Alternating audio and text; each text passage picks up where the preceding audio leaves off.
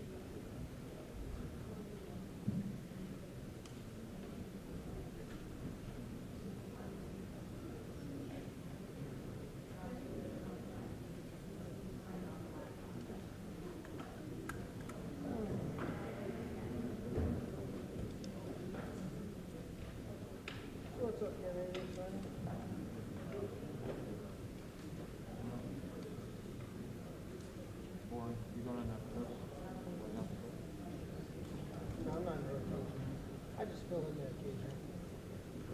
I have to decide if I assign half on it.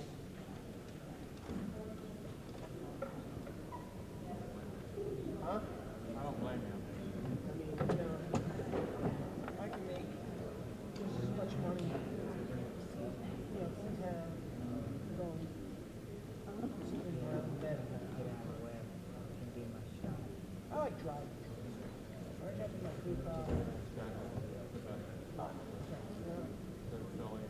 Norfolk or whatever. Well, then, thank you, man. You're done.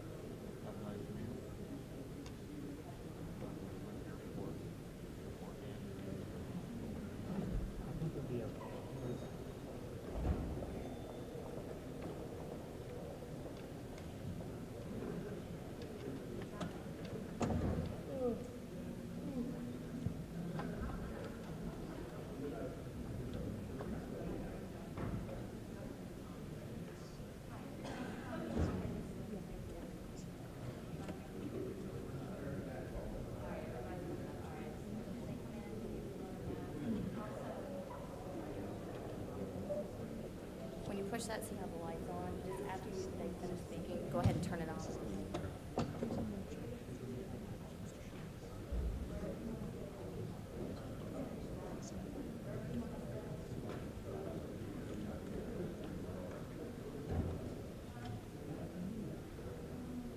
Just take a seat. Good morning. A quorum being present, the Committee on Government Reform will come to order. I want to welcome everybody to today's hearing on the U.S.-led coalition efforts to restore peace, freedom, security, and dignity to the people of Iraq. On August 24th, I led an 11-member bipartisan delegation to see firsthand our efforts in Iraq. Before leaving the U.S., I had no real idea of what to expect on my visit. After all, most press accounts of our efforts in Iraq were full of gloom and doom. But what we witnessed was an Iraq of great promise, vibrancy, and vitality. We saw a nation with potential and a people that were enjoying the fruits of freedom in its infancy.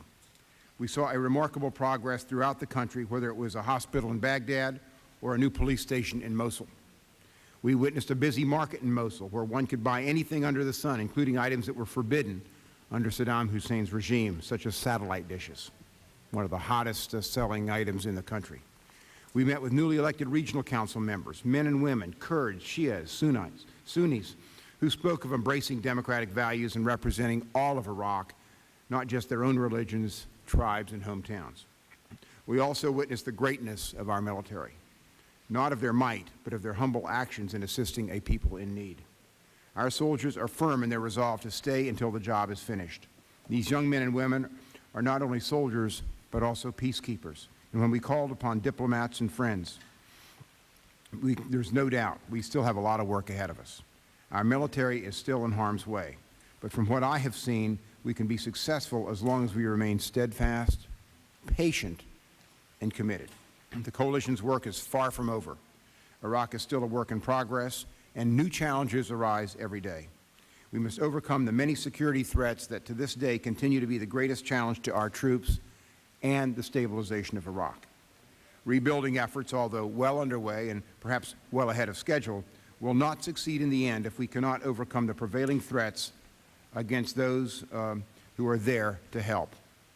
While I'm confident that we will succeed in ridding Iraq of elements that want to see the coalition fail, we need to keep in mind several important lessons, such as, while the rotation of military forces in Iraq is essential, increasing the number of military personnel in the area may not be necessary or advisable to accomplish the mission.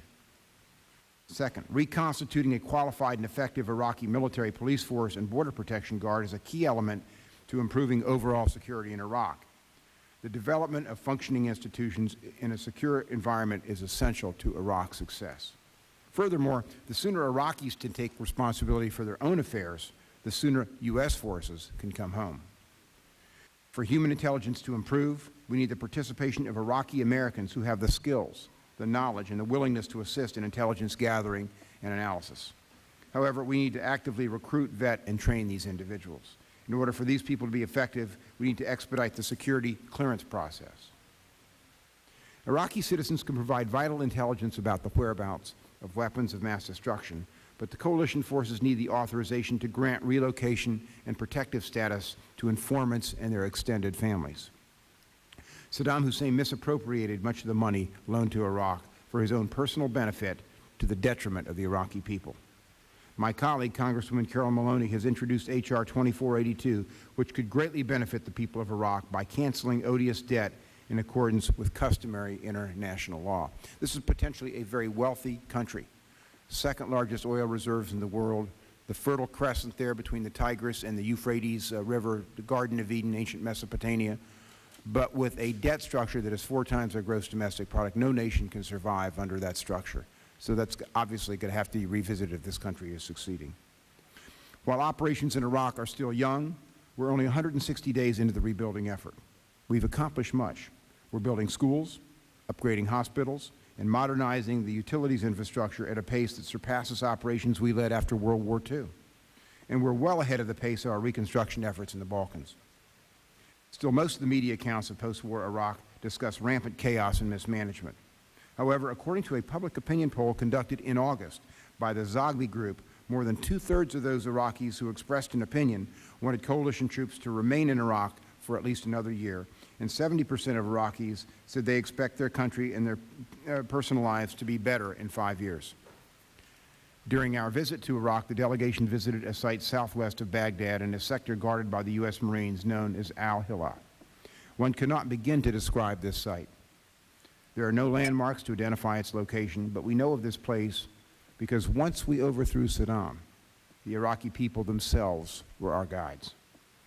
In those early days after we swept through this area, Iraqis by the dozens came to Al-Hilal to do something that is hard to put into words. They dug. Yes, many came to this nondescript place to dig, many with their bare hands. They dug because it is here that we learned of Saddam's brutality. Al-Hilal was a killing field. For reasons unknown except to Saddam and his henchmen, men, women, and children were summarily executed over a span of many days. They were buried, and the process was repeated time and time again. People buried on top of one another. This was a scheme designed by a sociopath bent on crippling the Iraqi people. Now, the people return, most with kitchen utensils in their hands, to find and dig up remains of loved ones. Under the protection of coalition forces, Iraqis are learning what it means to be free. Our role in Iraq has just begun, and it's a new fight, a fight that is far greater than simply ridding Iraq of Saddam Hussein. We need time, patience, and most of all, the resolve to finish the job we started. The people of Iraq deserve no less. Our men and women serving in Iraq want to finish the job, and we need to support them while the Iraqi people savor freedom and bring stability to a region that desperately needs it. Through this hearing, the committee hopes to gain insight from the on-the-ground experience of the people performing reconstruction projects in Iraq, as well as the viewpoints of Iraqi Americans, scholars, and others who have recently observed the reconstruction process. I also welcome my colleagues, many of whom are not members of this committee but have traveled to Iraq and have their own views, emotions, and experiences that they want to share. With that in mind, we've assembled an impressive group of witnesses to help us assess our efforts and our progress in Iraq. We'll hear from the Department of Defense and the Coalition Provisional Authority. We'll also receive input from some distinguished Iraqi Americans, as well as a constitutional scholar who will provide us her thoughts regarding the inclusion of women's rights in the as yet to be determined Constitution. I want to thank all our witnesses appearing before the committee. I look forward to their testimony. I also want to acknowledge and welcome the many non-committee members attending today's hearing. Due to time constraints, we intend to limit opening statements. The ranking member and myself, members will have 5 legislative days to submit opening statements for the record. All members will have ample opportunity to give their views and question today's witnesses. I do intend to recognize committee members first, followed by the other members in order of their appearance. And Mr. Waxman and I are going to have to leave in the middle of the hearing and come back because we have bills that will be pending on the floor, but it shouldn't take much time. And I'll yield at that point to another committee member to preside. I would now yield to my ranking member, Mr. Waxman, for his opening statement. Thank you very much, Mr. Chairman. I'm very pleased that you've called this hearing on the important subject of restoration efforts in Iraq, and I want to commend you for traveling there to seek firsthand information. All of us here share deep appreciation for the efforts of our military and our civilian employees in Iraq to promote stability in Iraq and improve the well-being of its citizens. Congressional oversight is essential to help ensure that reconstruction is proceeding in a manner that gets results and makes efficient use of American taxpayers' dollars. My own oversight efforts began in March when I wrote the administration about the multi-billion-dollar contract it entered into with Halliburton on a sole source basis. Since then, I have written many other letters seeking basic information about how taxpayer funds are being spent in Iraq. This August, I sent senior staff to Iraq to gather additional information as part of the chairman's delegation. Overall, this has been a frustrating process. Transparency is the only way to dispel public concern about the lucrative contracts that the administration has entered into with Halliburton, Bechtel, and other large campaign contributors operating in Iraq. Yet, with the exception of the Corps of Engineers, the administration has provided virtually no meaningful information to Congress or the public about how it has spent taxpayers' dollars in Iraq. For example, in April, I asked the administrator of AID for basic information about the contracting process with respect to contracts worth over $1 billion that were limited to only a few hand-picked companies. AID has still not provided copies of the contracts or information on source selection.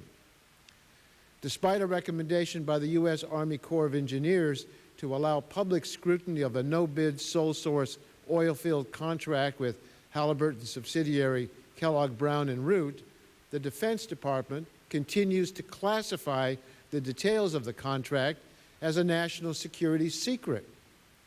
The administration still has not responded to my letter on September 12th requesting that it explain why the President's request for an additional $2.1 billion to repair Iraq's oil infrastructure is over 2.5 times larger than a detailed estimate prepared just a few months ago by the CPA, the Corps of Engineers, and the Iraqi Ministry of Oil. This secrecy is simply unacceptable.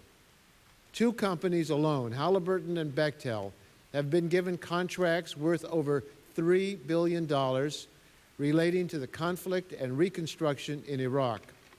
Members of Congress and taxpayers who are footing this enormous bill should know how this money is being spent.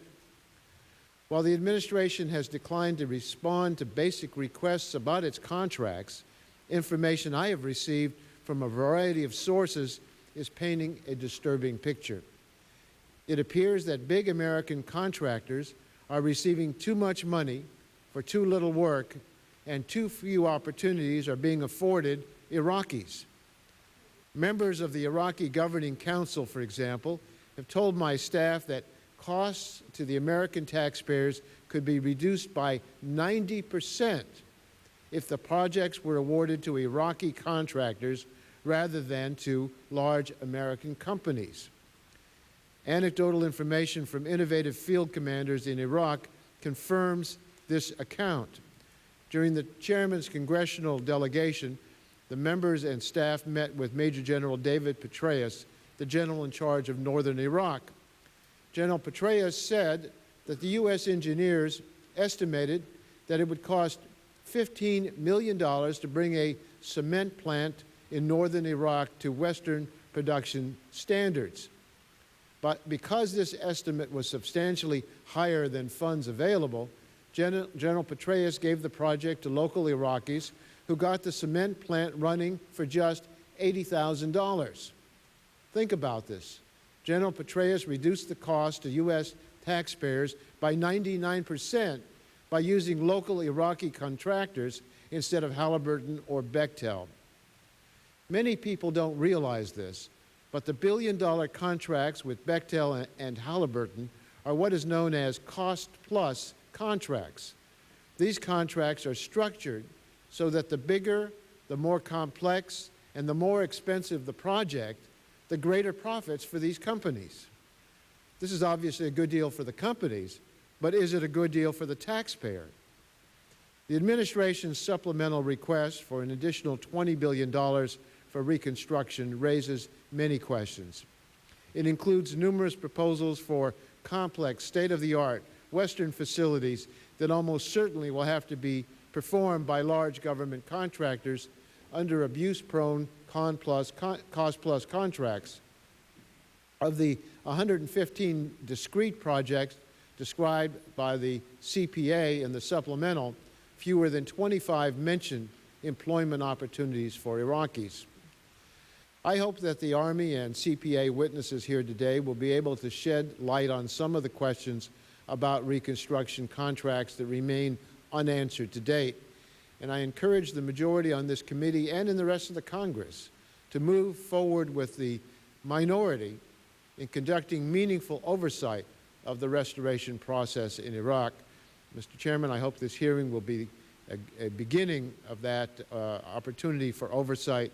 I thank you for holding this hearing, and I look forward to the testimony of the witnesses. Thank you. I just want to say on the cement plant, I remember talking to the General Petrus about that, and he awarded the contract to an Iraqi firm, but he never said it would be up to Western standards, but he did what he could with the money. And I know firsthand that, and our witnesses can talk about this, that we're trying to give Iraqis as much of that work as we can, because rebuilding the economy, their economy is a major part of what's happening. But our witnesses can address that, and we'll have ample time to do questions and answers. And why don't we move to our panel? It's the policy of this. Members' written statements will be in here, and all of you will have ample time under questions and answers to make statements, and we'll relax it. So if you'd all rise with me and raise your right hand. Solemnly swear the testimony you're about to give to be the truth, the whole truth, and nothing but the truth. Thank you. Please be seated.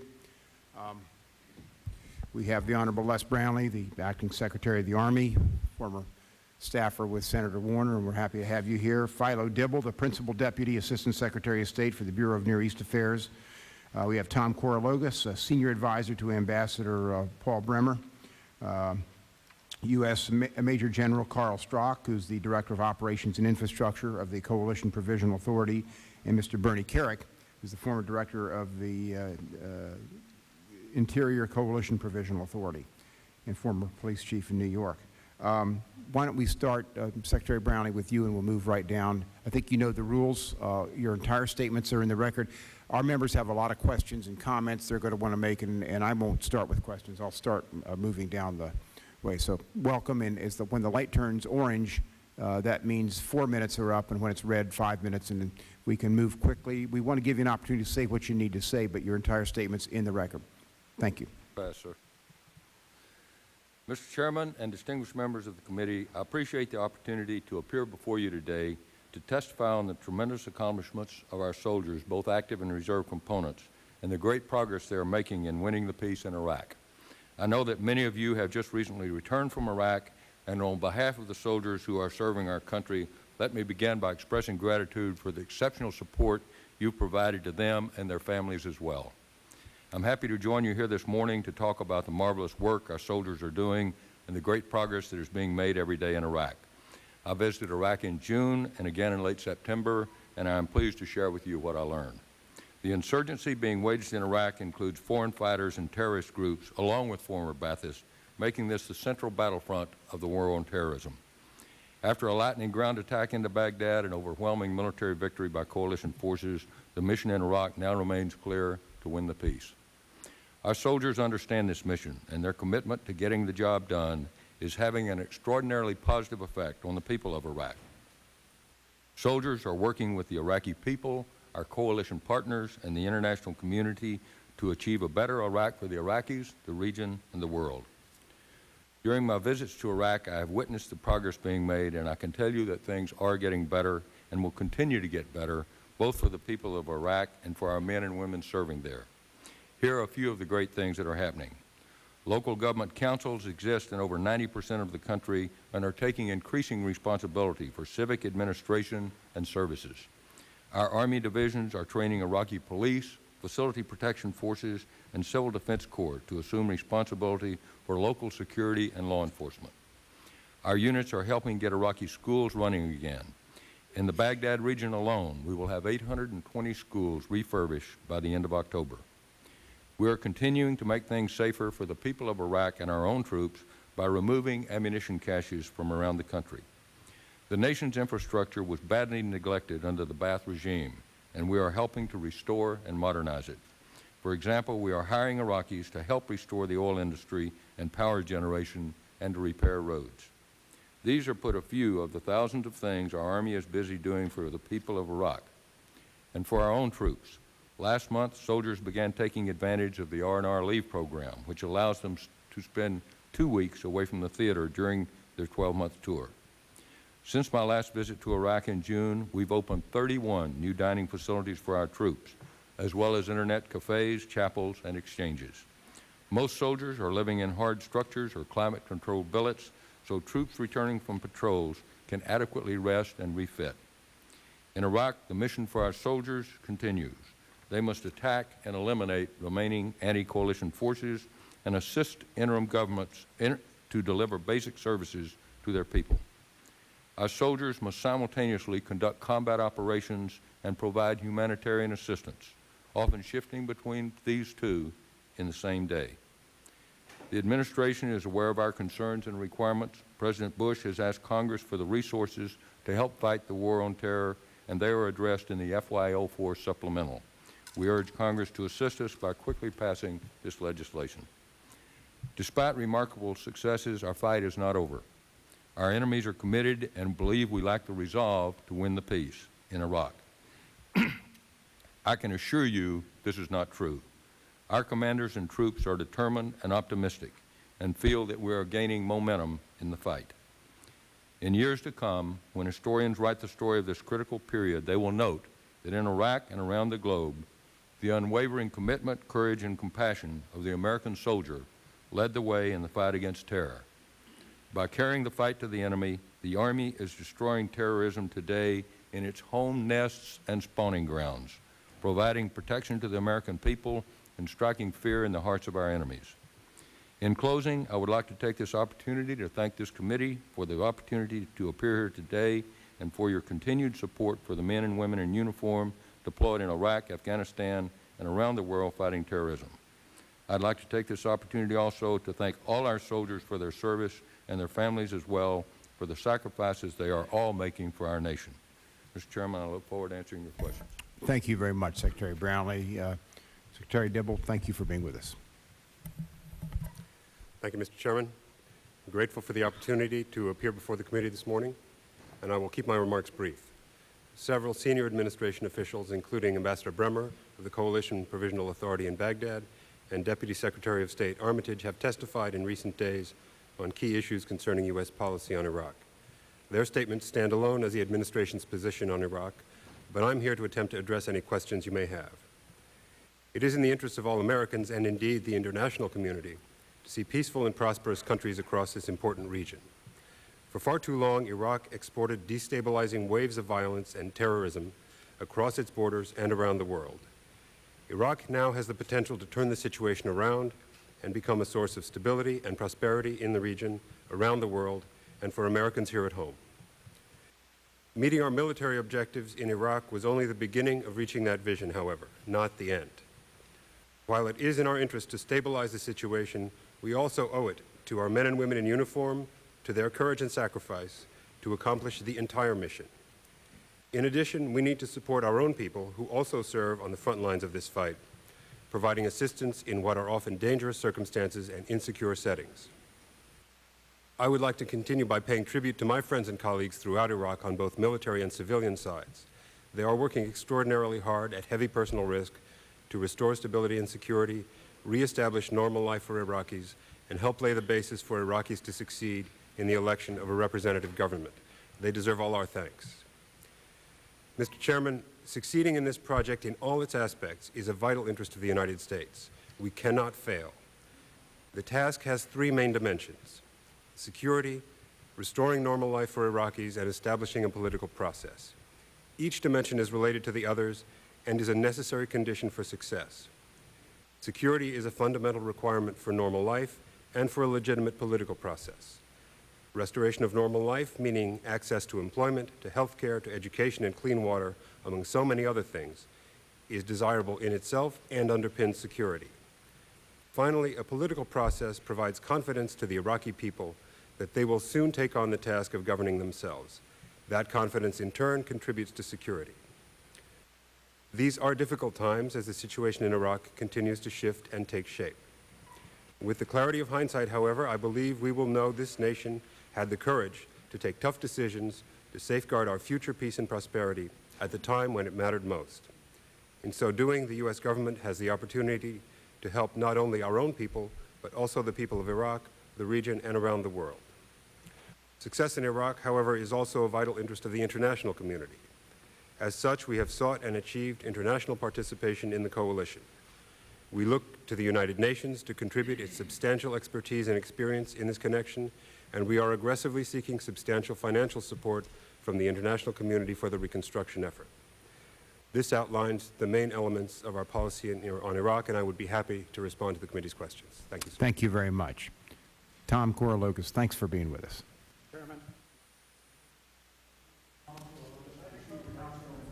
Get their microphone on here. Okay. Mr. Chairman, members of the committee, my name is Tom Korologos. I am a senior counselor to Ambassador L. Paul Bremer, the Coalition Provisional Authority Special Envoy in Iraq. My responsibilities include working with 3 other senior counselors, the various coalition ministers and staff, and also handling visiting congressional delegations as they come through Iraq, and your group was among them, and I see other members here on the committee who were there. When I first got to Baghdad last May, it was a city burning. We were given earplugs to shut out gunfire and so we could sleep. Today, we are living in the midst of a rebirth for this maligned country that has enjoyed more religious and political freedom in the past 4 months than in the past 40 years. I have traveled the country extensively with Ambassador Bremer and with the members of Congress, and I've seen firsthand the successes that have followed the ceasing of these hostilities. As many of you who visited us this summer know full well, Baghdad is not a war-ravaged city. Baghdad is a hustling and bustling city where you can buy everything on the streets, from air conditioners to refrigerators to satellite dishes to shoes. To be sure, all of us dread hearing about the shootings or attacks on American soldiers in Iraq. And as Ambassador Bremer said 2 weeks ago, our day begins 8 hours ahead of yours here, and we learn about those attacks before you awaken. We deplore those losses and wish they weren't so. Mr. Chairman, as you have heard us say time and again, we have 3 goals in Iraq, and as my colleagues on the panel have stated. Our plan from the start has been to restore security, restore the economy, and restore the governance. We're making progress on all 3 fronts, and those of you from the committee who joined us know this firsthand. What we have in Iraq is a rich country, which, as the chairman said, is temporarily poor. It has oil, it has water, it has an energetic, smart population. It's not unlike California, as a matter of fact, including problems with the economy and the government. Let me list a few facts.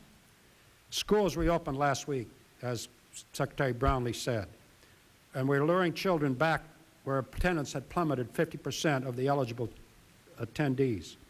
We're prepared and distributing 5 million new math and science textbooks, minus Saddam's ideology.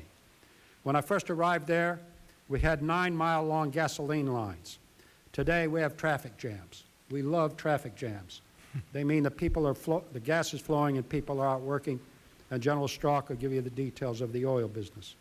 The central bank is now open, providing loans and conducting commerce. In 2 weeks, we're distributing a new currency to the Iraqis. Foreign investment is poised to come to Iraq. One member of the Governing Council told me 2 months ago, when Ambassador Bremer first approached the issue, that if anybody had said the words foreign investment under the old regime, he'd have had his throat cut. Independent voices are being heard for the first time in 40 years. We have almost 200 newspapers up and running, 27 TV stations, 26 radio stations functioning.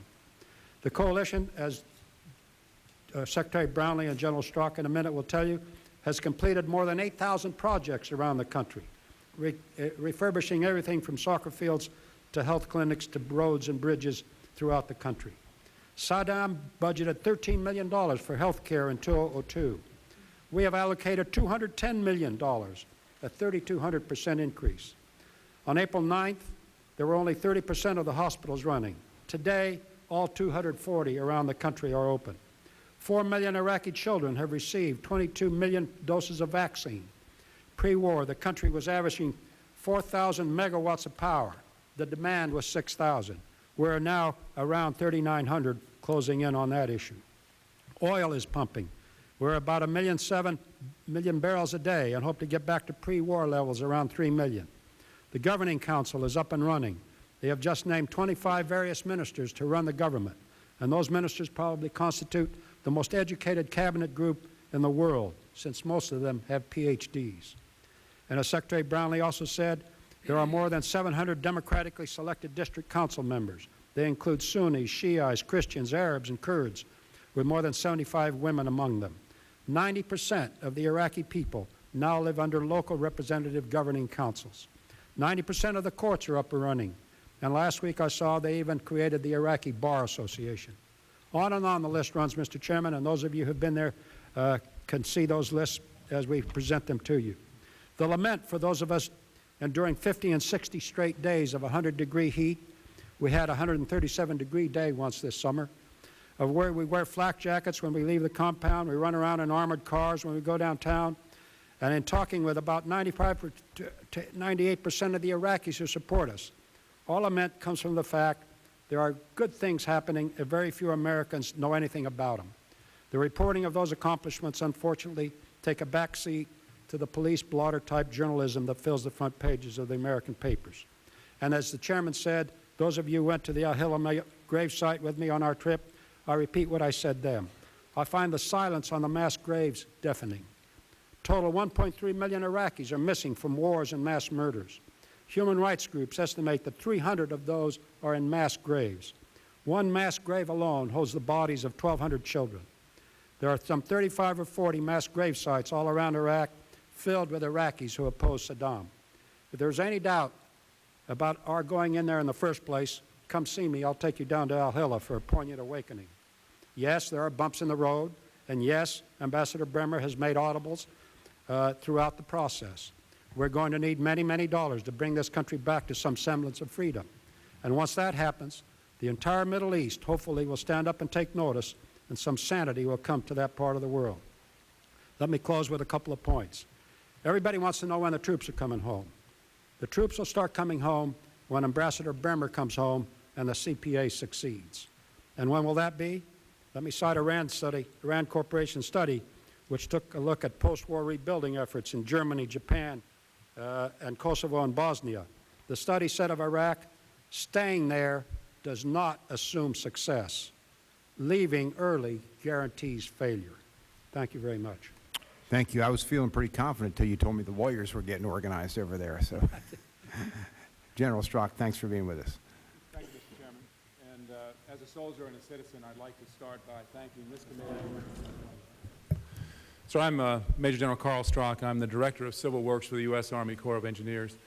As a soldier and a citizen, I would like to start, as the other members did, by thanking this committee and the Congress for your continued and unwavering support to our military as we pursue the global war on terrorism. So I've recently returned from Iraq after 6 months where I served with the Office of Reconstruction and Humanitarian Assistance and then the Coalition Provisional Authority. I held several positions, culminating as Deputy Director of Operations and Infrastructure for Ambassador Bremer. I was also the Senior Corps of Engineer officer in Iraq and had responsibility to ensure that my agency was adequately and appropriately represented in supporting the effort. We did that in many ways. We have responsibility for the restoration of Iraqi oil infrastructure. We're supporting the U.S. Agency for International Development and the administration of their large construction contract. We're providing forward engineer support teams to each of the regional coordinators to assess, plan, prioritize, and execute projects in their areas. We provided ministry advisory teams to 8 of the ministries of the Iraqi government. We're supporting the creation of the new Iraqi army with facilities. We've recently sent a task force in to assist in the restoration of electrical power. In all, 39 of our 40 districts are represented with about 400 people, mostly civilians, all volunteers, who are out there on the front line on a daily basis, risking their lives in support of the Iraqi people in our country. So we're working in partnership with many, many agencies and international organizations, the USAID, other departments from our government, state, transportation, health and human services, agriculture, commerce. We're working with international organizations, UNICEF, UNESCO, UNDP, non-governmental organizations, the International Committee for Red Cross, Red Crescent, CARE, and others. We're also working with the coalition military forces who have been a tremendous augmentation to the CPA capability to reconstruct infrastructure, as has been mentioned by the committee. Sir, most importantly, though, I think it's important to note that it's the Iraqi people themselves who are really doing the heavy lifting in this. The ministries, the private sector there have proven to be competent, committed, and courageous in their support of this effort. We simply could not do what we've done if the Iraqis had not been involved from the very beginning. We came into a situation which is desperate. The infrastructure of this country has suffered a 30-year insult. Many reasons for that. First of all, and fundamentally, is the neglect of the system, in some cases benign neglect, in some cases very deliberate neglect on the part of Saddam's regime. Services under Saddam Hussein were used as a reward and punishment. You can see a dramatic difference in the quality of life in Baghdad, where citizens typically enjoyed 22 to 24 hours of power a day, and Al-Qut, where they would only get 2 hours of power a day. So the infrastructure was built around those who supported him and was denied to those who did not. We also suffered war damage.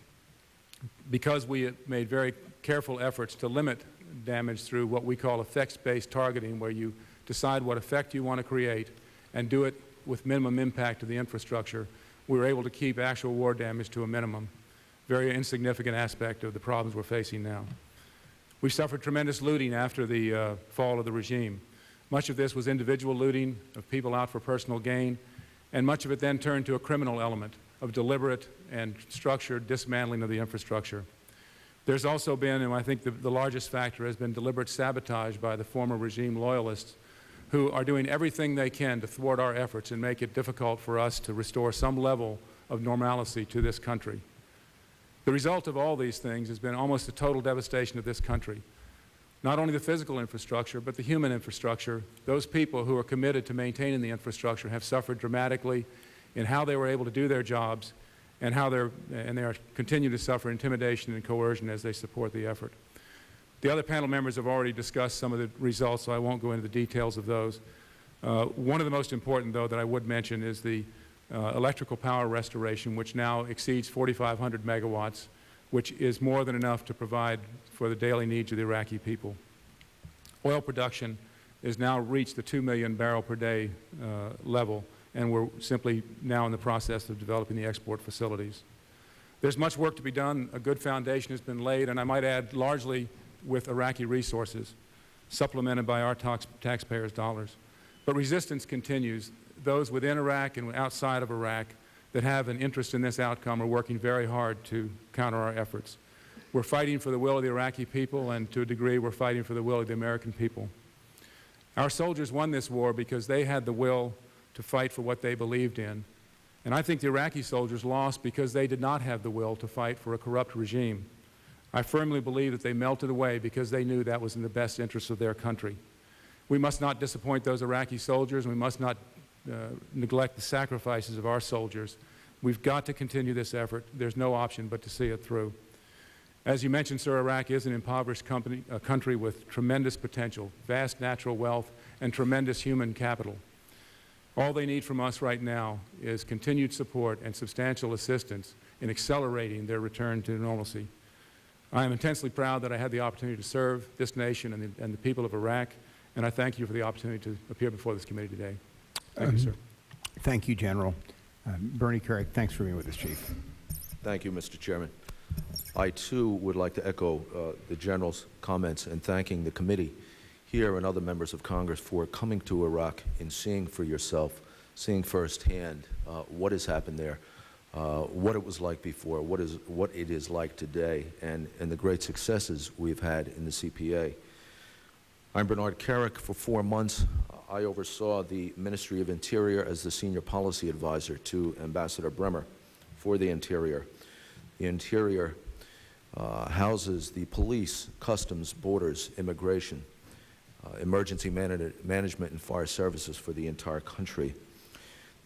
The Iraqi police services, as they stand today, are unable to independently maintain law and order and need the assistance and guidance of the coalition forces to accomplish this task. They have suffered years of neglect coupled by a repressive command structure that prohibited training, proactive initiative, and stifled attempts toward modernization of the police. Unless redesigned and redeveloped, the Iraqi police will not constitute a suitable, viable, supportable, or sustainable police service for a free Iraq. Although the police force in Iraq was only a part of the security apparatus used by Saddam's repressive regime, They are the only institution which remains somewhat intact following the conflict. In the opinion of many citizens, the police are inexplicably linked with a cruel and repressive regime that has been substantially tainted by their association. Generally seen as a part of the regimes and forces, the populace normally describes the police as corrupt, unprofessional, and untrustworthy. The police force was a quasi-military institution heavily steeped in military tactics, doctrine, discipline, and philosophy, concurrently staffed with active military personnel who were tightly controlled by Baghdad and Saddam. Because of this restrictive control, the police services languished for the last 35 years and now displays the results of poor standards, inadequate expectations of performance, absence of understanding and appreciation for human rights, poor management, and insufficient and inadequate training. Following the conflict, most of the police infrastructure was badly damaged, stolen, or destroyed during the cathartic looting which succeeded the end of hostilities. As the public order situation has improved, many of the police who fled coalition forces have returned to work, not only within Baghdad but across the country, now nearly 40,000 in strength. Their ability to operate effectively in general was hampered by their inadequate knowledge of basic police skills such as patrol techniques, interviewing, and crime scene investigation, and hampered by a lack of equipment, As a result of the training, oversight, and assistance by the coalition and their willingness to cooperate with the coalition, they have demonstrated enormous progress in securing and stabilizing Iraq in the last several months. Establishing a sufficient, proactive, deterrent police presence remains one of the principal priorities of the Coalition Provisional Authority, and the Iraq Police Service is presently engaged in extensive administrative and operational reforms. The thorough vetting of existing personnel was and is required, along with extensive retraining of those who survived this attrition process. The recruitment and screening of new Iraqi police has begun, and the training of new recruits untainted by its vestiges of the former regime must be accomplished as soon as possible. This infusion of new ideas, ideals, and expectations will invigorate the police service while forcing existing personnel to challenge paradigms of behavior that have held them hostage throughout their careers. Complementing these ideas is the installation of a proactive and aggressive Office of Professional Standards that will hold officers accountable to a standardized set of intentionally accepted policies, rules, and regulations that will guide the police service long after international advising and police assistance have ended. The reform of the police is a long-term program that will require considerable international assistance through financial in-kind contributions and qualified police personnel to train, monitor, and advise their Iraqi counterparts. As there are too many accomplishments to mention in the interior in this statement, I welcome the opportunity to go over them with you and other members of the committee at your request. And again, thank you for the opportunity to be here. Thank you very much. And I've made an opening statement. And just, Tom, let me just ask you one question. I get a lot of questions from my constituents when I go out, and they say, well, even if everything goes well in Iraq, even if we rebuild this country, it's taking tremendous resources from America. Minimum of $87 billion, probably well in excess of that. American lives, American dollars to rebuild Iraq. Ultimately, is this a good use of our resources, or could they have been better used to rebuild our own infrastructure and our own cities and help our own people? Mr. Chairman, is this on? Mr. Chairman, the $87 billion includes $20.3 billion, which is for the coalition. The other piece of it is for the military side. The short answer is yes, it is in the national interest of the United States to go in there and provide stability, create a country in the heart of the Middle East, which has been in turmoil for 2,000 years, a democratic state where even today you have the Iranians all nervous over what's going on in Iraq. My view is that it will stabilize that whole part of the world. In addition, the example that we can use historically is the Marshall Plan. Ambassador Bremer keeps mentioning that in his testimony as an example of American interest and American support for a war-torn Europe that has brought us today the Europe we know. Right after the war, World War II. It was a shambles, and the American generosity went in and created the stability that we have had in Europe ever since. World War I ended, and it was the war to end all wars, but it wasn't long before we had the creation of a Hitler and we had a creation of a Mussolini, which created even more problems for the world in World War II. So yes, it is worth it, and to wipe out a regime like Saddam Hussein shows other regimes around that, holy cow, these Americans mean business. We better perhaps shape up. Okay. Thank you very much. Let me recognize Mr. Colby. Thank one you, of Mr. the Chairman. cardinals, one of the key appropriators on this area, and somebody who's taken a leadership Thank you, role. Mr. Chairman, and thank you very much for holding this hearing and for the opportunity to be here. I really applaud you for doing this. It is, as we've heard from the witnesses already in their opening statements, a very important issue. Mr. Chairman, as you suggested, because I do chair the Foreign Operations Subcommittee, I am keenly involved, deeply involved in the reconstruction in Iraq. In fact, I was first there in Kuwait in April, just shortly after the fall of Baghdad, with our USAID director, disaster response, or DART team, and our mission director, Lou Luck, as they prepared to deploy to Iraq. At that time, I had the opportunity to see my good friend Chris Shays, a member of this committee, who was there at that time and made the first entry into Iraq. Initially last winter, going back even before that, as part of the U.S. interagency team in Washington, USAID was tasked with getting contractors ready to go to hit the ground running in Iraq for various sectors such as reconstruction and governance. USAID used what they called a limited competition system, in which the agency personnel selected particular vendors and solicited bids. USAID then selected the winners from what they call, from this limited competition, and the Bechtel contract, of course, for reconstruction. The infrastructure is probably the best known of these awards that were made. Since then, we've been arguing to the administration and USAID that they need to begin efforts now so that the next set of contracts is awarded through full and open competition. And I'm talking about the $20.3 billion that Tom Korologos just referred to as the part that's in the supplemental for the next round of reconstruction. That's on a track. We're moving rapidly forward with that, but we have no time to lose if we're going to be prepared to make sure those are awarded on a competitive basis. Frankly, there's been some reluctance downtown to do this. In part, I must say, Mr. Chairman, because the roles and missions of the U.S. agencies and the Coalition Provisional Authority have never really been sorted out completely. As recently as the subcommittee hearings of our subcommittee hearings 2 weeks ago, it still was unclear. The administration still hadn't decided who is going to do what in Iraq reconstruction, who is going to administer what parts of the reconstruction effort.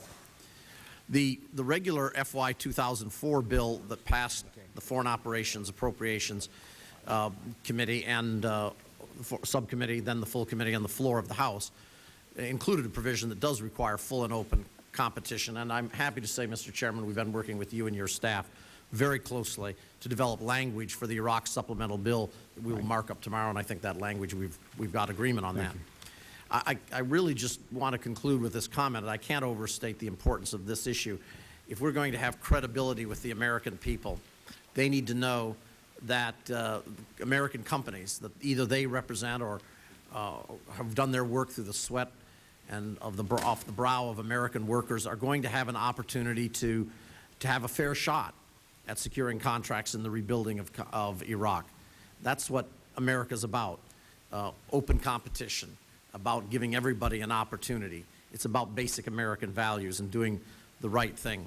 The perception, the very perception, Mr. Chairman, that we might use something other than open competition would really undercut, I think, the support for the mission of the CPA. There are some good signs. We've heard some of them here today. There's no doubt about it. And I think USAID has gotten the message. They have recently published a request for proposals for $1.5 billion in additional construction projects. That's in preparation, and I'm glad to see that in preparation for the fact that this $20.3 billion will be coming. Clearly, there are emergency situations that may require sole source or other and fully competitive methods.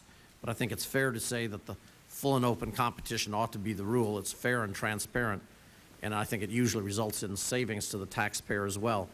And so, Mr. Chairman, I would thank you again for this chance to be here. If there was an opportunity just to ask one question of Mr. Korologos or any of the members of the panel there, it's do you feel we're ready to, in this next round, to have true open competition for these contracts? Mr. Chairman, Ambassador Bremer testified before a committee and said yes. Indeed, it will be transparency, it will be open competition, and the process, I think, has already begun toward that end. Yes, sir. Thank you. I appreciate that answer. I certainly hope that that will be the case. I'll be over there in about 3 weeks, Tom, to visit with you, and we'll have a chance to talk some more about this. Thank you, Mr. Chairman. Mr. Colby, thank you very much. Mr. Van Hollen. Mr. Pomeroy is here and he has some business on the floor, so I would ask unanimous consent. Oh, I'm sorry. Are you calling people as to when they came, or how are you? I am calling people. I'm asking minority staff how they would like me to recognize them, and I'm working with them. So I'm letting your leadership call the shot. The gentleman has to go to the floor. I'd be pleased to let him go now. I was the first member here. So. I understand. I think, gentleman from North Dakota, Mr. Pomeroy, thanks for being here. I thank both of my colleagues. There is a pension issue on the suspension calendar on the floor now, and Ways and Means jurisdiction. I'm asked to speak on it, so I do apologize for going out of order, and I'll be brief. I went to Iraq in August to the House Intelligence Committee, CODEL, led by Pete Hoekstra. I especially appreciated the work of Tommy K, we called him, because I have trouble with that last name, Korologos, in the extraordinary time and commitment you made to making certain we saw everything that could be seen. Also very much appreciated the briefing we had from Commissioner Carrick right in the middle of a very busy time for you there. I think it's important for members coming back to draw a very clean line on what we saw and what we therefore could learn from firsthand exposure, and what we didn't see, and not assume by seeing something that we have an expertise in other areas. In my case, what we saw was extraordinary performance by the military, absolutely extraordinary. Our troops made me so very proud about the resolute way they were carrying out their functions under excruciatingly difficult conditions. It was 133 degrees there one of the days during our trip, and yet there they were, full field dress, Kevlar vests, helmets, getting the job done and not complaining a whit. It was the members of the CODEL had plenty to say about the conditions, but our military escorts performed absolutely, as one might expect, the highest conditions of the military. That was reflective, I believe, of what we saw in troop performance right across the board. We're also very impressed about military leadership. The division commanders impressed us a great deal. And in fact, some of the ad hoc successes that I believe we've seen in the country have been achieved by a great deal of initiative and just flat-out creativity of the military division commanders, making the best of what was available to them without particular guidance from any central planned authority. So for the military component of it, really the highest thoughts relative to being impressed. We were unable to see, due to the security conditions, circumstances. We didn't visit with one Iraqi, not one member of the Provisional Council. That was a significant flaw to the trip. It really left us with just half the picture. In visiting with Ambassador Bremer, Ambassador Kennedy, it was still unclear to me that the organization running the reconstruction efforts, or the stabilization efforts, whatever you want to call them. Ambassador Bremer was backstopped by Ambassador Kennedy, but Ambassador Kennedy was a direct report not to Ambassador Bremer, but to the Secretary of Defense. It appeared that the Office of Secretary of Defense had a very major imprint on the reconstruction efforts, but all of that was shaken up recently, and today's Washington Post reports that Secretary Rumsfeld did not learn about the new commission being established in the White House under Condoleezza Rice, the President's security advisor, until he received a memo from Condoleezza Rice. This this kind of unclarity, the lack of certainty about the structure that I got on the ground in Iraq has only been amplified by what I've been reading in the paper upon my return. It just seems to be a very chaotic organizational structure, and unfortunately, the resident expertise in terms of actual program implementation residing in the Secretary of State or the State Department, residing in USAID, do not appear to have prominent and well-defined roles in this part of the action, and I think that that has to happen. Finally, we really didn't learn about a well-developed plan. Even going over there, I didn't come back with the sense that we have a global plan we're operating on, and the money requested fills neatly into the specified priorities on a timeline, appropriately sequenced. We learn of ad hoc successes, and now we have a significant budget request. It doesn't all fit together in some kind of framework that really makes sense. Finally, I did come away with significant concern about the treatment of National Guard troops. They were called up in North Dakota's instance with 5 days' notice. When we were there, General Sanchez said he was anticipating redeployments in October, November. 2 weeks after our return, we learned that the plan is that the National Guard in April will remain in country until April. That's a deployment away from their families of 15 to 16 months. I believe that is disastrous for their morale. It is very damaging, hurtful to their families, and I'm not at all sure how we're going to keep National Guard recruitment up in light of this experience, this very searing experience our National Guard soldiers are having. That concludes my impressions. I have a written statement for the record. Again, my deepest gratitude to the effort being made on the ground. It's really heroic. Thank you. Thank you very much. Anyone want to respond? Mr. Brownlee, Secretary Brownlee. Sir, if I could, when I was there just a week or so ago, I specifically went and met with some of the troops of the National Guard who, of course, have had their deployment, their mobilizations extended. When we made the decision to keep everyone there, boots on the ground for 12 months. There were really three factors here. One was that the combatant commander was very interested in continuity and stability of the force and keeping the team together. The second factor was predictability for those troops, both active and reserve components. And we also have to look at what the resources we have remaining, both within the active and reserve, for future rotations.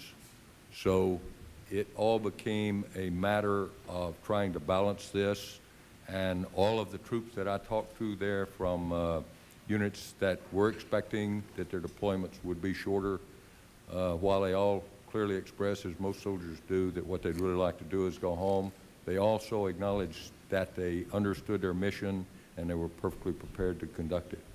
And we understand this creates hardships for the reserve components, and I assure you that we continue to look at this and we'll do everything we can in that regard. Thank you. Thank you, sir. Thank you very much. Mr. Sherwood.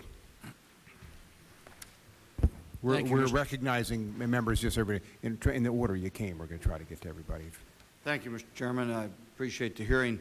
And I just came back from Iraq, and a lot of the things that have been said, we certainly agree with. My initial impressions when you fly over were how much water there is, and we don't understand that in this country. And my another initial impression was how little damage our military did to their housing and their structures and their infrastructure. You drive down the street in Baghdad and it looks a lot like Palm Springs in places. They didn't even blow up or cut down the Royal Palms. But there are some things that I think we've got to pay attention to, and Secretary Brownlee, I've got to follow up.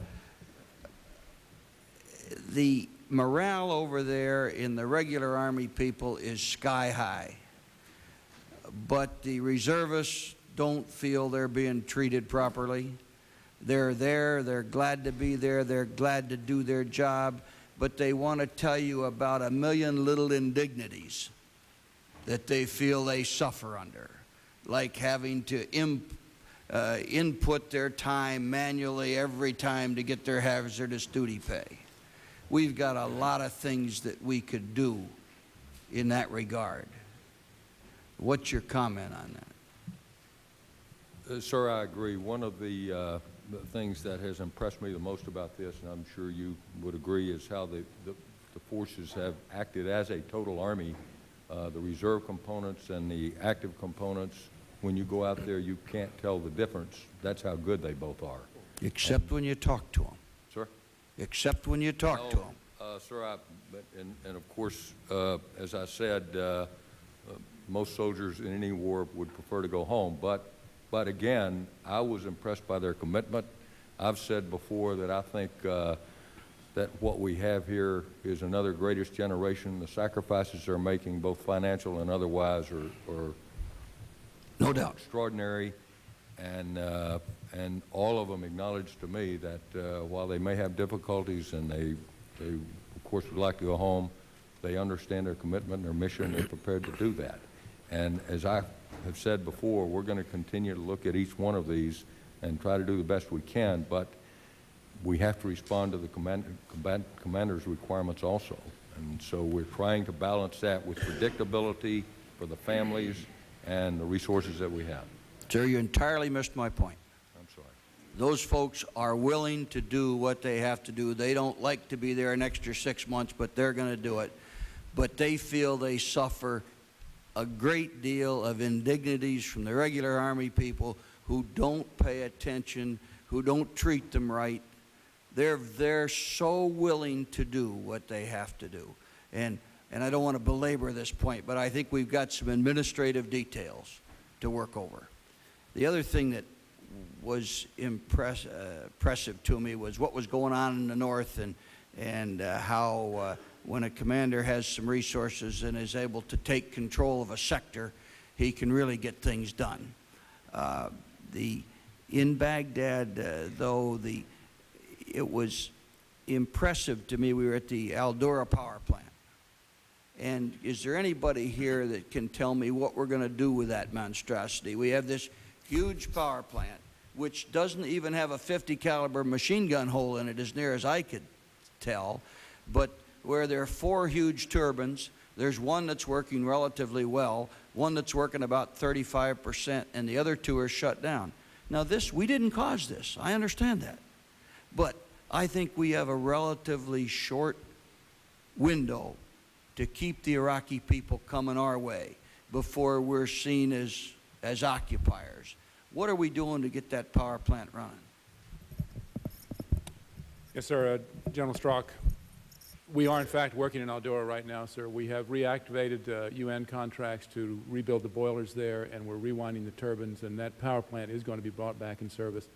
But you're absolutely right, it's antiquated technology, and part of the supplemental is to actually create new generation there, state-of-the-art generation that's reliable and stable. But Al-Dura is very definitely one of the key projects we're working right now, sir. But it was a little surprising to me that with all our resources, we couldn't get that thing cranked up a little better. I mean, that needs some management. That needs somebody to go in here and kick ass and take names. It's a mess. Sir, we have that the U.S. Agency for International Development has created a project management team headed by Mr. Dick Dumford, who is a power expert, and they're doing marvelous things. In the last month, we've increased generation in the country by about 1,000 megawatts. Al-Dura is not yet online, but it will be very shortly. That project, the power plant was down before the war, yes, and we'll get it back up. And sir, as far as security goes, I know that is one of our prime security objectives, and I know that is being well secured by the U.S. forces there. And thank you. I don't want to make go ahead. I don't want anything I've said to be critical of our troops over there. They were the highest caliber. You just can't understand the commitment. I'm trying to talk about the support from the top. Those young men and women are the highest caliber people I've ever been around in my life. Okay. Thank you very much. Mr. Clay. Thank you, Mr. Chairman. I thank you for holding this hearing and thank the panel of witnesses for being here. I have not had the pleasure of visiting Iraq, but would like to know the extent of collateral damage to the Iraqi infrastructure by the U.S. military? I mean, was there much damage to hospitals, schools, bridges, and roads during the war? And are we building or repairing that infrastructure that was damaged? Can anybody? Congressman, I can respond by saying smart bombs work. Okay. They knocked out military targets. They knocked out the Ba'athist ministries. They knocked out the palaces where Saddam was thought to be. The infrastructure troubles occurred for two reasons. First, 30 years of mismanagement coupled with sanctions. Saddam used to use them for political purposes. He would shut down electric plants. He would shut down mills and textile facilities for political ideological reasons. In addition, after our soldiers got close, the looting began in all of those areas. The population decided that they were going to take it out on the 30 years of repression, and they went in and not only looted, but sabotaged. What can you loot at a power plant? Yeah. They took away anything that moved. They took windows out. They took bars off the windows, and excuse me, and we're using those for their own way of retribution. So the infrastructure and those members that have been to Baghdad and to Iraq was not damaged. It's amazing how little damage was done. And most of the damage that we are reaping the whirlwind now in the power plants, as General Strzok said, and even in the ministries around, the prisons and what have you, was all done by looters. So you're telling me that most of the damage was minimal Yes, due sir. to the war. Yes, sir. Could I just add one thing, sir? Yes, sir. Yes, our military now uses a process called effects-based targeting when we go into these kind of operations, and that is to understand the effect you want to create. And sometimes we do have to attack civil infrastructure to deny power to military facilities, for example. The easy way to do it is to take out the power plant. It's big, it's a one-stop shopping, and you can do it quickly. The tough way to do it is to take out the transmission lines, but they are much easier to repair post-hostilities. And that's what we targeted: transmission systems, distribution systems, not the generation systems. The only exception, I would say, was the communication systems of the country. In Iraq, the civil communications and military communications are one and the same. And we learned late in the war, while we protected those and did not attack those early on, we learned late in the war that we really had to go after them to accelerate the collapse of the regime. So we did attack the communication structure, which we're now rebuilding. Did you take out many bridges or roads? Only where it was military necessity, sir, and those were typically on-the-spot decisions by commanders in combat. Okay. I don't know who can tackle this question, but recently Senator Kennedy, citing a Congressional Budget Office report, said that only about $2.5 billion of the $4 billion being spent monthly on the war can be accounted for by the administration. He goes on in this AP story to say that my belief is that this money is being shuffled all around to these political leaders in all parts of the world, bribing them to send in troops. He said, now, I don't know if I want to use that strong of a term, but can any of you explain to this committee and account to this committee for where the other money is going? If $2.5 billion is going to the troops, where is the other $1.5 billion going? Can anybody, or is it national security considerations? I'm not a budget officer, Congressman, except to say that we have inspectors general, we have GAO over there, and OMB even had a representative there. We account for every dime that's spent. Having said that to you, there are two funds that we were using. First, we had the vested and seized assets that Saddam had put in plastic bags and was trying to take them out of the country as he fled. That was Iraqi money, and the vested assets that we have taken from other countries that he owed them, that he had in banks, and have used that to restore Iraqi structure. And what happens with that money, it is money that the coalition presents to the commanders in the field to go around and repair schools, repair soccer fields, repair whatever damage has been done, clean up environment, garbage areas. This is called a rollover fund, which is not appropriated.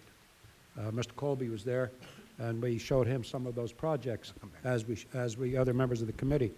That money also is accounted for. It does not go through the regular appropriation process because it is Iraqi money that we're using for Iraqis at the discretion of the commanders in the field and the new ministers that have been formed to say we need this, we need that, and it's a rollover account that it goes down to the brigade commanders, I think, doesn't it, Mr. Carl? Yes. Okay, thank you. I thank you for your answers. It seems like a pretty fast clock, Mr. Chair, but Yeah. Goes to time flies sometimes. I just want to make one comment that may help the gentleman. As we drove through Baghdad and the areas that were heavily bombed, how little damage there was. It was a normal city, up and operating, and once in a while you'd see a pile of debris here or there, and those were generally military installations or governmental installations that we had bombed with precision. Nobody wages conventional war as well as we do. Nobody in this has ever done it as well.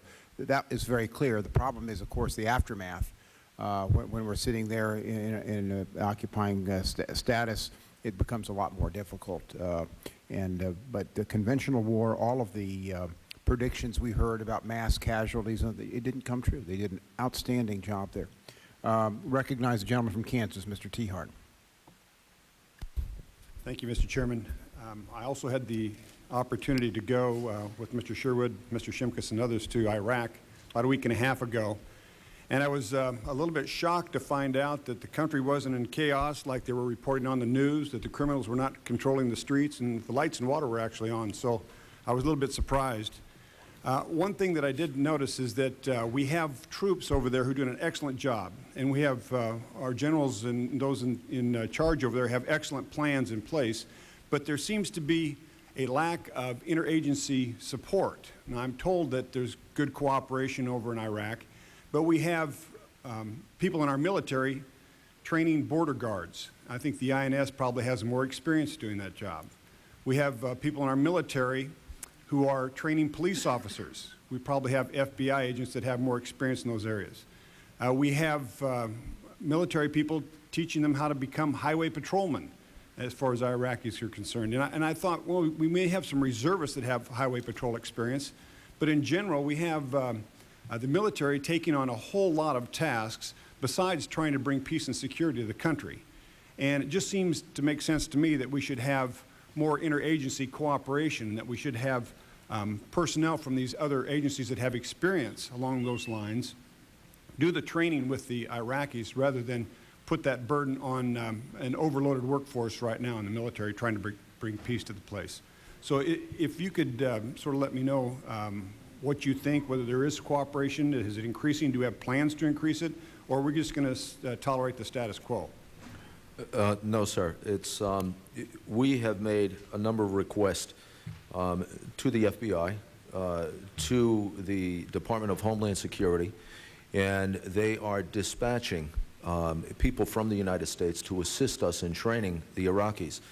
On the border and customs side, we will be getting agents, and we've had agents. In fact, when we put together the team that stood up and put together the Baghdad airport, we had United States customs agents come in to train the Iraqis on the Pisces system and other systems that we would need to be in place for us to open up the airport at Baghdad and Basra and in the north. Those programs are continuing. We have had the military assist us in the area of in-service training, in the transitional training.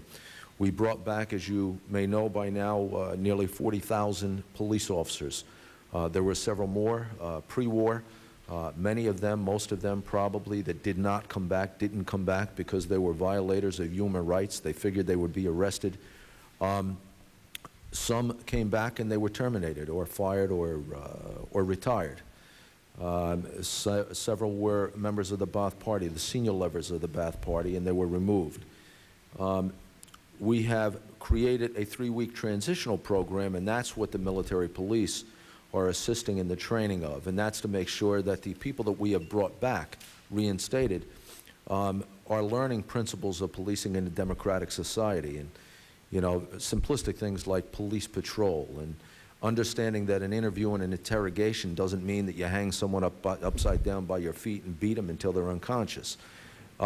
Those things have to be taught to the people that are on the ground right now, and that's what we're doing with the help of the military. But as the program continues, and as the President mentioned last Friday, we are now going to be working with the Jordanian authorities to train the Iraqis that we are recruiting to stand up the rest of the police. We need an end-state number between 65 and 75,000 civil police and probably another 15,000 border and customs officials to secure the civil end of the country. Those people that have to be trained, recruited, and vetted will be trained in Jordan with the assistance of the Jordanian police and military. And that program is continuing. So we are working with, and just one last point, there is an 8-week training program for the police that will be trained in Jordan, but they will come back into the country of Iraq, and for 6 months they will have field training officers assigned to them. Those will probably be people out of the United States and some of the other 37, 35 countries that are working in Iraq. We now have Italians, Poles, Spanish, more than 30 countries that we're working with as a part of that program to train them when they come back into the country. One of the things that we did while we were in Iraq was tour the Al-Dura power plant, which was mentioned by Mr. Sherwood. It's like a 1950s, 1960s old power plant put in place by the Germans, and they're trying to get it back up and running, I suppose as a holdover, because there must be much more efficient power generating facilities. I know we have peak power plants in America. We have municipal power plants that are cheaper, less capital, much more efficient, and we ought to be looking at that rather than, you know, rebuilding this 1950s technology. I mean, that makes about as much sense as flying these old tankers when we could be flying KC-767 tankers, at least from the, you know, for the Air Force. So we ought to be thinking, you know, what's the best technology available and not being stuck in the past. Thank you, Mr. Chairman. Appreciate the opportunity. Thank you very much. Mrs. Norton, thanks for being patient. Thank you, Mr. Chairman. I think we all agree when we say turn the country back to the Iraqis, we mean first democracy and then turn over their own economy to them. And I have, my questions go far less to contracts for American companies than contracts for Iraqi companies, particularly since there are numerous press reports that now that Iraqi business people are talking to the press about how they feel shut out of our contracting process, and they complain that they could do the work for many times less than the work is being done. Now, I don't know if this involves the ability of our own companies or our own Army Corps of Engineers to translate price bids as between our companies and their companies. Obviously, they will underbid us all the time, given the difference in the economies. But how do you deal with these complaints? How do you respond to these complaints? That they know their country, they can do the work for a whole lot less than we are doing it, and they're not getting the contracts?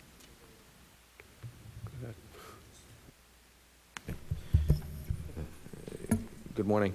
I want to talk about the Ministry of Interior, for example, for one moment. And I've heard and I've read some of the things in the newspapers, and I've heard some of the criticism. In the Ministry of Interior, for example, in the city of Baghdad, we stood up 35 police stations in 4 months, faster than anything you could have done in the United States, and we did so with Iraqi contractors. We did so in buildings. I'd like a response to this question.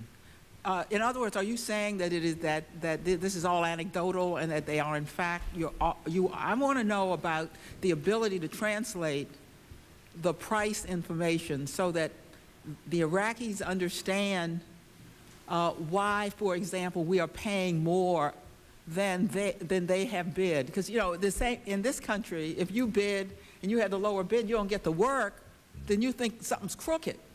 So I'm trying to find out whether or not we have the capacity to make them understand our bidding process and to translate their bids to meet our system, or what is the reason for these reports that are cropping up everywhere with complaints from Iraqi businessmen. I don't doubt that you're able to build. I don't doubt that you're using Iraqi business people. I'm asking a more technical question about how the bidding process works when you're dealing in a foreign country with people who with a bidding process that is very different from the one we use here.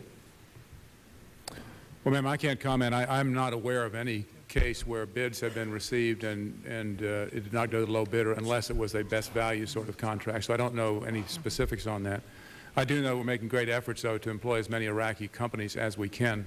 One of our problems early on was the fact that most of the infrastructure-related companies in Iraq are state-owned enterprises, and as parts and extensions of the government, they suffered the same amount of destruction and devastation as the rest of the economy. And so to even get them to mobilize and be prepared to come to work was very, very difficult. And that's getting better and better all the time. Actually, I very much appreciate what you're doing in trying to deal in a foreign country, trying to get the work done quickly. Let me suggest this. Among the complaints I've read, again, these are Iraqis talking to the press, that, for example, the bidding period is so short, a couple of days, that they can't possibly deal with that kind of turnaround. There have been complaints that the information on the solicitations are inaccurate and misleading, as somebody's doing these solicitations don't even understand the country and understand what needs to be done. There are complaints that because the bidding process opens and closes so quickly, probably because you're trying to get the work done quickly, it looks like a prefix setup and that you've already chosen. Now, let me just say something to you. I'm on another subcommittee that has jurisdiction over the GSA.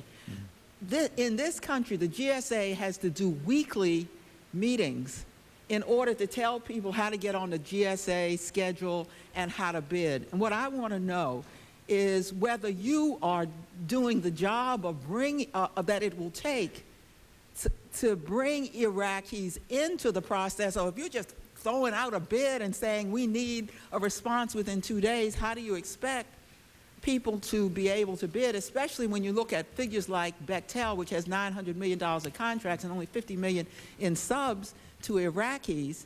Part of the reason may be that we haven't done our job in informing, teaching, training Iraqis how to use our bid process, so you just simply go on with whoever looks like he can do it and gets the work done. So I want to know what you're doing to bring them into the process so they know how to become a part of the process you're using.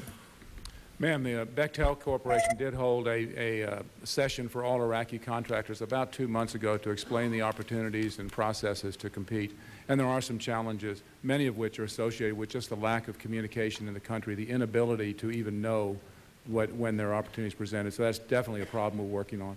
I know that when the supplemental comes through, there is a plan afoot that will have, as part of the performance specification, the contractor's plan to employ Iraqis and how they're going to go about doing that, educating them on the process, and then actively soliciting their support. So we were very aware that this is a problem, and we're working on it. I wish you'd make the committee, I know my time is up, Mr. Chairman, I wish you'd make the committee aware of how you inform, in writing, of how you inform contractors that they are to, in turn, inform Iraqis of how to use this process so that we have a greater understanding of what you are doing to bring Iraqis into your own bidding and contract process. Yes, that would be helpful to get that information to us. We'll circulate to members. Could I respond for just a moment? So Sure. Because the Army is the executive agent to assist. I can't hear you. Oh.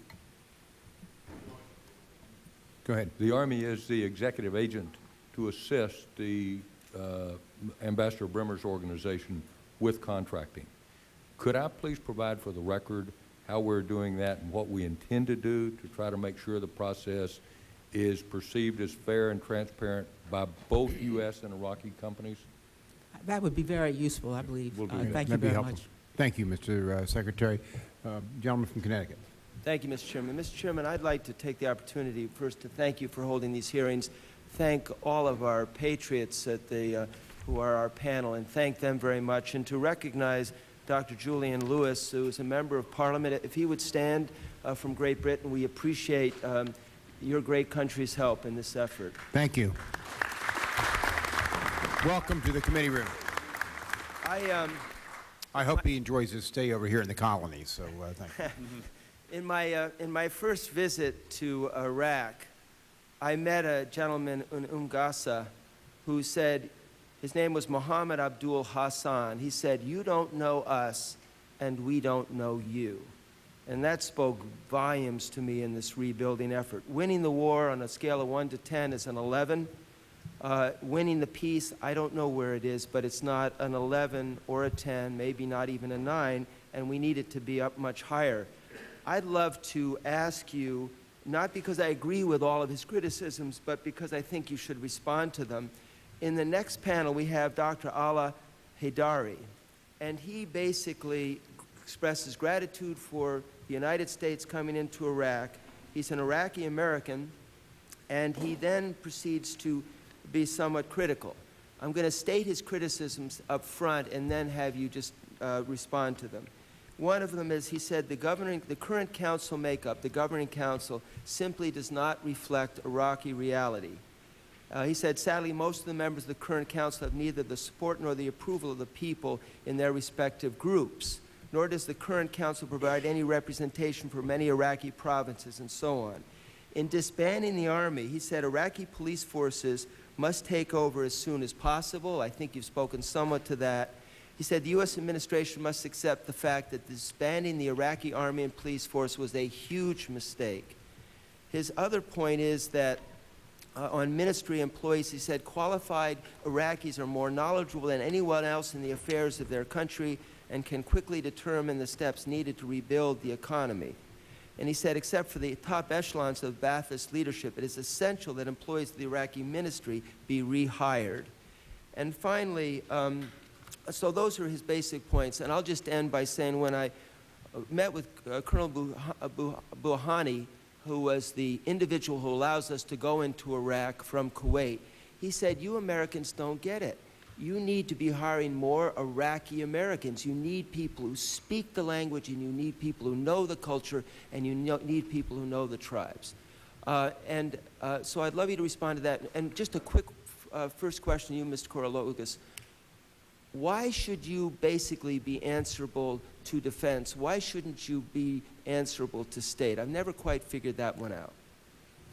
Well, the short answer is because Congress passed a law creating the supplemental the first time in March, placing the Coalition Provisional Authority under the Secretary of Defense, or under the President, reporting through the Secretary of Defense. You saw when you were there, Mr. Shays, the commingling of the coalition forces and the Coalition Joint Task Force 7, which is General Sanchez. We were in the same building. We use the same lunchrooms. We use the same facilities. They're an integral part of each other's operation. The soldiers and the commanders out in the field are rebuilding through their civil affairs operation a great deal of the country. The Coalition Provisional Authority, through creating the General Council and the ministers who are now operating, are creating a governance side. All of us are working on the security piece, which is a huge undertaking. And the commingling and the putting them together works a lot better for reporting purposes. There is a big State Department presence, as you saw. Could you I'm sorry, could you just get on to the, I think you answered the question. Could you get on to the other points that were made by our panelists, the second panelist, the quotes that I did? Could some people respond to those? The issue of the ministries, the issue of the representation of the council not being true. Can people address that, please? Go ahead. I can address that, or at least Thank you. I hope in part. With respect to the council not reflecting reality, in fact, that's true. The council, we have to remember, is an interim body. It was selected, not elected. It does not perfectly reflect Iraq's population. It was necessary to get a body in place as soon as possible. A lot of work went into that. I don't want to minimize that. The Council does, broadly speaking, reflect Iraq's general makeup.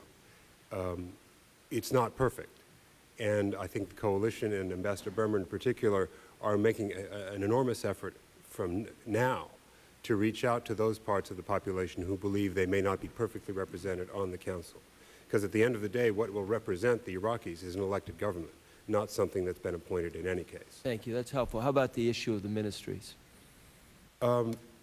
We take the point that the people who know how to run Iraq are probably Iraqis. They know where the keys are, they know where the supplies are, they know the people, and they know the language. It's their country, after all.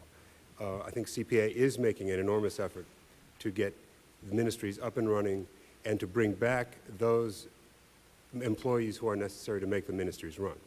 I think that's a priority. It's not a high-profile priority, but it's definitely happening. I know my time's up, but maybe in the course of this panel, they can address some of those questions that were raised by the next panel. Thank you. Thank you, Mr. Chairman. Thank you very much. Gentleman from Maryland. Thank you, Mr. Chairman. I thank all of you for being here today. As you all know, we have a request of about $20 billion asking the American taxpayer to help with construction, reconstruction in Iraq. That's on top, of course, of billions that have been spent and billions that probably will be spent in the future. Given that, I think we would all agree that we would like to share the financial burden as much as possible with our allies and others in the international community. We've been working, trying to get a resolution out of the United Nations. The news today looks bad. I mean, the reports are that it doesn't look likely that we're going to get a resolution. My question is this. If we do not get a resolution out of the UN Security Council, what is your prediction as to what kind of support we're going to get at the upcoming donors conference in Madrid? And I'd like you to be as specific as possible in terms of what exactly you anticipate in terms of dollars us receiving from other potential donors. It's very difficult for me to be as specific, give you specific numbers, because the campaign is now underway to persuade donors to come to Madrid to pledge significant amounts of money, both for the coming year and for out years. The needs are enormous. The UN and the World Bank have either just released or are about to release their needs assessment. Other donors will be looking at that and will be looking at specific areas where they can slide in their contributions. I don't think we can abandon that effort, obviously, no matter what happens to the Security Council resolution. We need the international community up front. We need them with their checkbooks out, whether we come to some agreement in the Security Council or not. Would you agree that failure to get a resolution in the Security Council will make it more difficult for us to get support of the UN? Let me ask you this. I mean, we've had some talk about the current Iraqi Governing Council and whether it reflects the country. I assume, regardless of exactly how representative they are, it's our goal to enhance their credibility rather than to undermine their credibility. Would that be a fair assumption? Yes, sir. Okay. In light of that, given the fact that all reports indicate that the Iraqi Governing Council does not support the addition of Turkish troops, 10,000 Turkish troops, into the country, will we honor their request if they were to make that request official? I don't want to speculate on what may be happening now between the Governing Council and the CPA on discussions. What I do understand, however, is that the expression of opposition to the presence of Turkish or other foreign troops in Iraq was the opinion of a single member of the Council, attributing that opinion to everybody else too, but it was not an official act of the Council. Understanding that, if the Council were to take an official position in opposition to the 10,000 Turkish troops, would we honor that request, given the fact that although they are in a perfect reflection of the Iraqi, as you just said, they are broadly speaking reflective of the Iraqi? The best answer I can give you is that we would certainly weigh their opinion very heavily against the obvious military necessity for the additional troops. Well, it seems to me if we are trying to diminish the view that we are an occupying force that does not represent the will of the Iraqi people, we should honor the request of whatever group exists now that has at least some reflection. Let me ask you this. Did the United States make any commitments to Turkey with respect to actions we would take against the PKK in the event that they were to provide their forces? And if so, what specific commitments have we made to the government of Turkey with respect to the PKK? I prefer not to go into specific commitments in open session. PKK has been an issue for us as a terrorist organization for some time, irrespective of any specific commitments the government of Turkey may have made to help on Iraq. Well, let me ask you this. Do we anticipate that U.S. forces, as part of our agreement with Turkey, do we expect that U.S. forces will be involved in any military actions against the PKK? Was that part of our understanding with the Turkish government? Sir, I prefer not to discuss that in open session. Okay, well, I'm going to pursue an answer with you then in closed By all session means, that's yes. classified. Let me just ask one last question, if I could, Mr. Chairman. Yes. The $9 billion loan to Turkey that's been held up pending this question on forces, you expect that to go forward? And is my assumption correct that that's not part of the $87 billion that's in addition to? I don't know the answer, but I'll get it for you. Okay. If I have a little more time, I'd just quickly like to ask you with respect to Iran.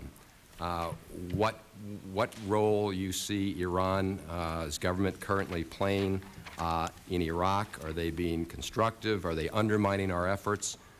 What's your assessment of that as of today? The role is difficult to assess with any precision because it's ambiguous.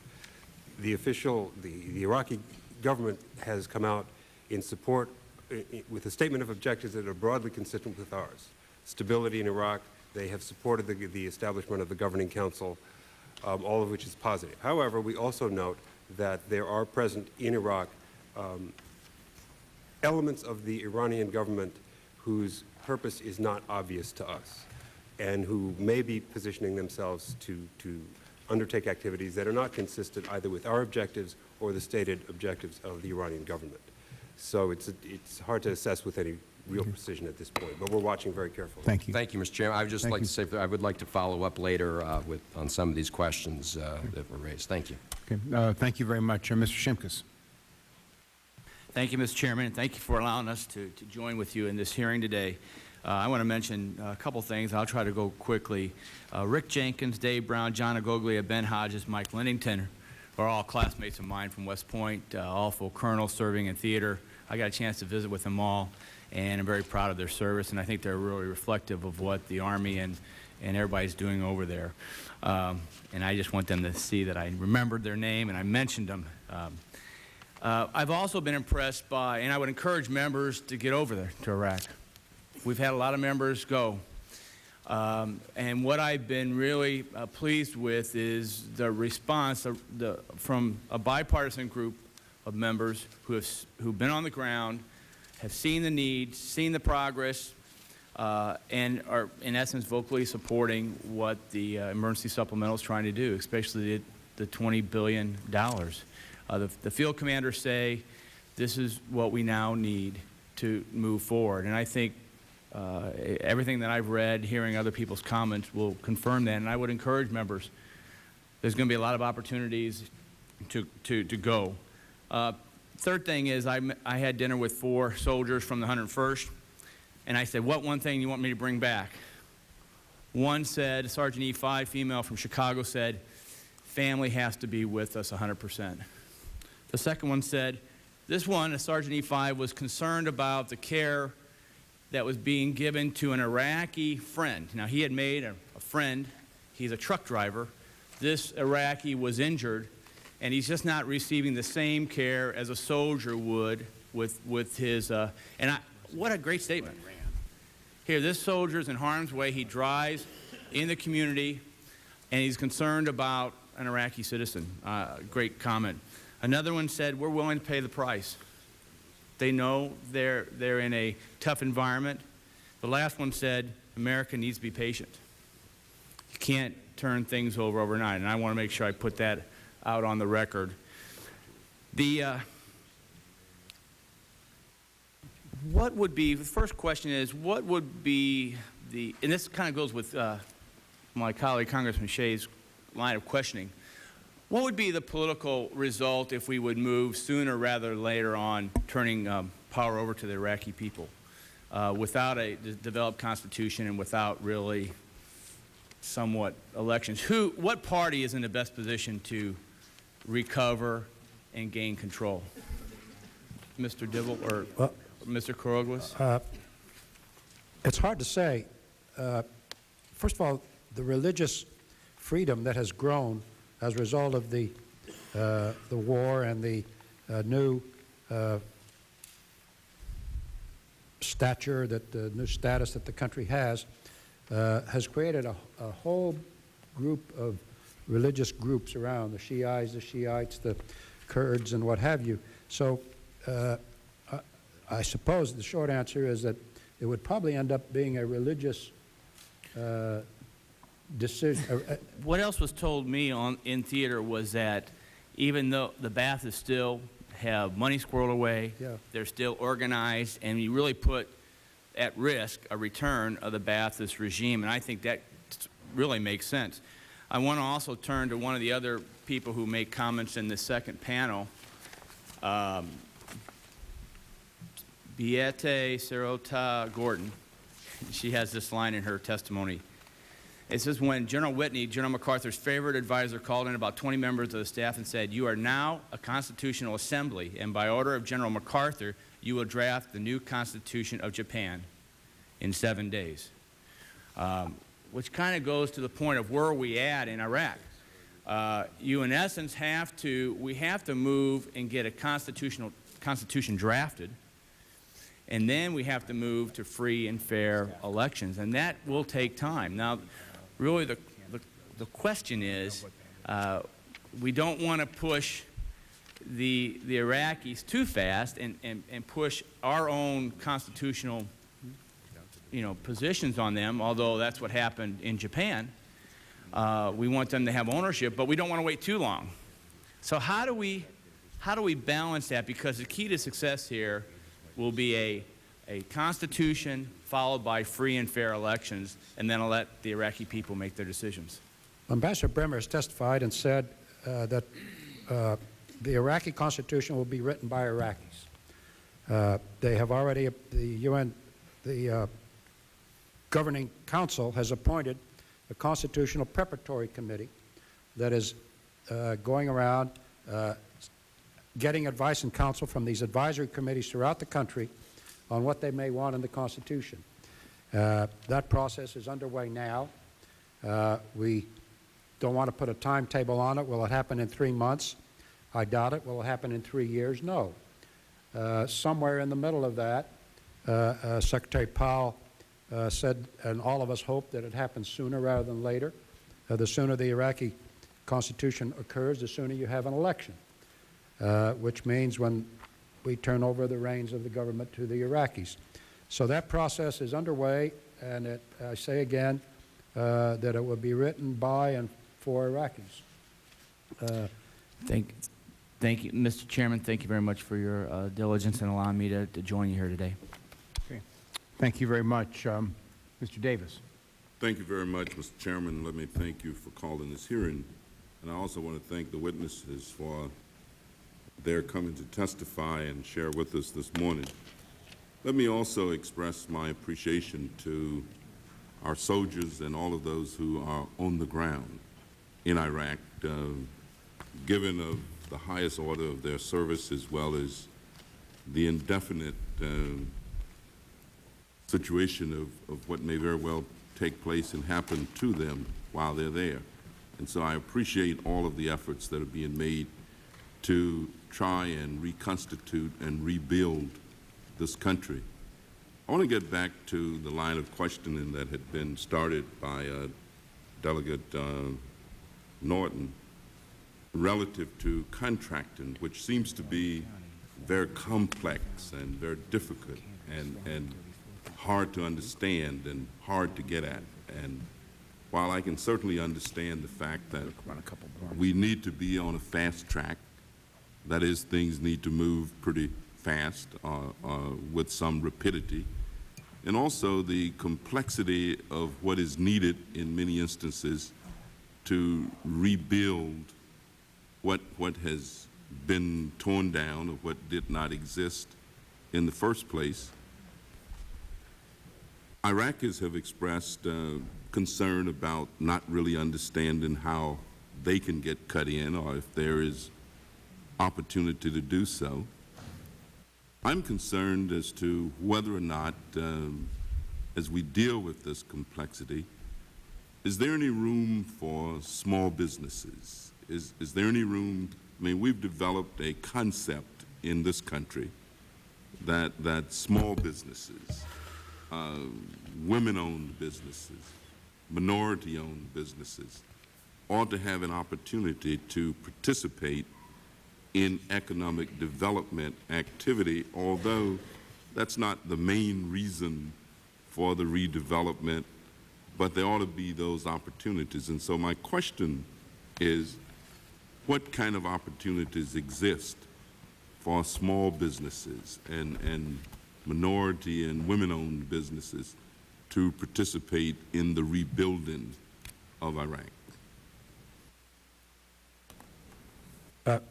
Congressman, there is in the plan that we have submitted to Congress a request for a good deal of money for something called essential services and infrastructure. And the objective is to restore to acceptable standards and try and create a civil society to improve provide the foundation from which Iraqis can rebuild Iraq. In that piece, we have just, I guess it's been a month now, the central bank has opened, has already started making small business loans. They're starting to just I think on the 15th of October, going to distribute the new currency. This was an economy that was flat on its back. They had 50%, 60% unemployment before the war.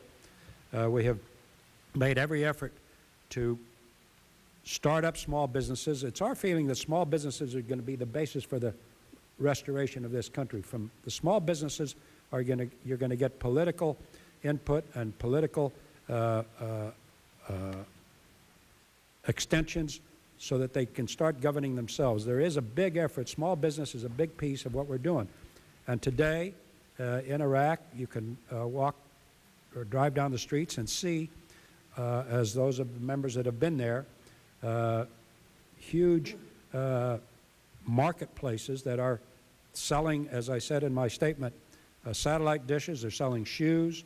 They're selling refrigerators, air conditioners, commodities that have not been available to the Iraqi people, all of them run by small businesses.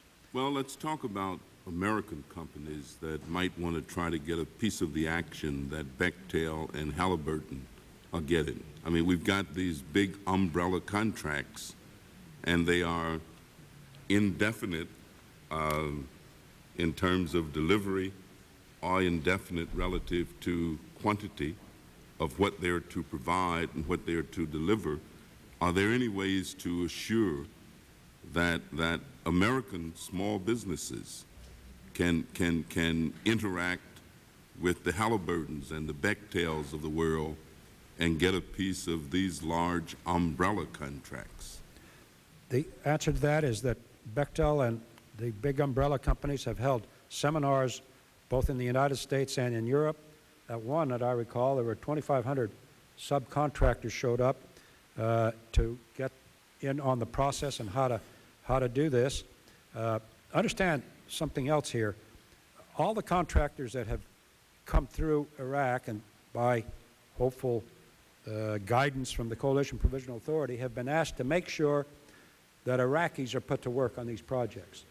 There was one contractor, I understand, who wanted to bring in some Pakistanis to do some labor tasks. That contractor was turned down and said, no, you must go out and hire Iraqis.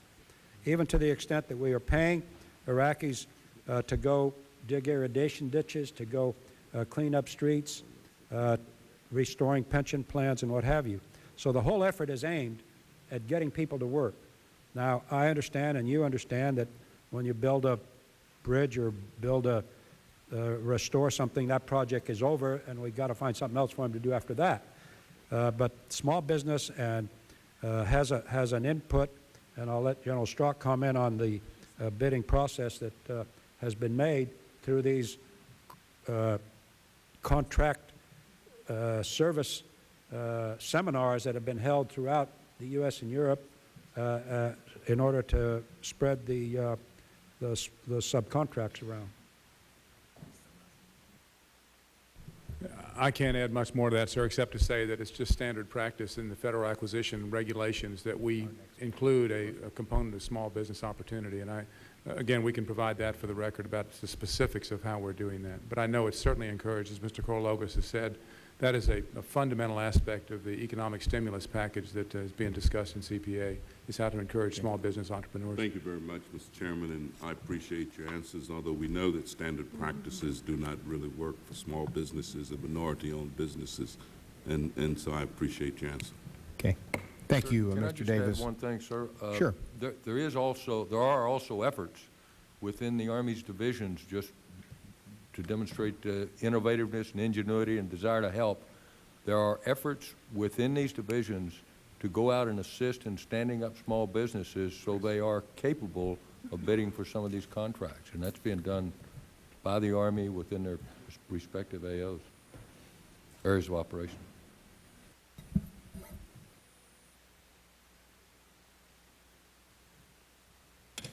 Chair would recognize Mr. Murphy.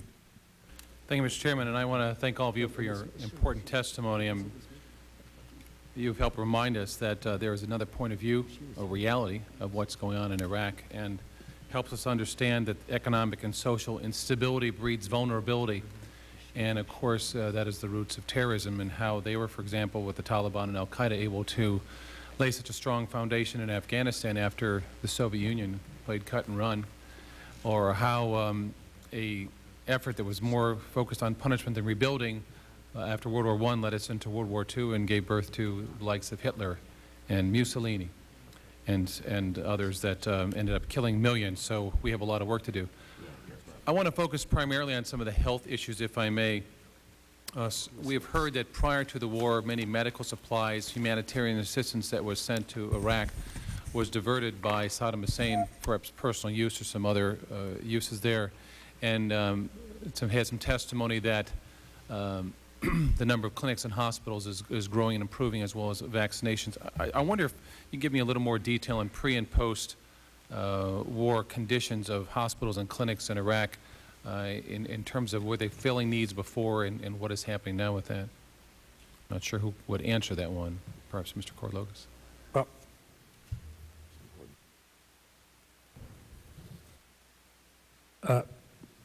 there has been, when the war ended, we fully expected several things to happen. We expected a food crisis, refugees, health crisis, the oil fields to be burning, flooding. None of those happened. The health crisis was a creation of Saddam not funding any health projects. Before the war, as I said, he budgeted $13 million for health care in 2002, which came to about 50 cents per person. We have struggled and have sent in more than 9 million tons of health equipment, oxygen, beds, and what have you. The health thing, when Ambassador Bremer and I first got there, we visited hospitals. They were horrible. It was open windows, flies.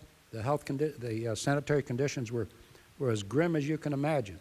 We still take congressional delegations to those same hospitals, and they come back aghast at how bad they are. And I hate to say you should have seen it till we fixed it. They are still way below any standard that we have all come to know. We're doing our best to rebuild the hospital structure. They have a very excellent medical operation that had existed in Iraq. One of the other things that's interesting that happened is Saddam forbade anybody from attending international conferences.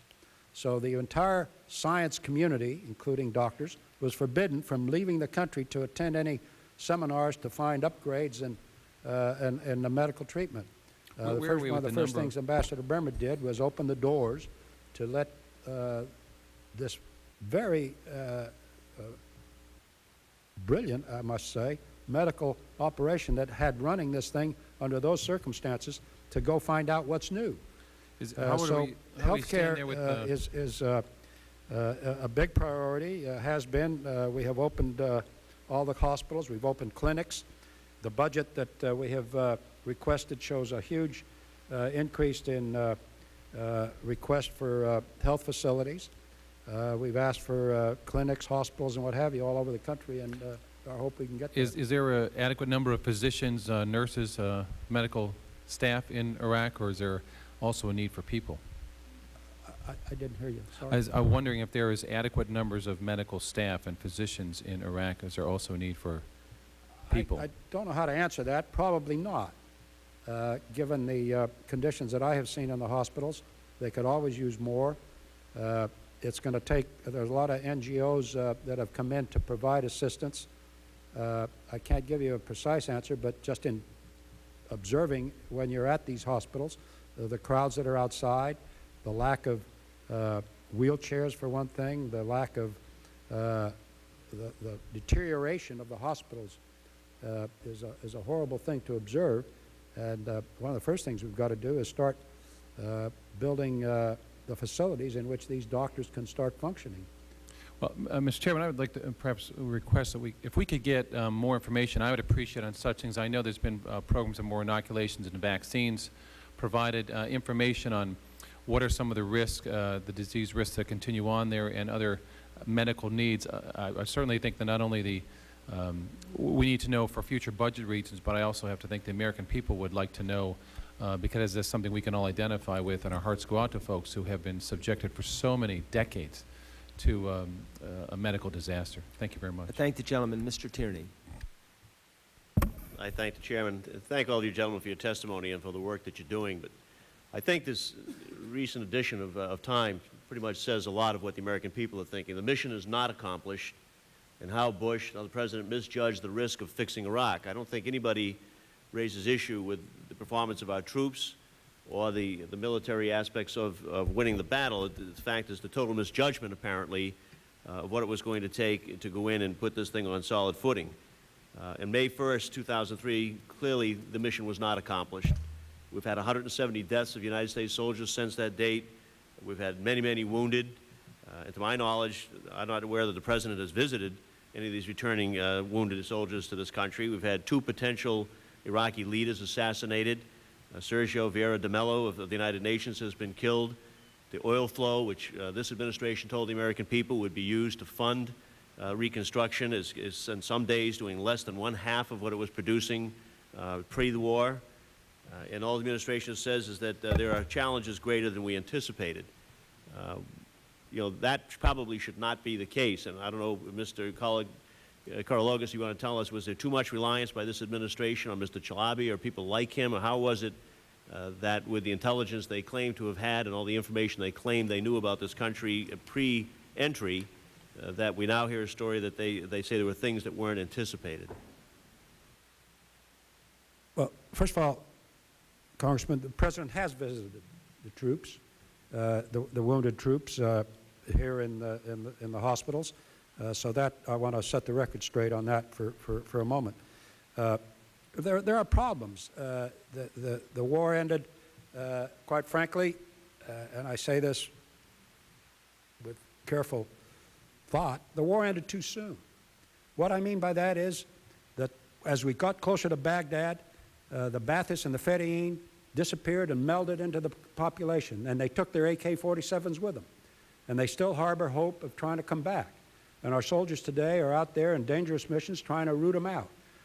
I also must say very quickly that it's in what we call the Sunni Triangle, which is an area between Tikrit and Baghdad and over to Ramadi, where most of these problems occurred.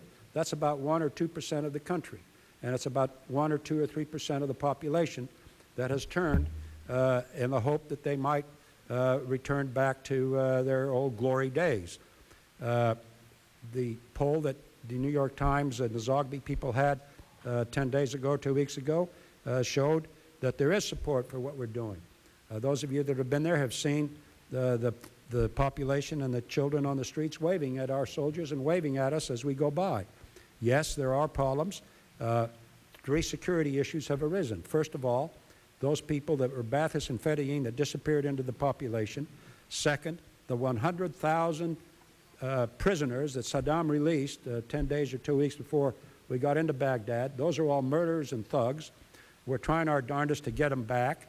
There were no records, no computers, and no files on who these people were. Yes, there were some political prisoners, but most of them were criminals, and if you can imagine a criminal being put in jail in Iraq, he must really have been bad.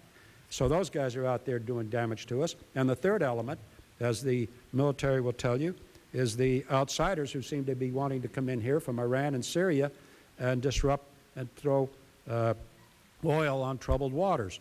So that security issue is one that has taken a lot of emphasis and a lot of support from the General Sanchez and our soldiers over there, and it is a problem with the coalition. And it is a problem with the foreign groups at the UN. Yeah, I don't think, Mr. Corlogus, anybody disputes that we have problems. I think the issue was, and my question has been around the failure to plan ahead of time and to do this. And I think now, in the face of this $87 billion request that confronts the American people want to know, apparently we didn't have a plan going in. What's the plan now?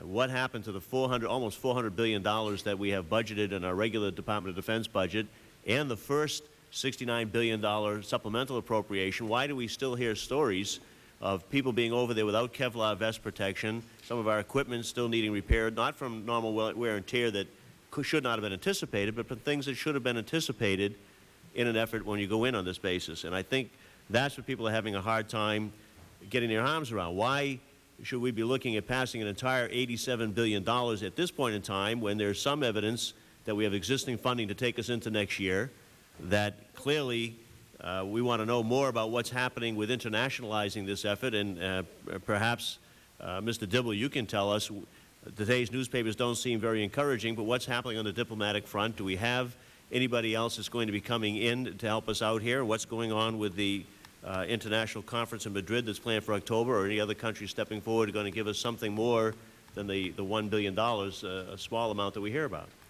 Candace Miller?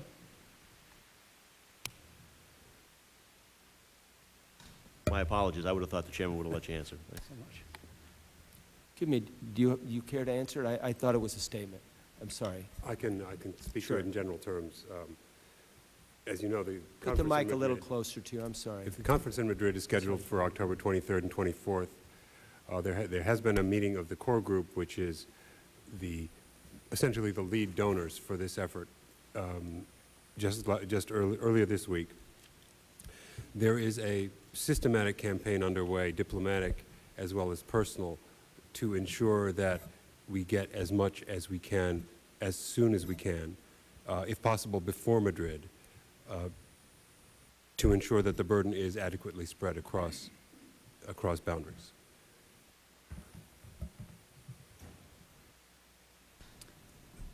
Thank you, Mr. Chairman. I appreciate the opportunity to ask a question. Certainly appreciate the panel for coming today. I've listened to all your testimony here. It's fascinating to hear what's happening in Iraq. And, you know, I think we are at such a pivotal moment in world history, quite frankly. We have the ability, I think, to either get the job done or not, to really have a positive impact on what's happening in the Middle East, positively or not. And I think the question for us is whether or not we actually have the political will to finish the job, to reconstruct as necessary, and to do what needs to be done there. And I also believe that the al-Qaeda certainly have underestimated the resolve of the United States. They certainly underestimated the resolve of George W. Bush. I think they thought that after 9/11, a couple of cruise missiles, we'd go back to our football games or something. They never thought about Afghanistan. They certainly never considered the possibility of what has happened in Iraq. And as I listened to some of you gentlemen talk about the Iranians being a little nervous, I'm glad to hear those kinds of things. And I think we're having the desired impact on some of these rogue regimes. And I think it's also important, and it was very interesting to hear all of you, I think it's important to continue to point out that the kinds of problems that are occurring in Iraq, that we're encountering in Iraq, are not because of collateral damage, because of the theater there. If you have inadequate underground, inadequate transmission lines, problems with the water supply, that would have been there whether we went in or not. It's because of the Saddam Hussein regime and what happened there. But my question, and I think this probably to Chief Carrick, if I could, I listened to you talk, Chief, about how you were vetting the various individuals that you were putting into the Iraqi police force there. And I think that is making certain that they have the ability to police themselves is such a critical component for any society, of course. But it's also my understanding that there were several, perhaps 2 Republican Guard units that were not engaged during the war. And as you were mentioning, some of these have sort of faded into country. And a free Iraq, of course, to them is a dangerous thing. And so they are apparently the ones that are, certainly some of them, who are causing a lot of the terrorist problems in their own country there, amongst their own people. Can we be certain, do you feel comfortable that these individuals, who have to be quite intelligent individuals, are not infiltrating the police force, and that they don't appear at a later date and manifest themselves with further problems? The vetting process, as we have gone through in Iraq from the beginning, was by order of the de-Baathification. It was ordered by Ambassador Bremer. What we did within the police force and the police services, customs, immigration, and border services, we took the top 3 levels of the Ba'ath Party. We eliminated them from the agencies. From that point on, we tried to identify leaders within the agencies, within the different departments, that we felt confident that were trustworthy, loyal, and had integrity and honor. Today, the Senior Deputy Minister of Interior is a man by the name of Ahmed Ibrahim. Ahmed Ibrahim, before he was appointed by me as the Senior Deputy Minister, he was the Chief of Operations for Baghdad. Before that, he was the Commandant of the Academy. In all of those positions, over about a 4-month period, we gained an enormous amount of trust in him, beginning with the fact that he had been arrested by Saddam. He had been in prison for more than a year. He had been tortured on a weekly basis. He had been electrocuted. And he was adamant about his opposition toward the regime, toward Saddam and Saddam's loyalists. In the time that we have been in Iraq, and Ibrahim has been in charge of the police service, he has put together special operations units and special enforcement units to go out and hunt down the Fadain Saddam, which are Saddam's trained assassins and killers, to hunt down the former Ba'athists that are out there committing attacks against the coalition. And what we have found is that if you pick the right Iraqi leaders, they themselves will find the people that they need to get the job done. And I'll give you one example before I close. I told Ahmed Ibrahim when he had the academy that I didn't want anybody affiliated with the Ba'ath Party or former ties to Saddam involved in the Baghdad Police Department. The next day I came back to the academy where he had his office, and there were about 1,000 Iraqis outside the gates. He was on the inside with a small staff of people, and when I finally got through the crowd and pushed through the gates and got inside, I said to him, what is going on? What are you doing? He said, you said no Ba'ath affiliations? They're outside. I will pick one by one who is going to work for the new Iraqi police service. And I think that's the key to our success. Let the Iraqis do their job. They know who the Fadain is. They know who the Ba'athists are. They know who the loyalists are. Pick the right ones at the top and let them do their job, and that's what we're doing. Thank the gentleman, and thank the lady. Thank you. Thank you, Mr. Chairman. Ms. Maloney. Thank you. First, I'd like to welcome Bernard Carrick, the former police chief from the city of New York, who led us so brilliantly after 9/11. Welcome, and I'd like to know how the members of the governing council are being protected. I was deeply concerned when the woman member was murdered. I've read reports where women cannot even go out on the streets. Secondly, I'd like to thank the chairman for including Mrs. Beata Gordon, who I think is one of the world's most extraordinary women. She single-handedly created civil rights for Japanese women. She's on the next panel. And I personally believe it would be a disaster beyond words if the women of Iraq are not included in the Constitution with the right to vote, the right to health care, the right to education. It would be a tragedy if women's rights were rolled back because of American invasion. My most troubling question is two articles that were in the paper today, and I asked permission to put them in the record, and it talks about Secretary Rumsfeld not even knowing about the reorganization of the Iraq reconstruction. He is supposed to be in charge of the reconstruction, and I deeply believe, Mr. Chairman, that he should come before this committee before we vote on the $87 billion and the reconstruction to give us an update. Without objection, the articles will be put There on the has been a record. lot of talk about contracts. I have a positive story on contracts. When I was in Iraq, I met with General Petralis from the 101st Airborne, and he is doing a remarkable job. He told us this story, that he had a contract. He needed cement to rebuild the houses in the area, and a $15 million contract was given to an American company. He kept prodding them to act. They never acted, so he put on a bulletin board the fact that he needed to build a cement factory. Could anyone help him? And an Iraqi businessman came forward. He used $80,000 from the confiscated money from Saddam Hussein, and the cement factory is up and running. So the story shows, I think, brilliant management.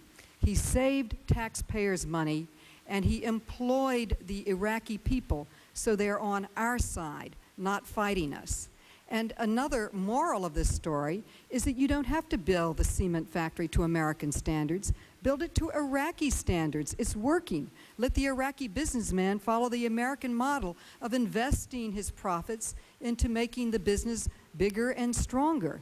And I'm disturbed by the fact that one sole source contract to an American contractor of $900 million, only $50 million is contracted to the Iraqi people, employing them and saving taxpayers' dollars.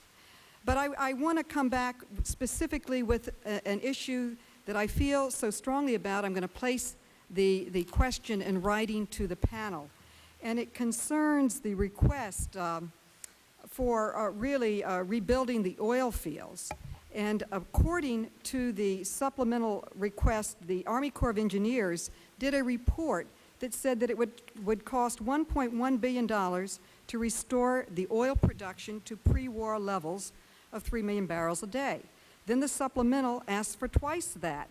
And then you include the $1.4 billion that we've already spent. That means that we are paying 3 times what the final work plan proposed from the Army Corps of Engineers projected. This shows, I would say, mismanagement. But, you know, I wait for your answers. And secondly, I'd like to place in the record page 28 of the Rehab and Reconstruction for Iraq, the CPA, Coalition Provision Authority. And in that, it says, and I question this with great sincerity, the funding will also initiate the development of new oil and gas fields.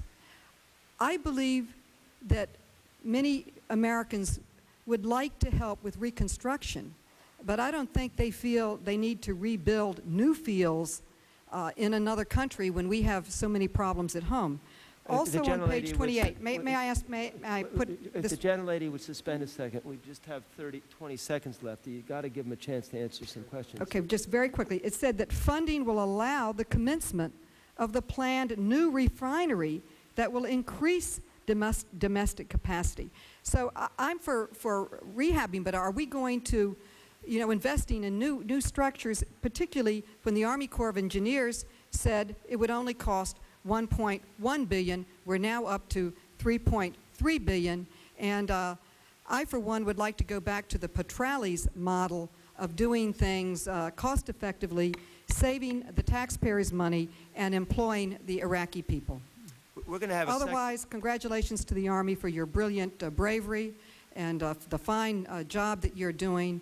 And I met many wonderful members of the military from the district that I represent who are really putting their lives in harm's way every day. And the American people are very proud of them.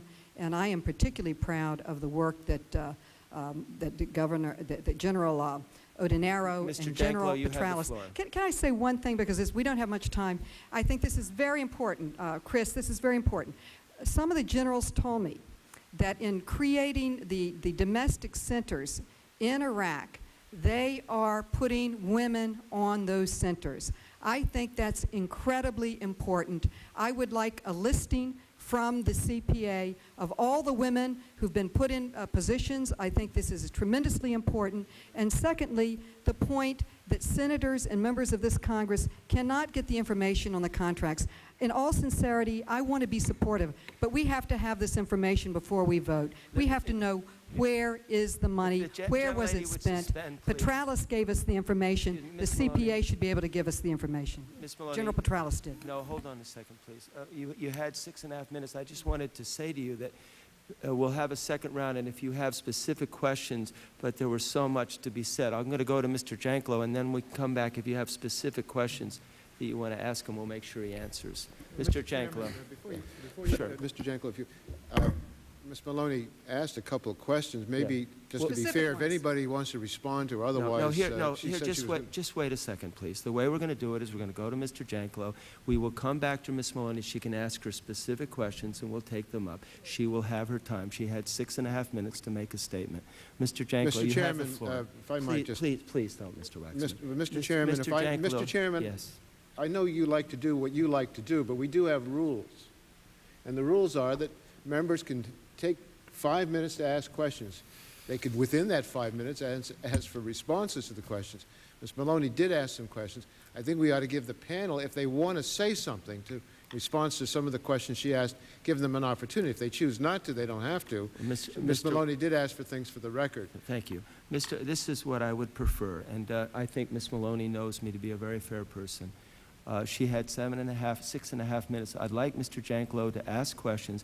We will come back to her. She can ask specific questions, and we will take each one, and I'll be happy to yield her my time on the second round. Mr. Janklow. Thank you very much, Mr. Chairman. As you folks can see, we try and put tight timelines on you on getting stuff done in Iraq, and you have to meet it by the deadline, but we have a very difficult time ourselves meeting our own speech deadlines when it comes to working within the framework that we have allocated to us. You know, back a long time ago, when I was a Marine in the 50s, we used to say that we dealt with scuttlebutt, we dealt with rumor in ascending order, we dealt with gossip, we dealt with speculation, and if it was really rank, we called it grapevine. That's what's going on, and I'm picking up from what Mr. Sherwood said about the issues vis-a-vis the National Guard and Reserve versus the full-time military.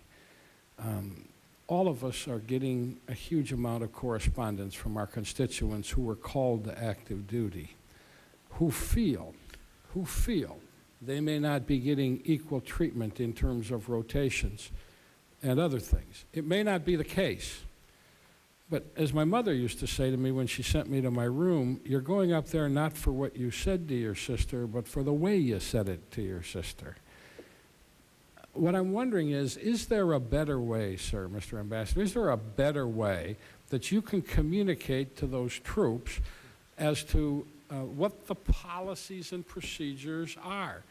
By the time it gets to their families at home and then it gets to us, it's third or fourth or fifth hand, and it's pretty rank. So I guess I'm making a statement is what I'm making, but do you think there's a better way the military can pursue the information to their troops in the field so at least they get the feeling that of the reality that they're being treated equal? Because I don't think there's anyone who really believes you're treating the active forces different than the reserves or National Guard you called up. But people feel they're being treated differently. You understand what I'm saying? Sir, you know, and we've been frustrated by this too, because it seems that there would be a discussion of something and the next thing you know, it's on the internet and in the papers and the troops. But let me give you an example, and I'm interrupting you, I'm Yes, being sir. rude, but Please. I wrote on behalf of constituents of mine a letter over to the Department of the Army. Yes, sir. I got back June 25th, the most sterile, generic letter you could possibly get dealing with rotations. To the point I didn't send this back to my constituent. I felt all they would do is become offended by what they felt would be probably bureaucratic runaround. Is there, and I'll leave a copy of this with you, sir, when I leave, but my point is, you need to be a little more hands-on in terms of how you treat people, given the fact that I mean, they've been called up a lot over the last 8 or 10 years. It used to be we called them weekend warriors, and they spent, and if there was a big war, they'd be called up. Now they're called up for Panama, and they're called up for Grenada, and they're called up to go work with the Norwegian Air Force on a mission, and they're called over to Bosnia, and they're called, they're being called up all the time, and they're having to drop the plow, and they're having to drop the pen, and shut down the cash register, and go off to war, or a mission, and come home, and that's all well and good. I mean, it was the Minutemen that saved us at Concord Bridge. But the point that I'm making is it's the way people feel they're being treated as opposed to the way they're being treated. Can you go to work on a better plan? That's all I'm suggesting. I assure you that we are. And in fact, one of the reasons we put down the policy we did of up to 12 months on the ground was because we wanted to establish clearly what the policy was and try to stop just what you're discussing, okay, the rumors and those things that are floating around. Another thing, I'm switching subjects now, but we hear the tragedy virtually every day or every couple of days of more American troops being wounded or killed in the theater of operations. I think it would be important for the American people to know, and I wish you'd place it in the record. In the first 12 months after the peace accord was signed on the battleship Missouri, how many American soldiers were killed in the Pacific? It would be important to know how many American soldiers were killed or injured in Europe after the Germans surrendered in World War II. It would be important to know how many Americans were injured in other theater of operations. As a Marine in the 50s, I can remember Japanese still surrendering on islands in the Pacific where they'd held out for great periods of time. And so I just think it's important that we put history into perspective, that this is not a friendly place. We had to go over there and invade it. And trying to bring the peace is incredibly important. My time has expired, Mr. Chairman. Thank you. Thank you, sir, for your interest. Appreciate it. Let me thank this panel. Mr. Waxman. Thank you very much, Mr. Chairman. I do want to have a chance to ask some questions, and I let others go ahead of me out of courtesy to them. But as I indicated earlier in my opening statement, based on the information I've received from many different sources, I'm concerned that taxpayer money is being wasted in Iraq. $1 billion contracts are going to well-connected companies like Halliburton and Bechtel when the work could be done much more cheaply by local Iraqi companies. And I want to go through some examples. I mentioned earlier, and Ms. Maloney mentioned, that the general in charge of northern Iraq, Major General David Petraeus, told a congressional delegation that included my staff that it would cost $15 million to bring a cement plant up to working, and he ended up giving that to local Iraqis to do, and it cost only $80,000. Another example, according to Judge Wael Abdul Latif, a member of the Iraq Governing Council from Basra, Western contractors charged approximately $25 million to refurbish 20 police stations in Basra by providing new doors, windows, paint and furniture. And Judge Abdul Latif contends that a qualified Iraqi company could have done the work for just $5 million. Ms. Sangul Chapuk, another member of the Iraqi Governing Council and a civil engineer, described an instance in which the Coalition Provisional Authority renovated 10 houses in Baghdad for council members at a cost of $700,000. Mr. Chapuk believes an Iraqi firm could have built 10 houses from scratch at that price and employed more Iraqis in the process. The estimates from the CPA confirm this point. According to the CPA, when the work is done by Iraqis, and I quote, cost of construction is 1/10 the U.S. standard per square foot in general construction, end quote.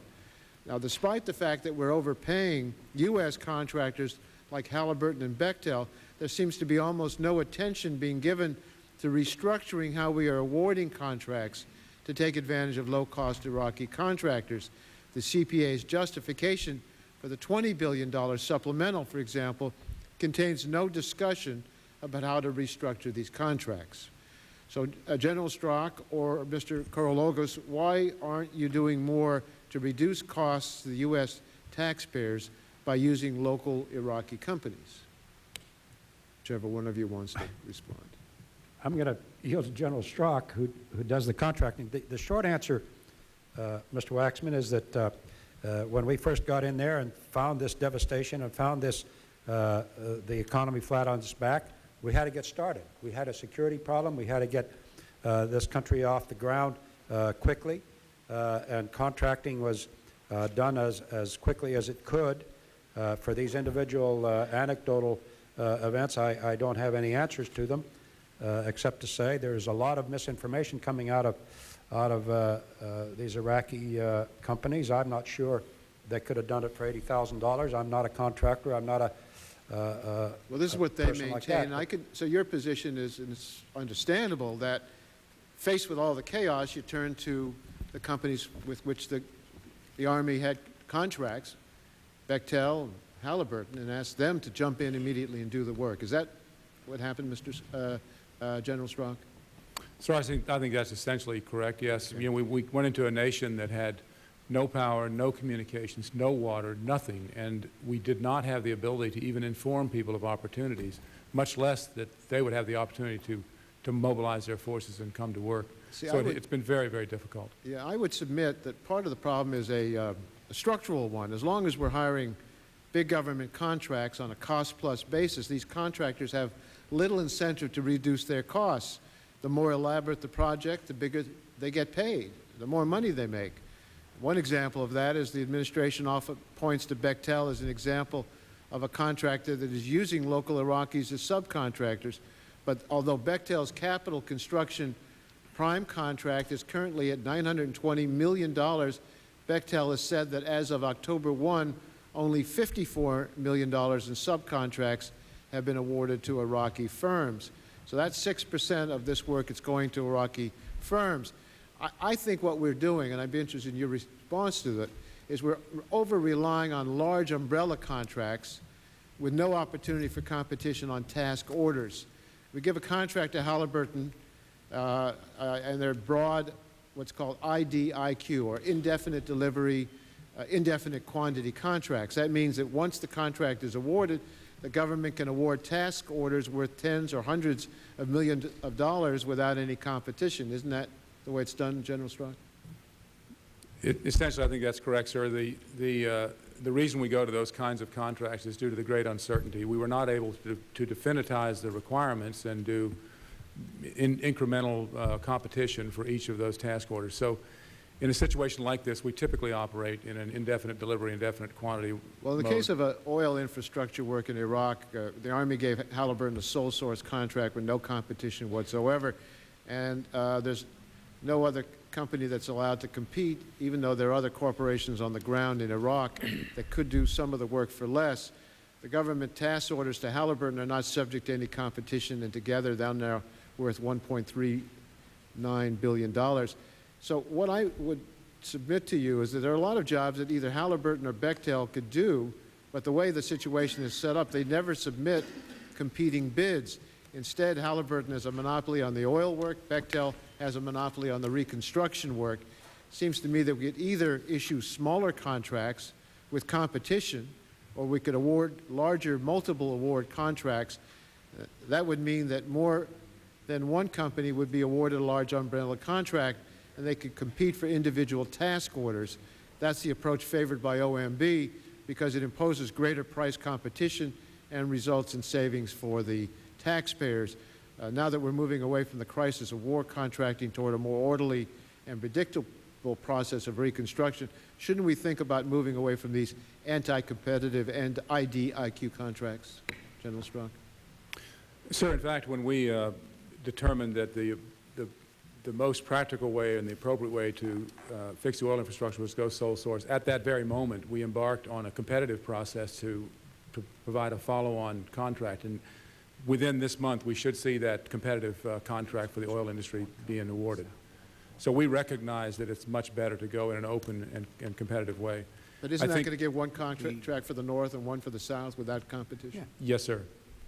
I'm sorry. No, not without, it would be No, competitive. it's competed. But one for the North will be As I understand it, awarded. it's one for the North and one for the South. So I haven't been personally involved, but I think that's correct.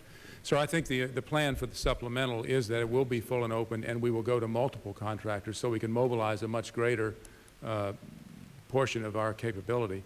And certainly the performance measure on that will be their plans and records for employing local Iraqi companies. Thank you. Let me just, as I understand it, Halliburton's role in Iraq is based on its Brown and Root subsidiary. Brown and Root holds a very competitively awarded one. They had to compete with other companies in the log cap contract, which provides a wide variety of logistics services to DoD overseas. I think it came out of Bosnia. But they were awarded that. It was competitively bid. You come into a new country. There is no economy that's out there working at this point. It's in shambles. And it sounds like some members would have liked you to go out to a competitive bid and waited 6 months before we can cap the oil fields and do those things. And obviously, you couldn't do that. So you went with a pre-awarded, a pre-competitively bid contract that in fact was a legal scheme to do this. And now, as soon as we're up and running, we're going to go out and competitively bid this area again. Is that basically it? Yes, sir. The log cap contract to which you referred was competitively bid and awarded to Brown and Root in December 2001. This is a contract that the Army keeps in place so when there is a contingency, the contractor can respond to provide logistics, dining facilities, and all the things that we need these days when we go on these contingencies. And other companies bid on that at Yes, the time. sir, they did, and it was competitive. In fact, another company had it prior to them getting the contract in December 2001. So these are kept in place for just the kind of contingencies that you mentioned, and so that's what we took to war. And, yeah, but let me just make one point. When we start talking about fees and costs, let's remember, you know, that we're working under rules and regulations. Only costs that are allocable, specifically allocable under the FAR, the Federal Acquisition Regulations, are allowable. Other costs and fees, and this is scrutinized by the Defense Contract Audit Agency. Other fees, and it has to be allowable and reasonable, only those are reimbursed. And it is not uncommon in these situations you withhold final payment to go through the audits that there are unallowable costs. That is standard procedure. Also, the fees in this area are not big fees compared to what you would get in the private sector. It's been my recollection, and I was a government contracts attorney for close to 20 years before I came here. And that's my understanding of the situation. Is that fair? So I think that's fair, although... You turn on your microphone. You need to turn your microphone on.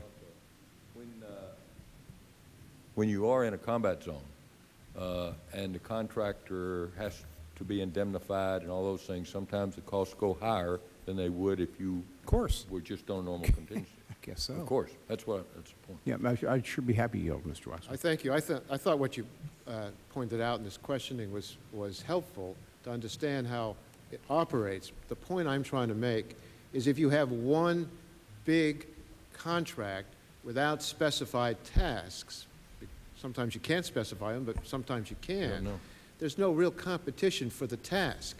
So you give a contract to, if you're going to do North and South, one competitive contract, they're competing for the monopoly. I would like to see, and I think OMB is recommending this, the Office of Managed Budget, if you can settle on some of the tasks, have price competition for those tasks, that can help us hold down the price on it, rather than give a monopoly to Bechtel for one purpose and monopoly for Halliburton for the other, or divide up the country north-south and let them compete for a monopoly for the north. Let me just recall my experience. I don't know what the right vehicle is. I'm not close enough to this and have examined it. And what Mr. Waxman says may in fact be true, but it may also be true that we're dealing with a foreign country where people there have their lives at risk, and that you're not going to have a lot of companies move people over there on a contingency that they might get something. And so in that case, by doing larger contracts, you have the infrastructure up and operating. It's competitively bid originally. But if you compete each task, you may not get the same kind of commitment and economies of scale that you could get other. I don't know the answer. And I think what we're saying is let's look at this very carefully, because obviously the more competition we get and the more that we're able to involve Iraqis in doing their own work, it's not only a kind of a nation-building exercise, it helps their economy as well. I think that's the point. I don't know what the answer is. Obviously, we need to look at this in some detail. Mr. But Chairman, just one last I'd be happy to. just to add on, because I think we all want the same objective. Yes, sir. But my concern is when you have Halliburton as a sole source contract to deal with the oil industry, and Bechtel has a sole source contract, or not a sole source, but an exclusive contract to deal with reconstruction, they're just sitting there with monopolies. And that isn't going to produce the cost savings. We've got to figure out some way, if you'll forgive me as a Democrat, to lecture the Republicans on, we need some way to get competition and market forces where it's possible. There are times when it's not. That's why we have these ongoing contracts. But right now we put ourselves in a position where we have an ongoing contractual monopoly with two major corporations, and I don't think it's serving the taxpayers' interest or the Iraqi reconstruction. Aren't there over a dozen contractors? I mean, there are dozens of contractors over there in Iraq. Am I right? There are, but in these particular sectors, it's Bechtel and the Right. infrastructure and Halliburton and KBR and the oil. Sir, it's our job as a government agency with the technical capacity to monitor how these funds are spent. We don't simply turn the contractor loose with a bag of money. He's got to come in. We write the statements of work. We ensure that cost, quality, and schedule are met, and we demand that only the necessary things are done. That's the responsibility of our agency. So the competition occurs up front, ideally.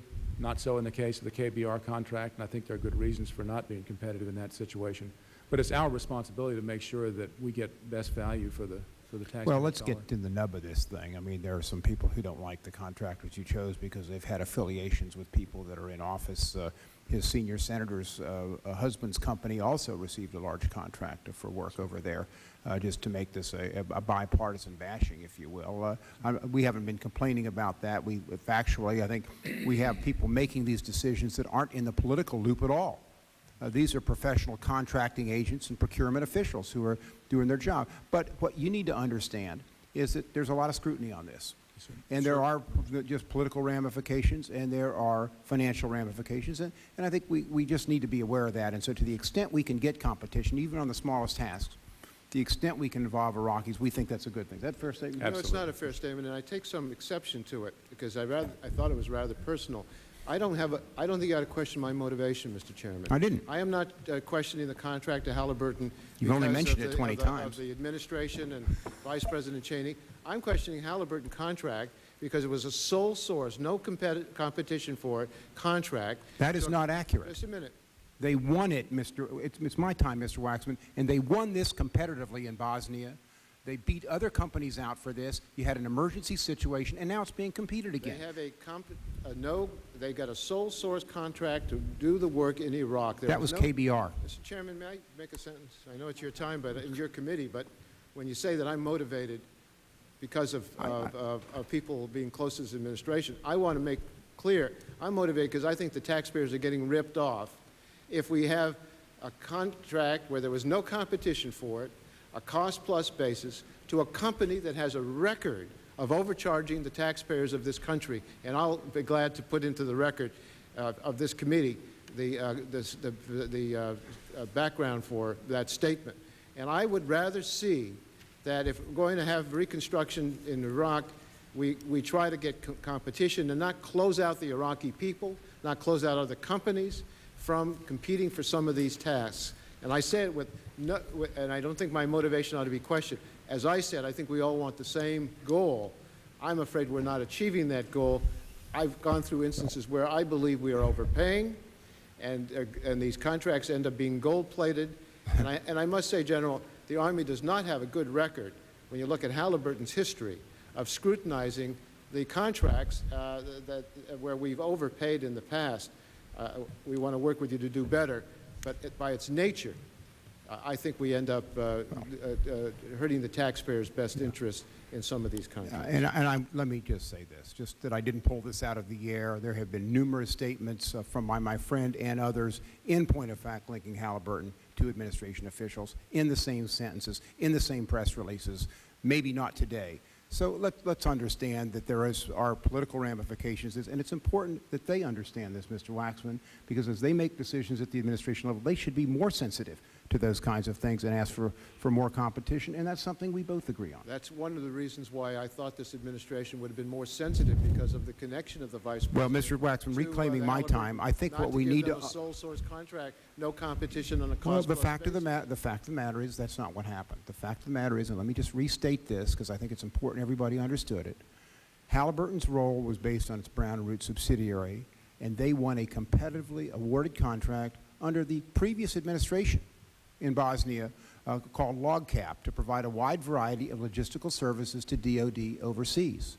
A task order under that contracting vehicle was used to perform the contingency planning for extinguishing oil fires to assess the damage to oil fields. Through LogCap, Brown & Root pre-positioned people and equipment to be able to provide emergency response relating to the Iraq oil system, as well as other needs and services outlined under this contract. As we've heard today, we're now going forward and are going to recompete once we've had this up and stabilized. But there was nothing there otherwise. We had to move in quickly. That's Mr. not a Secretary. complete statement. And then, Mr. Secretary, and then they were given Mr. Waxman, for Mr. Waxman, the you've had your contract time. in Iraq.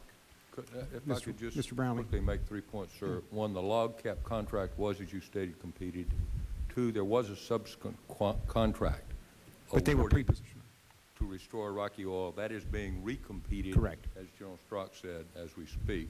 The third point I would say is what normally drives us toward these different kinds of contracts is the degrees of certainty and uncertainty and the degrees of urgency. And sometimes that costs more. Thank you very much. Let me just, well, that was my first round, Mr. Waxman. Okay. I'm going to, I think we have another panel waiting. And we have a couple other questions. If we can be very quick, let's try to do maybe a question side, and we'll start over on your side, Mr. Waxman. Thank you very much, Mr. Chairman. On another subject, if I might. Mr. Dibble, I recently received a letter from the Department of State regarding Iraq that I found confusing. I believe the subject is relevant to the work of your Bureau, and I'm hoping you may be able to provide some clarity on the matter. The letter was dated September 25th. It was a response to a letter of July 21 I sent to the State Department regarding its December 19, 2002 fact sheet entitled, quote, Illustrative Examples of Omissions from the Iraqi Declaration to the United States Security Council, end quote. This fact sheet listed 8 key areas where the Bush administration found fault with Iraq's December 7, 2002 weapons declaration. And under the heading Nuclear Weapons, the fact sheet stated, quote, the declaration ignores efforts to purchase uranium from Niger. Why is the Iraqi regime hiding their uranium procurement? Now, since the issuance of that fact sheet, it's become known that by the time of the December 19th fact sheet itself, intelligence analysts at the State Department's own Bureau of Intelligence and Research and at the CIA had already rejected evidence that Iraq was attempting to procure uranium from Niger. So I asked the State Department to explain how this statement could have ended up in the December 19th fact sheet and who was responsible for creating the fact sheet. The State Department responded to me that, quote, the Public Affairs Bureau prepared the fact sheet based on information obtained from other bureaus of the State Department, end quote. The letter didn't specify which bureaus provided the information. So my first question to you is about the creation of this December 19th fact sheet. You're the Deputy Assistant Secretary of State, Department's Bureau of Near Eastern Affairs. Did the Bureau of Near Eastern Affairs participate in the creation or review of the fact sheet?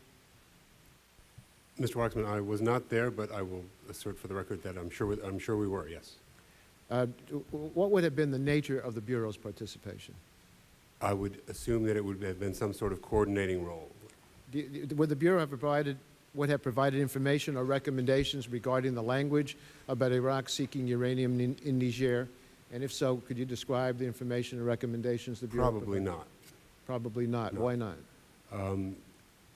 I don't know the source of that, the information, how the information that found its way into the report or the fact sheet was sourced. Mm-hmm.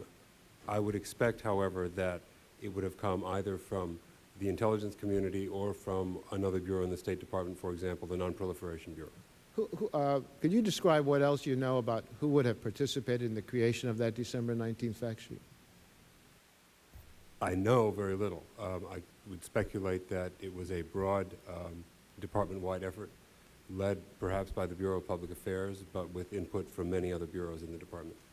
The State Department's September 25, 2003 response also asserted that, quote, both the NSC staff and the CIA were consulted on the fact sheet. But we know from CIA Director Tennett's statement that the CIA had discredited the Niger evidence before the issuance of the December 19 fact sheet. Further, according to a June 13, 2003 Washington Post article, CIA officials denied a role in creating the fact sheet, stating that the CIA raised an objection to the Niger claim, but it came too late to prevent its publication. I'm wondering, Mr. Dibble, whether you can shed any light on this issue. Could you describe what you know about whether the CIA was consulted about the fact sheet, when such consultation occurred, and the input the CIA provided with respect to the Niger statement? Again, I cannot speak from personal knowledge, so I cannot say when or exactly what input was provided. I can only speculate on the basis of experience that when such products are put together, the CIA and others who may have relevant information are consulted. What's a mystery to me is that you said it might have been the Bureau of Nuclear Nonproliferation, which would have been Secretary Bolton. They denied that they had any role in this. Then you indicated it might have been INR, but you say INR wouldn't have had anything to do with it. So I'm trying to figure out who had something to do with this at this It's a fair question. I certainly take it back. I'm speculating myself at this point. Perhaps you could help us and get some answers for the record from your colleagues at the State Department.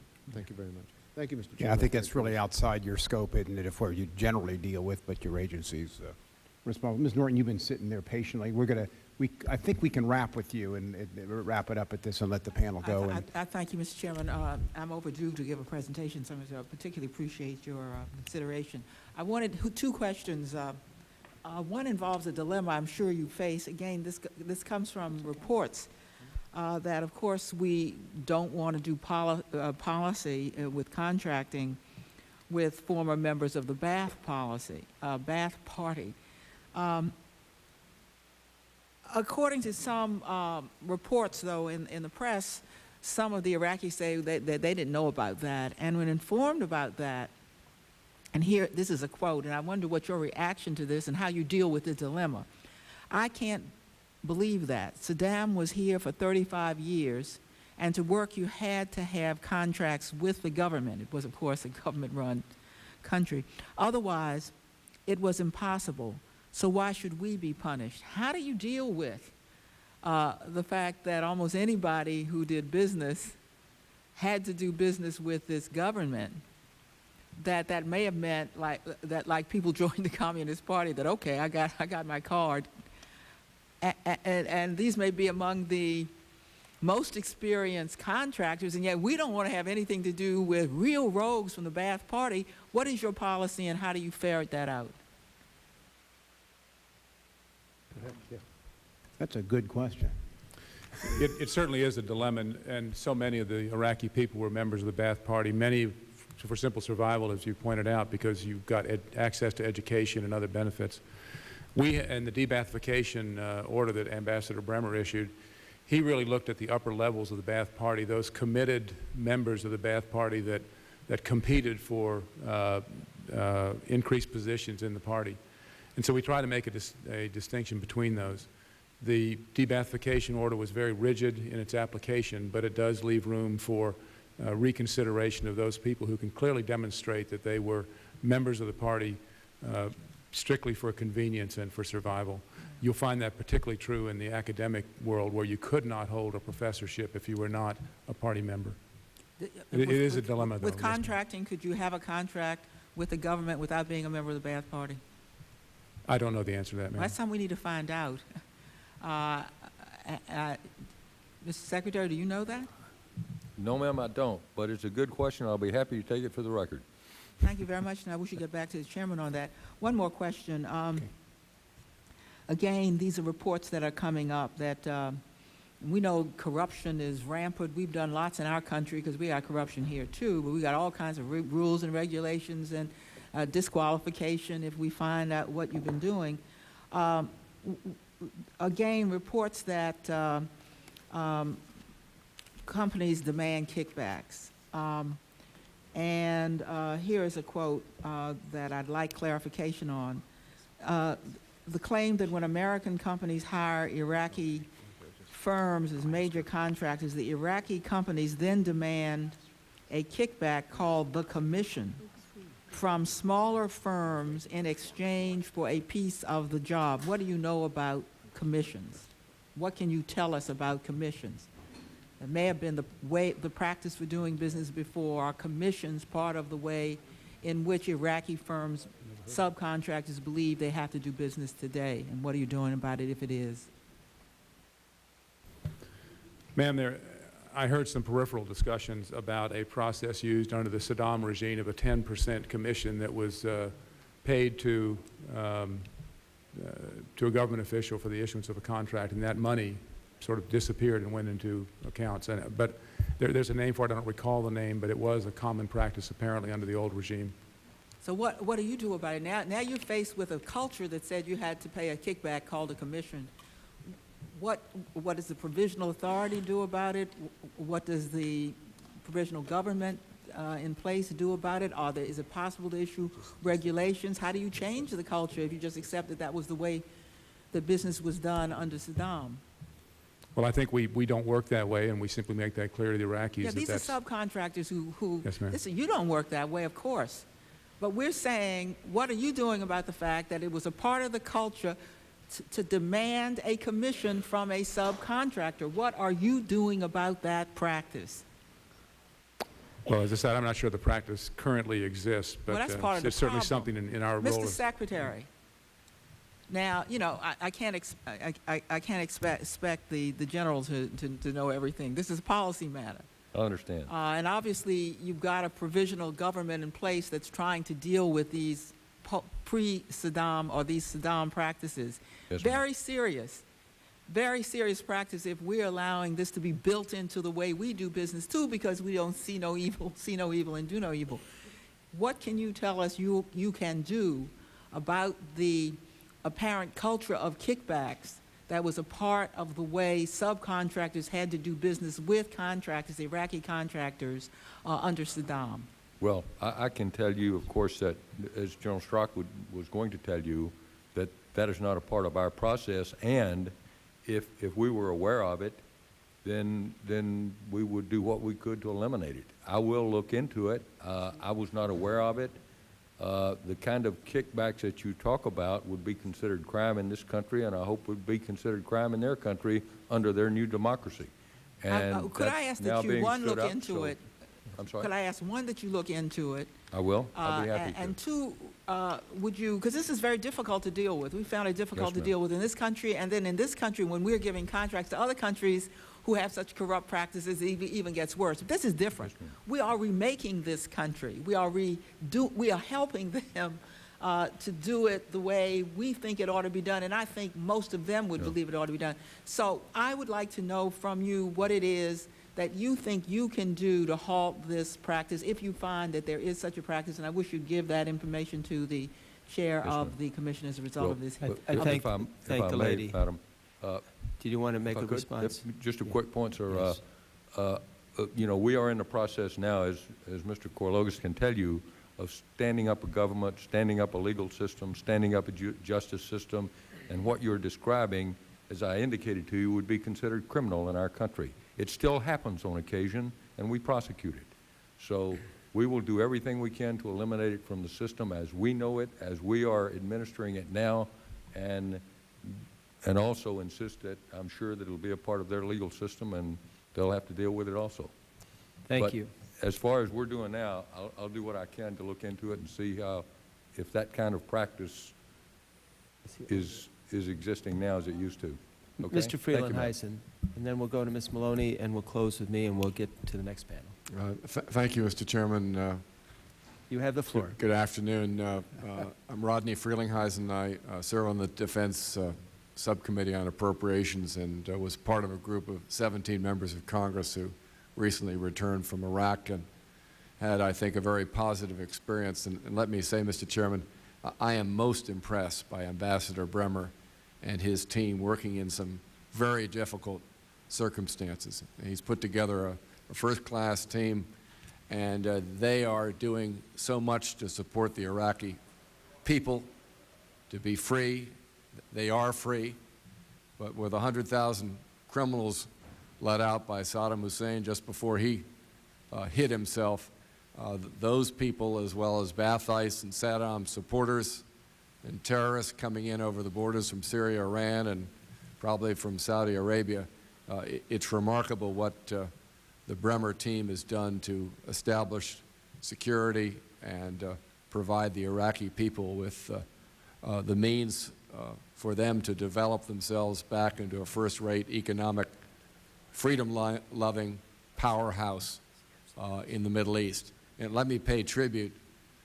It is truly an inspiration to see, have met, and all politics is local, with some of my New Jersey Army men and women on the ground.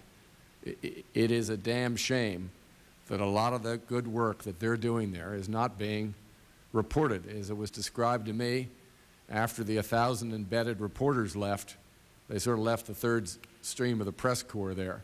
And most of those people filed their reports from the Al Shaid Hotel, and they're not reporting on what the Coalition Provisional Authority are doing and what a lot of brave Iraqi leaders are doing, men and women, in provincial capitals and cities throughout Iraq. Yes, the Sunni triangle is a dangerous place for any soldier or civilian that's helping the country to operate, but I was most impressed by General Ray Odierno, who actually is a New Jersey native and is on the ground leading in a major way, reconstructing the lives of the Iraqi people who have lived under incredible oppression for 35 years. It was said to me, and I think it's an interesting fact, Mr. Chairman, that 70% of the population in Iraq today has known no other leader than Saddam Hussein. So we've got a long way to go to tell them and show them the road to democracy. And with your permission, Mr. Speaker, I'd like to enter into the record some more formal, perhaps less strong comments, but certainly cogent comments into the record, with your permission. We'll note for the record that you said different reporters are now there. Yeah. Thank you. And we also thank the gentleman for being here and thank him for going to Iraq. At this time, the chair will recognize Ms. Maloney. She has the floor for 5 minutes. Thank you very much, Mr. Chairman. I, too, had the opportunity to go to Iraq. Progress is being made. There are still some security problems, challenges. But as one New York soldier said to me, we're fighting for the greatest gift of all, freedom. And I am hopeful we'll be able to achieve it. I respectfully request that my 5 prior questions be responded to in writing. And I'd like to build, and I'll get them to you this afternoon, I'd like to build on the questioning of others. There's been a lot of talk about transparency in contracts. And I think that certainly before we vote on the $87 billion, we should have that transparency, not only in rhetoric, but in the reality of numbers and information. I was impressed in Iraq how the generals in great detail could show you how they're spending their money, what they're doing, and where they're going. Yet when we ask for information on taxpayer dollars going there, we're not getting the answers. And I think that members of Congress should be able to get detailed contract information on the process by which contracts are being awarded, the scope of specific contract terms, the details of task orders, and the payments that are being made to prime contractors. They have said in the press, they have said in this panel, they're not getting that information. And that is not fair to the people they represent, that they face a vote on $87 billion without having received that information. I likewise would like to request an accounting of all the confiscated money that our people retrieved from Saddam Hussein. I truly believe it would be a positive story if other generals are following the Petraeus model of creatively hiring Iraqi people to rebuild their own country. I request that. I have asked for it several times. Again, we should have that information before we face a vote.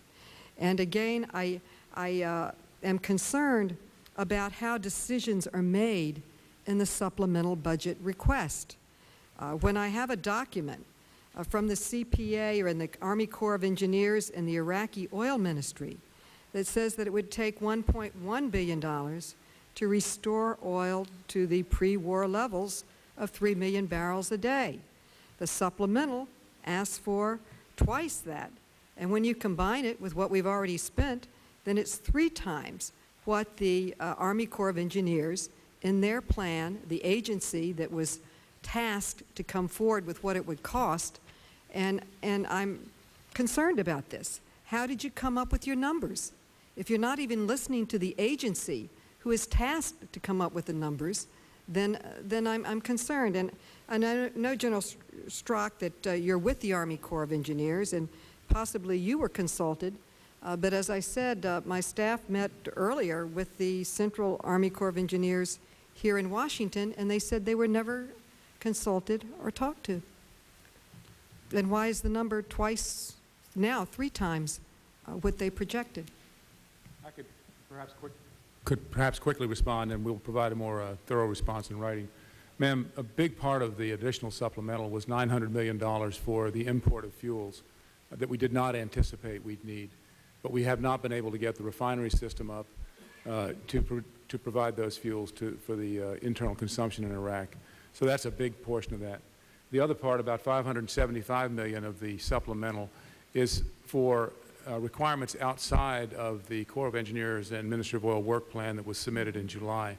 So those are longer range and yet very important elements. It's the development of the oil fields you mentioned, and it's also the building of a new refinery. Things that we know we need to get started on now to put the infrastructure in a position where it can truly support the needs of the nation. The rest, about $500 million of the supplemental, really has to deal with elements of the work plan that require more investment. Much of that has to do with security, the creation of rapid response teams to go in once the infrastructure is hit, to reduce the impact of the sabotage by rapidly returning it to service. So I think there's a fairly detailed accounting of that in the CPA request that shows those elements, which do aggregate to a good sum of money, but there's a good reason for each of those. And in fact, we were consulted throughout the development of this budget request. Well, the Army Corps of Engineers Central said they were not. And as I said, there were several items that appeared not to be involved in Reconstruction. I mentioned them earlier. I'll place them in writing. But my final question, will we get transparency before the vote?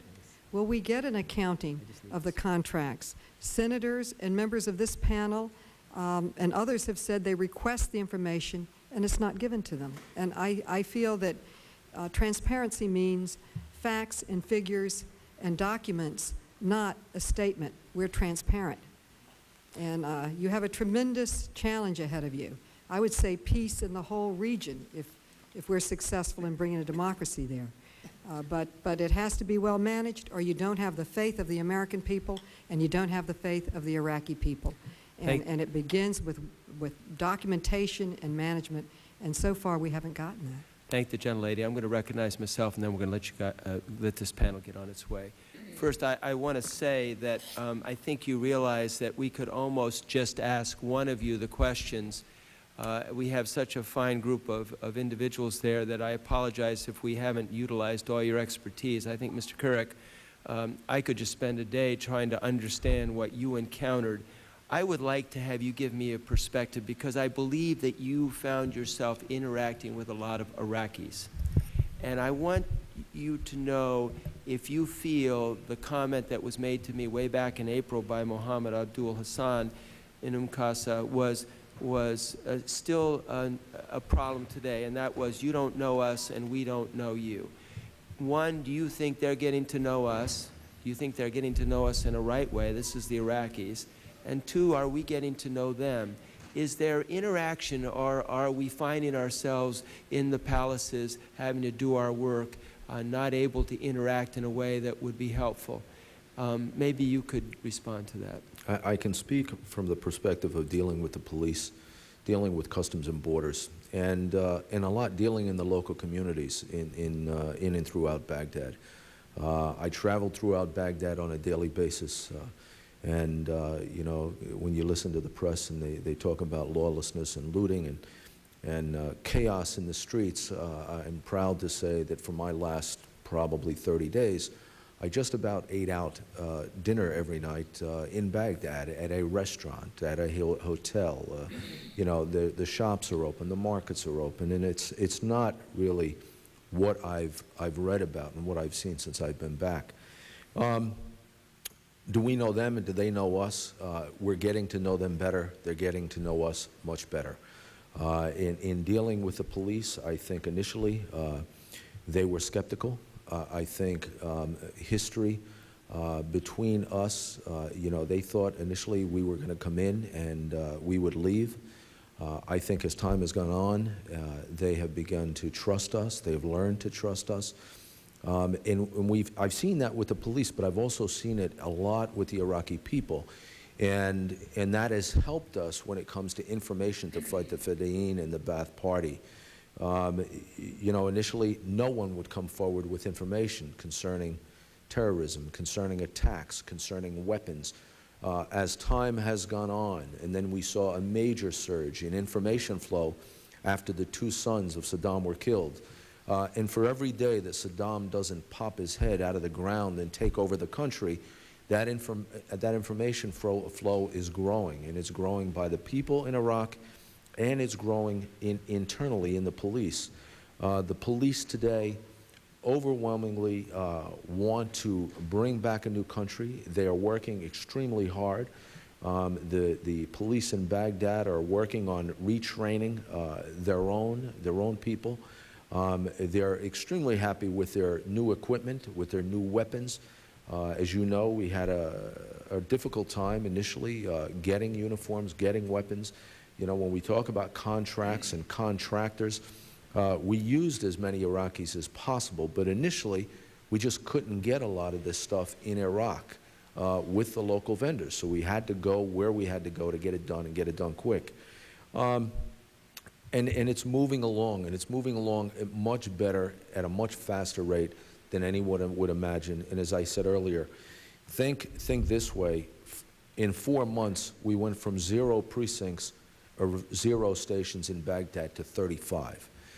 There is no way you could have done that anywhere in this entire country in 4 months. It just couldn't happen. We stood up 35 police stations, 400 cars, 3,000 radios, and I can go on and on.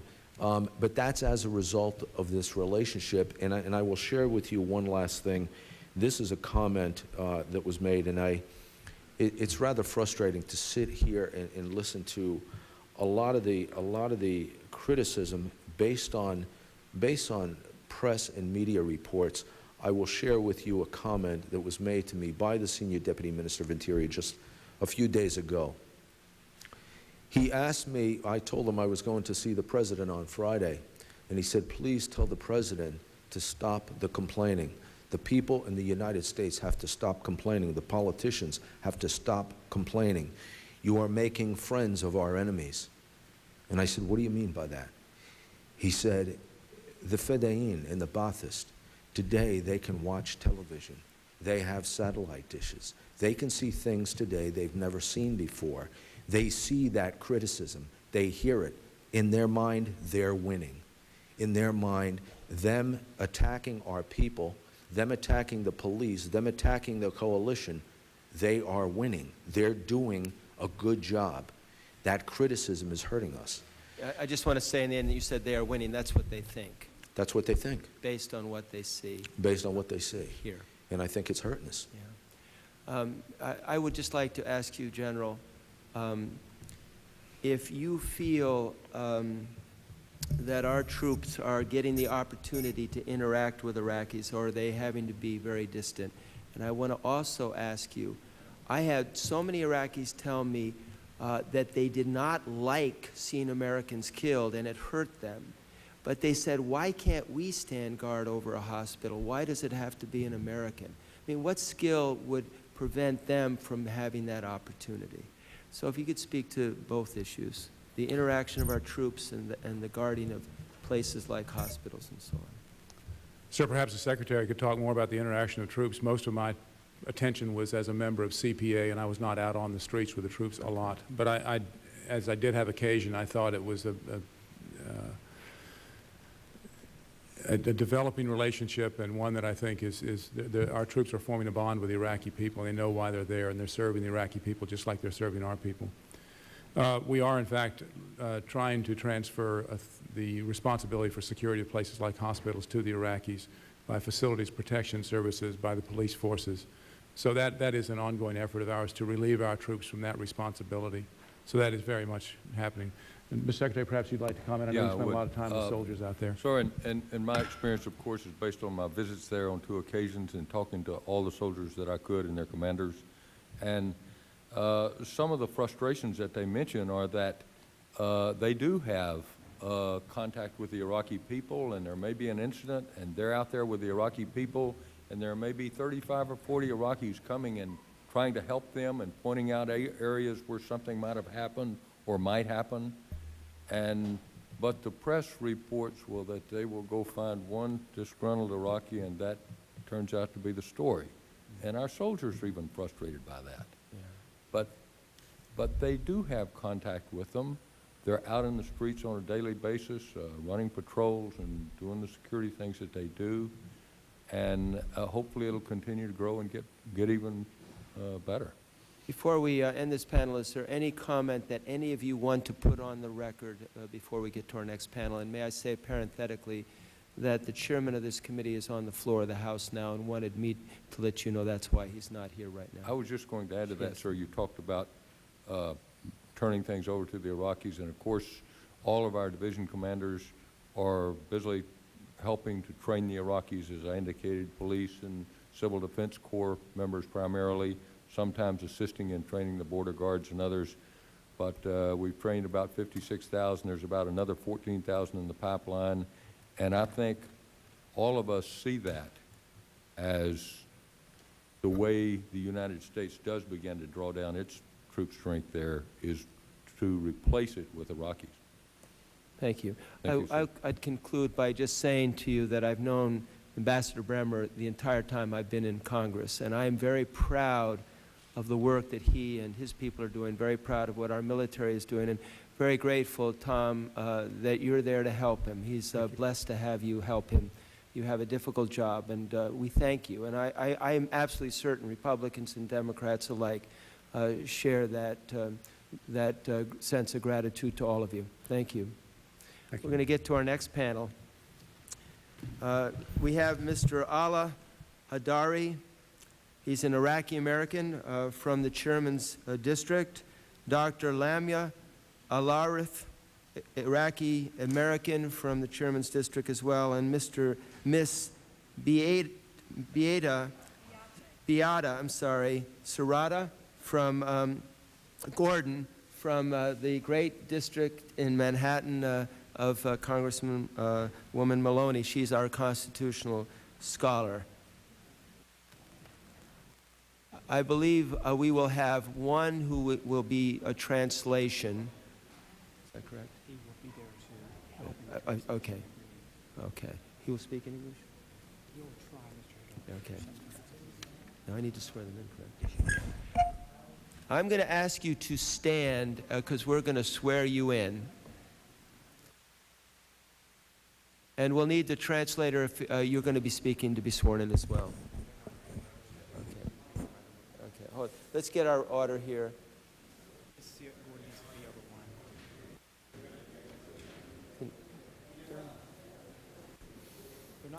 Yeah, we'll get it. We'll get it. Change the order. Just make sure that. Hold on one sec. You just maybe need to. Yeah, there we go. Okay. If you would raise your right hand, do you solemnly swear or affirm that the testimony you will give before this committee will be the truth, the whole truth, and nothing but the truth? We'll note for the record our witnesses have responded in the affirmative. It's an honor to have you here. I have been looking forward to this panel, And we will start with Mr. Allah Hadari. You will start with your testimony, sir. And, make sure the mic is on. Would you? Is it on? If you would move it up, please.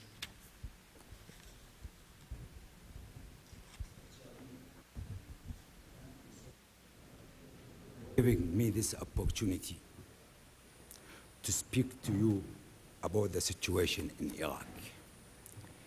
First of all, ridding Iraq of Saddam Hussein and his regime was the best thing the U.S. could do for Iraqi people. Regardless of controversy about how Saddam was removed from power. Secondly, this administration is putting forth a tremendous effort in rebuilding Iraq and establishing a normal life for the Iraqi people. But in spite of this huge effort, we still have a difficult road ahead of us because we don't have a clear and comprehensive plan. Mr. Chairman, allow me to point out a few issues which will help us establish strong ties with Iraqi people and can be accomplished in a 6-month period. First, the current governing council. This council does not reflect the Iraqi population. Also, does not have representative for many Iraqi provinces which have more than 1 million people in each of them. 1 million people. So we need to revise and enhance this current council structure. Second, disbanding of Iraqi army. We must accept the fact that disbanding the Iraqi army and police forces was a huge mistake. These forces played a vital part in keeping law and order. Most of the soldiers and policemen were against Saddam Hussein. Bringing them back will allow the U.S. military to move the bases outside of the cities, and this will keep U.S. soldiers out of harm's way. Third, the economy situation. The Iraqi economy situation is at rock bottom. Power, drinking water, healthcare, infrastructure, almost everything has been destroyed. And there are millions of unemployed Iraqis. So, reconstruction and economic revival must be top priorities. I think it is necessary for the U.S. to initiate a Marshall Plan-style program with a fund of $100 billion over the next 4 years. Much of this money should be financed by neighboring oil-produced states such as Saudi Arabia, Kuwait, Qatar, and the Emirates. I am surprised that this has not happened yet. Also, we must encourage investment by American business through cooperation with OPEC and Import-Export Bank. Fourth, ministry employee. Qualified Iraqi people are capable of managing their own affairs. And we should let them do so. They are more knowledgeable than anyone else in their affairs of their own country. Ex-employees of Iraqi ministries should definitely be rehired, and the U.S. administration can oversee their work. Fifth, local government. Each of 18 provinces must choose a governor and governing council. This will build confidence and a better relationship between the U.S. administration and different groups in Iraq. It will also relieve some of the burden of the U.S. administration in Baghdad. Mr. Chairman, in summary, there are 5 things that must be done in Iraq. Number 1, revise and enhance the governing council. Number 2, rehire the Iraqi soldiers and policemen who were not part of the Saddam regime. Number 3, bring back Iraqi employees of the ministries, except those who were loyal to Saddam Hussein. Number 4, organize the administration of all 18 Iraqi provinces.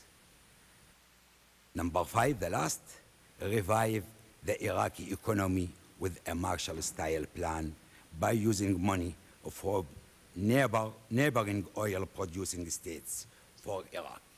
These countries have the money, and it is for their well-being and for the stability of the region. Thank you very much for the time, and I will be happy to answer any of your questions. Thank you very much. Our next witness will be introduced by her representative. Thank you so much, and I want to thank Chairman Davis and you, Acting Chairman Shays, for including in our panel one of the most extraordinary women, I would say, in the world, although she's often unrecognized, Beate Gordon. And her story is groundbreaking and important because she single-handedly created civil rights for Japanese women. And I hope that we will be able to create civil rights for the Iraqi women and the Afghani women. She was born in Vienna, grew up in Tokyo, and became fluent in the Japanese language. Just before World War II, she came to America to attend Mills College. Because of her fluency in Japanese, she was hired by the Foreign Broadcast Intelligence Service during the war to listen to and interpret radio broadcasts from Japan. At that time, she was one of 66 Caucasians who could speak Japanese.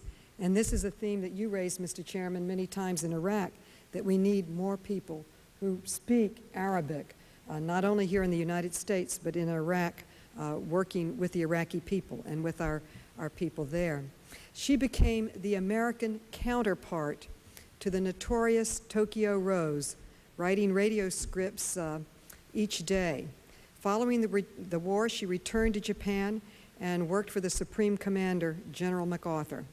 She became one of the drafters of the 1947 Japanese Constitution, the only woman at the table, and she wrote a book about her experiences. She was assigned to draft the section of the Constitution relating to women's rights. At the time, Japanese women had no say in marriage, divorce, education, property, or inheritance rights. The provisions she drafted gave Japanese women fundamental constitutional rights that literally changed their lives and the society.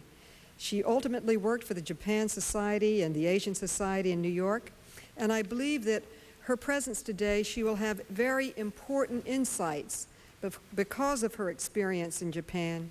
She originally drafted 25 provisions guaranteeing civil and social welfare rights for women. Only one of these provisions made it into the Constitution. And she was told that the rest would be adopted by the government, the bureaucrats. 50 years later, not one of her other provisions made it into law.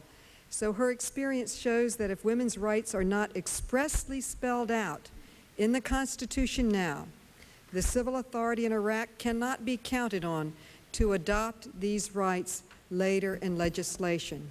So I thank her for the role that she played in guaranteeing rights for women in Japan, and I earnestly hope that the drafters will be as successful as she was as they draft the new Constitution for human rights for all people in Iraq. Thank you for your life service, Ms. Gordon.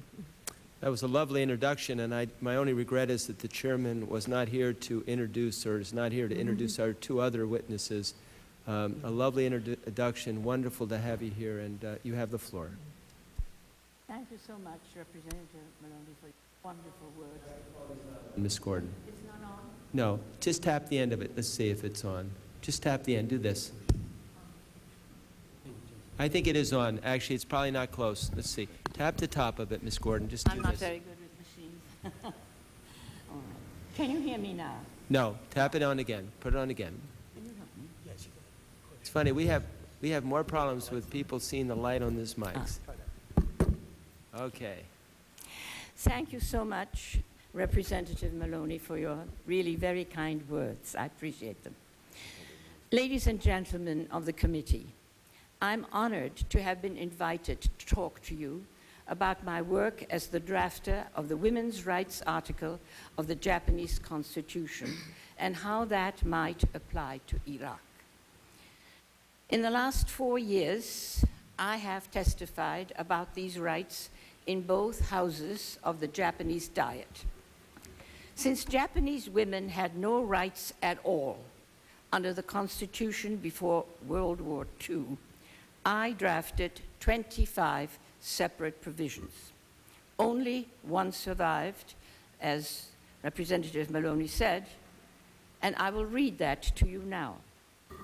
Marriage shall be based only on the mutual consent of both sexes, and it shall be maintained through mutual cooperation with the equal rights of husband and wife as a basis, with regard to choice of spouse, property rights, inheritance, choice of domicile, divorce, and other matters pertaining to marriage and the family. Laws shall be created from the standpoint of individual dignity and the essential equality of the sexes. I also collaborated on Article 14, which in part reads, "All the people are equal under the law, and there shall be no discrimination in political, economic, or social relations because of race, creed, sex, social status, or family origin." In 1946, I was working for the government section of General MacArthur's GHQ in Tokyo. On February 4th, 1946, General Whitney called about 20 of his staff members for a top-secret meeting.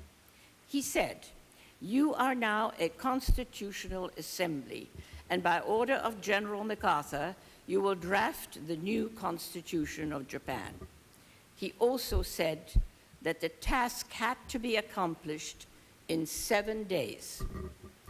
I was in the Political Affairs Division, which was ordered to write the chapter on civil rights.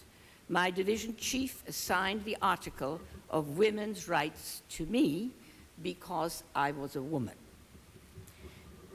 I immediately researched many of the world's then existing constitutions and compiled detailed women's rights articles, including specific social welfare rights for women and children. When I presented my draft to the chief of the steering committee, Colonel Cadiz, he said, "Beate, you have given the women more rights than are in the US Constitution." I replied, "That's not difficult, since the US Constitution does not even mention the word woman." Eventually, the social welfare rights in my draft were eliminated because the steering committee felt that they were not appropriate for a constitution, but belonged in the civil code. I argued that the Japanese bureaucrats would never write such laws into the Civil Code. Colonel Cady said, "Don't worry, we will be here for a long time and we will see to it that they get in." Unfortunately, this did not turn out to be so. 56 years after the Constitution was promulgated, social welfare rights for women have not entered the Japanese Civil Code. When I lecture in Japan, I'm always told, if only your social welfare rights had been in the Constitution, how much struggling we would have avoided.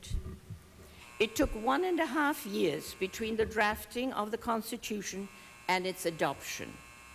Now, Japanese women are exercising the constitutional rights they received as a result of American participation in preparing the post-war Constitution.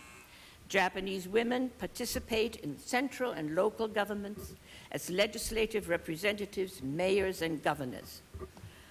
Women have held positions as Speaker of the House, Chairman of a political party, Supreme Court Justice. Women are also prominent in the media as reporters, talk show hosts, documentary filmmakers, and editors. Women practice law. One woman is even the CEO of the largest publishing firm in Japan. But the one field where Japanese women have not made enough progress is in the corporate world, but they are trying very hard. Although conditions in Iraq are quite different from the conditions in Japan in 1946, certain lessons can be learned. Women who have been suppressed all over the world for many centuries must be made equal with men in any real democracy. Women everywhere are peace-loving, interested in social issues, in education for their children, and in living a useful life. Women all over the world are demanding equality. I think that Japanese women who have gone through the miseries of war, the deprivation of housing and food, the reconstruction of devastated cities, and the institution of a new constitution are in a unique position to serve as models and advisors to the women in Iraq. I am sure they will urge the women of Iraq to make sure that their new constitutions include not only fundamental rights, but also social welfare rights. May the United States help them in this noble cause, as it did so successfully in Japan. Thank you very much. Thank you, Ms. Gordon. As I look at you, I think you must be an imposter to tell me that somehow you were involved in legislation in the 1940s. Ms. Alarif, Dr. Alarif, excuse me. Thank you. Good afternoon now. I'll read my summary in the interest of brevity. I wish to thank the Office of Congressman Davis for giving me the opportunity to appear before this distinguished committee to share some of the observations and reflections on the events of post-war Iraq from the perspective of an American who was born in Iraq. The mere fact that I'm appearing before you in this public forum is a sign of a significant accomplishment directly resulting from the fall of Saddam Hussein. Prior to this time, I would have had serious concerns for the safety of my family had I taken such a public position on any matter relating to Iraq. Many questions were posed by Congressman Maloney and by Congressman Shea on some things that are happening in Iraq, or some questions. I hope throughout my soliloquy now, some of them might be answered. Therefore, I hope you will forgive me for diverting the conversation into a little bit more of a historical perspective of the social and forces that have shaped the political destiny of Iraq, and they continue to do so. These are contradictory religious, ethnic, and social factors which can be grouped into 4 groups. One we're all very familiar with is the religious and ethnic diversities. The second is the traditional, tribal, conservative value system. This has played and continues to play a very divisive influence on Iraqi politics. The third is the ever-growing middle class, which was the unifying factor among all these political factions. And finally, there is the working classes. Combination of the various wars that were initiated by Saddam and the crippling effects of the embargo effectively gave Saddam Hussein a free hand in eliminating any and all opposition to his party and his politics. Therefore, the Iraqi people could not overthrow him and needed the help of outside power like the U.S. and its allies. My humble observations as to the situation in Iraq are in winning the hearts and minds of the Iraqi people are as follows.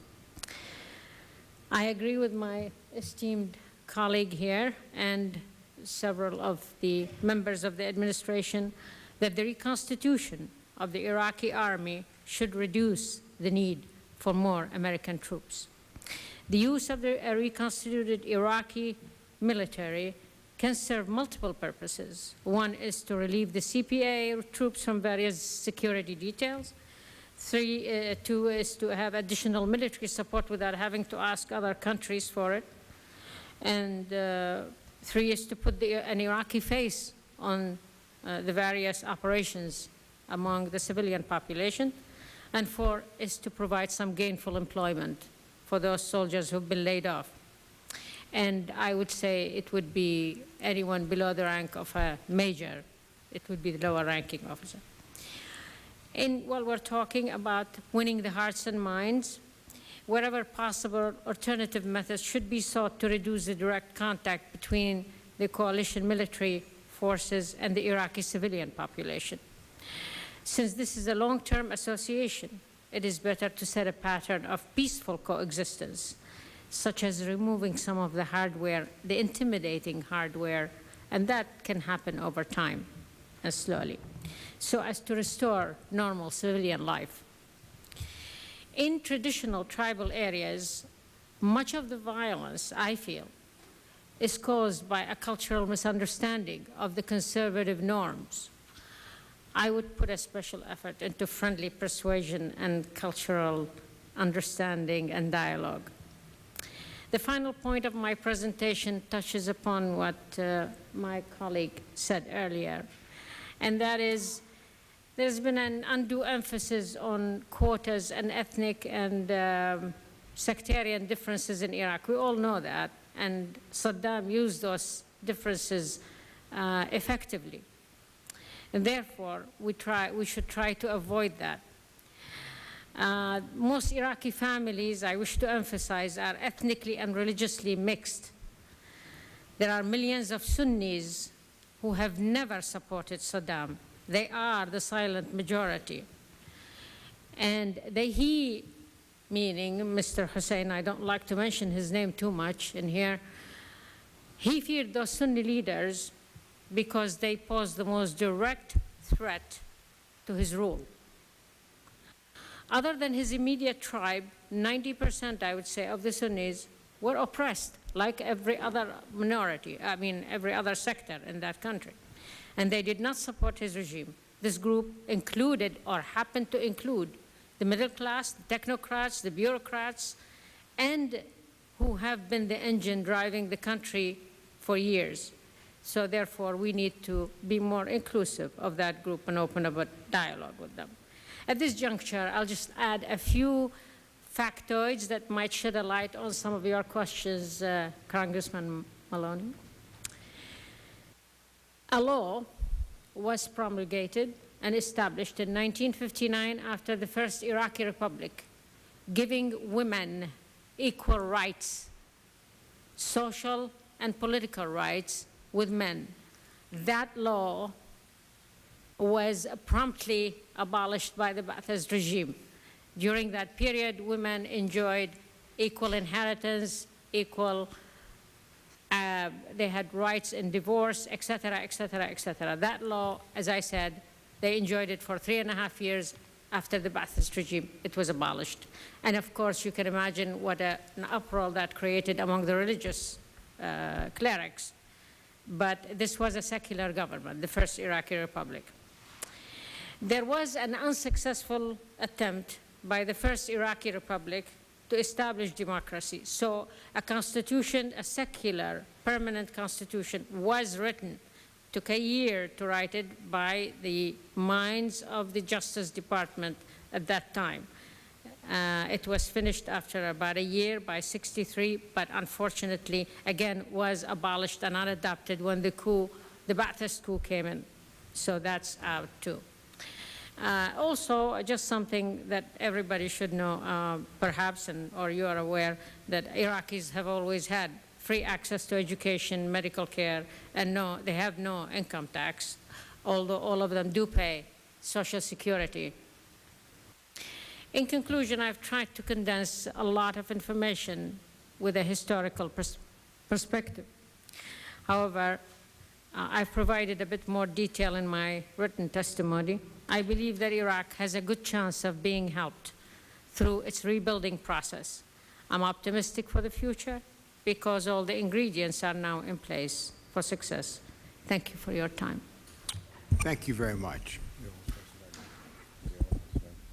Thank you all. I apologize for missing the first three speakers. I was on the floor managing a bill that came out of the committee. As the chairman, I had to do that.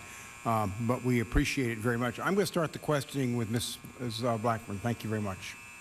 Thank you, Mr. Chairman. And I want to say thank you to each of you for taking your time to come and to talk with us and be before us today. Looking at Iraq and the reconstruction efforts and you're moving forward and having a healthy, productive, viable country is so very, very important to us. And Dr. Al-Arif, I enjoyed your comments very much and appreciate those. And I have a constituent who is an Iraqi-American physician, and he is currently back in Iraq and working with the coalition partners in rebuilding the medical training facilities and the programs that will train nurses and doctors. And some of the correspondence that I have had with him is that, you know, he says if anyone doubts that we have made an impression, they need to be here. And if anyone doubts that Saddam Hussein had or used or exposed his people to chemical weapons, that they need to be here and see some of the children that are suffering from leukemia and other diseases. And I think he holds the position that many of us do, that Saddam Hussein himself may have been the biggest weapon of mass destruction. And I would like for you to talk for just another brief moment, if you will, about the medical care delivery systems and how quickly you see all of that coming back up to what you would consider to be par. Please forgive me if I keep looking at the historical perspective, because I think there was much achieved in Iraq in the 60s, before pre-Saddam era. Therefore, I don't know how bad it is right now, but I can tell you how good it was before. Iraq was considered the most advanced Middle Eastern country in terms of medical care.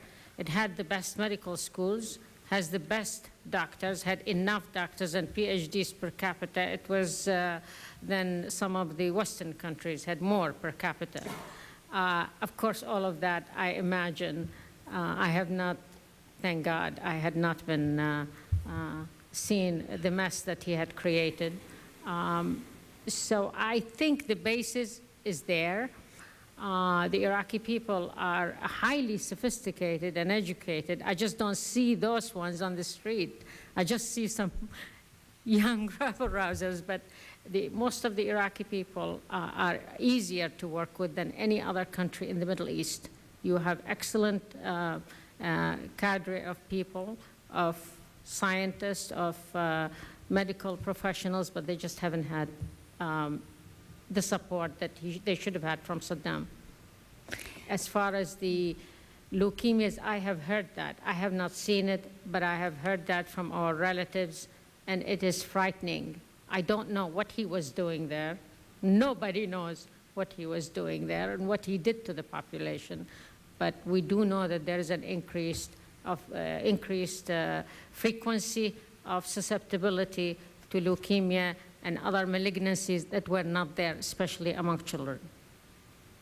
Thank you, ma'am. I know I've certainly appreciated the work that this constituent has relayed that he is doing. As I said, he's Iraqi by birth, Iraqi-trained physician, left there in '91, came to the U.S., received his citizenship, has worked and lived in, is in my district, has a wonderful family, and now he is back there to help his people and to share the excitement that I know all of you share and have with the opportunities for freedom. And that leads to my next question. Ms. Gordon, I've been so intrigued with what I see as a fabulous opportunity for the Iraqi people as they move forward writing their constitution.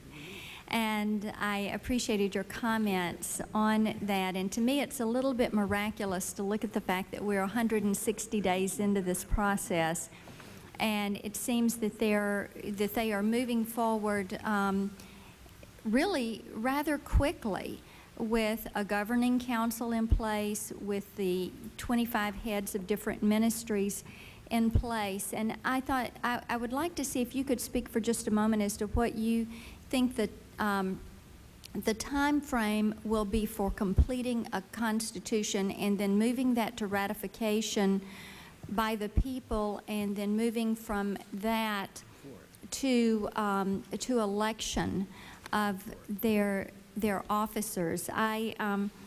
You know, do you think we're looking at a 5-year period, a 3-year period, or what would be your thought on that? In Japan, it took 1.5 years.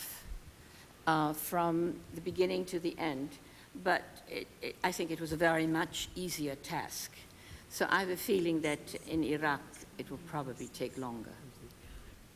Okay. Dr. Al-Arif, do you have some comment on that you'd like to share with me? I agree with her in the fact that academically speaking, that's appropriate. But in reality, as I said, we have had maybe 2 constitutions. One was the monarchy constitution, and then it was redone, as I said earlier, by the first Iraqi Republic, and this was done by professionals, the Justice Department, Court of Appeals, all the judges. This was a functioning government with highly educated people, and they wrote a secular constitution.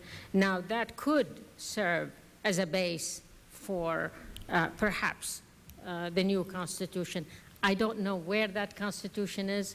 I'm sure there are some copies somewhere that the Ba'athists have hidden in Iraq, but that addressed a lot of the questions at that time, and it could be updated to the present because it was highly secular and it was opposed by the clerics and the religious groups, so it must have contained something quite good for women, yeah. Thank you, Dr. Al-Arif. Thank you, Mr. Chairman. Thank you very much. Ms. Maloney? Thank you so much. And I thank all of the panelists, and I want to publicly thank you, Mr. Chairman, for including Mrs. Beate Gordon at my request to testify. She has brought important insights. And Dr. Al-Arif, your historical perspective is tremendously helpful, and I would really like to organize a meeting with the Women's Caucus for you to come and share your insights. I think it would really be very, very important. I can't underscore, particularly after reading Mrs. Gordon's book, how important it is to get these rights in the Constitution, because even in America, you can't get rights into the Constitution. It's very hard. The document is tremendously important. And I was very concerned about a news report, and I'm going to find that article and send it to you, about a Gallup poll that was taken in Iraq and I found it disturbing. It said that that the Iraqis didn't want the women to have as much freedom as they'd had under Saddam Hussein. I mean, I found that hard to believe. But I am very concerned about the Constitution, because it would be a tremendous travesty if the women do not, at the very least, hold on to the rights that they had in the constitutions that were written in 63 and whatever you said, 58. And when I was there, I met many educated doctors, teachers, women who were very involved in rebuilding their country and actually very part of the fabric of it. So I just want to know, do you think that there will be difficulty in drafting the Constitution? I understand there will be a number of women on the Constitutional Committee getting these rights in the Constitution, the right to vote, the right for medical care, the right for education, the right for really the rights that really Mrs. Gordon outlined in her testimony. Do you think there'll be any problem? I don't. It's a little different. You know, we're addressing two different things. I'll explain myself in one second, very briefly. In Iraq, or in that culture, especially in Iraq, women have always had rights for guaranteed under whatever things, but they were not all specifically equal. They had a right of inheritance, they had right of, like a woman my age, I'm not young, but my mother was, who is in her late 80s, was a teacher. Her classmates were doctors, judges. What country, show me, at 85 has these people? So they had that right, but they did not have social rights, such as the divorce. These have to do with religious Sharia. So divorce, inheritance, we have 1 to 2, 1 for women, 2 for men. It's guaranteed. You get an inheritance, but it's not equal. So therefore, I see only a problem if the religious clerics start objecting to the fact that, oh, this is against this, and it has to be a completely secular social welfare for women. As far as rights are concerned, I am appalled, to be honest with you, as to the condition of women under his regime, meaning, I don't want to mention his name continuously, under the old regime of Saddam Hussein versus the first Iraqi Republic, even the second Iraqi Republic. By the way, we're going to be on the fifth Iraqi Republic now. But in the 60s and 70s, women had a lot more rights. And even in the 50s, we began to have these rights, only to be reversed by Saddam by adopting this so-called phony religious overtone, which he never believed in anyway, but it served this political purpose. So he abolished that. I have a few seconds left. In this book by John Dower, Embracing Defeat, which really goes through the Japanese experience in writing their constitution and building their country. And Ms. Gordon, you are treated very positively in this book with your role with the Constitution. But they talk about a peace clause that they placed in the Constitution, and this was about the defense of the country. And I would like Mrs. Gordon to respond to it. And also, Dr. Alarif, you were saying we need to employ and build the Army. And you said to protect people, protect the streets, and this so forth. And I'm all for that.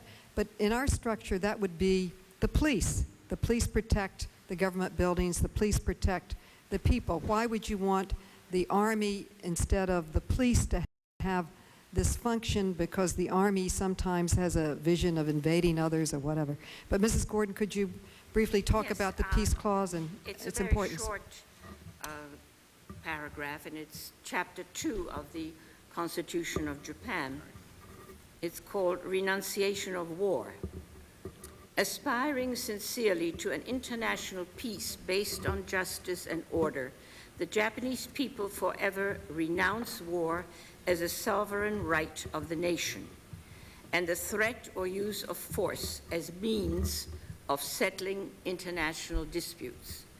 In order to accomplish the aim of the preceding paragraph, land, sea, and air forces, as well as other war potential, will never be maintained. The right of belligerency of the state will not be recognized. It is true that the Japanese have built a defense force, because it doesn't say here that you can't defend yourself. It doesn't specifically say you can defend yourself, but it doesn't say that you can't. And so they have built a defense force. However, in these 56 years since the Constitution has been active, no Japanese soldier has been sent outside of Japan. No Japanese soldier has killed another soldier, neither has any Japanese soldier been killed. And not many countries can say that. Costa Rica has also a constitution in which an army is not permitted. They don't have an aggressive army. They also don't have a defensive army. But I think that is one of the great things about this constitution, that it may lead to peace if other countries in the world would also have such clauses that are against war.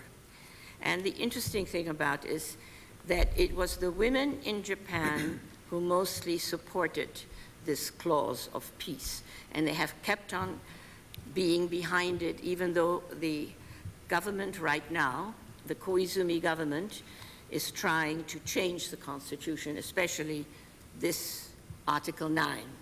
They want to participate in peacekeeping forces for the UN, and they want to be, quote unquote, a normal nation. And it is very sad to think that the ability to make war is normal. So I don't know what will happen, but in the meantime, it has, I think 65% of the women have come out against any amendments to the Constitution, especially, of course, not to the renunciation of war. And I think very few people know about this. I'm so glad Representative Maloney asked about it, because very few people in general in the United States know about this clause, and I think it's something to think about. Do you want me to address your question? Go ahead. Sure. Go ahead. The reason I have given in my written testimony a brief history of the Iraqi army. It never belonged to Saddam. He did not organize the Iraqi army. The Iraqi army was organized in 1921 by a British mandate. And it became the most highly respected and educated group of people that came in there. Its history is very rich. I don't know what Saddam did to the army, but I don't think most of them, the rank and file, was not loyal to him. He had his own little... But my specific question was why the Army and not the police force for protection of people, etc., which in our structure, as you know, the police protect our people, protect our buildings. I understand. The Army is defensive. The Army's the Army. You know. Well, because of the historical role that the Army played versus the police. Police in Iraq, psychologically, the Iraqis don't like their police because they were always used as spies, as intelligent agents. They hurt. It's a psychological turnoff. Okay, so when they see a policeman, there's no respect. You know, they get no respect. But the Army has always been on the side of the people, so they always like to see an Army man. They trust them more. Thank you very much. Mr. Hadari, can you tell us how we can get the Shias to help us with the old Ba'athist regime, turning these people in and breaking their underground network?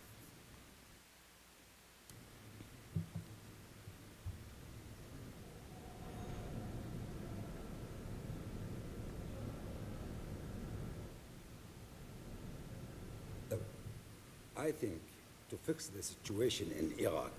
Can we get closer to the microphone? to fix the situation in Iraq, we need to talk about Iraqi total people, not one group. If we talk about one group, that will be very dangerous for us in the future in Iraq.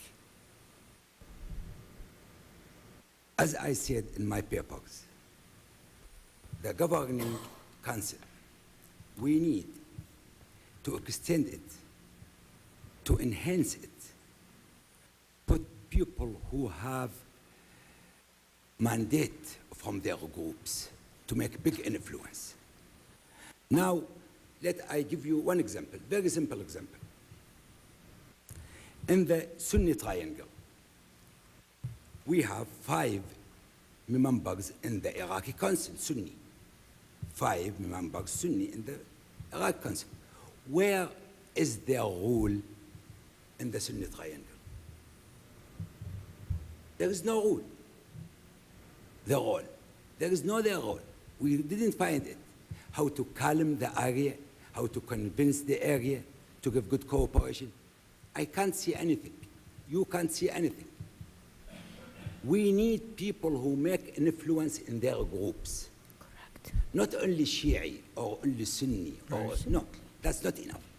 Absolutely. We have 5 Sunni now in the council. There is no influence in the Sunni area. We have 13 Shia. Some of them have some influence. But also there are a lot of Shia who have good influence outside the council. We need to have dialogue. These people are not against US. The people who are not in the council are not against US. No. But we need to open nice dialogue with them to develop the council. About the army, excuse me, Shia and Kurdi and Kurd in general against the army because they believed army is Sunni organization. From 1921 until 1963, you can find high rank in the Iraqi army from Kurd, from Iraqi Turk, from Arabic Sunni. But it is very, very few people, Shia, with high rank. From 1963 until 2003, the most of the high ranks in Iraqi military, the Iraqi army, are Arabic Sunni. So now, when we want to rebuild Iraqi army to help US, we need at least 300,000 Iraqi soldiers. Soldiers, all of them against Saddam Hussein. I will not say most, I say all of them. That means it is not right to disband this army. All the soldiers against Saddam Hussein. High ranks avoid them. But lower ranks, keep them to help us. Keep them to help us. In Iraq, there was school and high school, high college for officers and high officers. These schools started in 1930s. So we need to depend also in the army to fix the problem, not the Shia. Well, let me ask everybody, what can we do to try to get more Iraqis maybe to go back and help us with translations, intelligence gathering? We actually have a shortage of people that can do that kind of communication right now. You'd have to have proper screening. Is there anything that we could do, any signals we can send to American Iraqis that may want to help us in that? Or let me just start with Dr. Al-Rif. Are you talking to me? Yes. Congressman Davis, I'll just say Sure. one comment on one thing he said, because I basically agree with Mr. Haidar. except one small, I'll just correct you once, and that is the General Abdul Karim Qasim was a Shi'i, by the way. Oh yeah, he was Shi'i. Anyway, let's get back to that. We basically are in agreement about the Iraqi army, and I did suggest earlier that we do use the lower ranking officers, so that's an agreement. How to galvanize the Iraqi Americans, I would probably, I mean, what you need are some soldiers basically on the ground going with the soldiers translating, so you can't have PhDs doing that for you. So what you need is perhaps look at where are the Iraqis concentrated, maybe around the Detroit area, maybe around, you know, I don't know where they are, maybe Northern Virginia. Put out some kind of a feeler that we would like you to participate in this for X amount of time. And you may be surprised to get, you know, but they do have to go the screening mechanism and all that. But I'm sure in your district, for example, in Northern Virginia, there are a lot of Arabs and Iraqis, but mostly we need Iraqis. Yeah, one of the governors of one of the provinces over there that was just elected had been in the PTA with me at Belvedere Elementary School. He had gone back to Iraq and been elected governor in his province. Ms. Maloney was there with me when we had a reunion. So we're seeing some of that, but I think more of that would be helpful. And when we talked to military leaders, they thought that would be helpful as well. Absolutely, absolutely, and I agree. A lot of people, of course, came here because of Saddam and the fact that it was being oppressed, and you know, we could use their help. So we need to figure out a way to do our best recruitment on that. But I think that could help our cause. Absolutely. Mrs. Gordon. Oh, Ms. Gordon, please. May I make a very short comment of course, on what please, Mr. please. Haidari said? Because in Japan, I think General MacArthur had very much the same idea of using the Japanese in various phases of the society. And what we had was a political purge, it was called. We also had an economic purge. It was a little bit like the denazification program in Germany. And as you said, the higher-ups in the army maybe should not be used, but the people lower down. That's exactly what we did in general. We had lists of who had been in what kind of militaristic group, who had been, you know, an ultra conservative, etc. And the Japanese government provided that for us.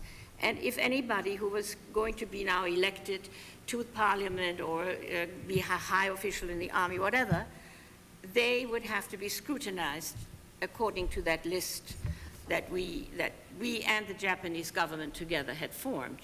And so there were many people later on who got back into government or got into the army who, you know, had not been on the correct side, but they were on a lower level. They did not have the power of the higher level, and it worked very well in Japan. Okay. Let me ask, it seems that much of the Ba'ath Party, instead of fighting us in the north, took off their uniforms and went back into the population, and their strategy seems to be to you know, become terrorists, take out as many Americans or whoever else they can, get publicity, and hopefully America's will dissipate. America will give up, go home, and they can come back into power. It seems to me that's kind of what their strategy. They're not winning strategic victories by what they're doing, but they're hopeful that they can have an effect back here and discourage us from pulling out early, and then they have a shot to come back into power. What's your analysis? When I say that, is that a fair analysis? I'll start, Doctor. Yeah. You know, the Baathists have had now 2 shots at Iraq, and they messed it up both times. This last time was a total disaster to the people. Right. After what the Iraqis have seen right now, and I think we're making too much of an issue of these people. I think they're just going to die a natural death, you know. But they're killing. The problem is that's where the disturbances are. If you didn't have that, it would be a much different situation. I understand, but how do you know, if you look at Iraq's history, there had been several revolutions, And whenever there's a new revolution, and let's assume this was like a revolution, but from the outside, it takes time and to purge the old regime. So la régime ancien has to be gone.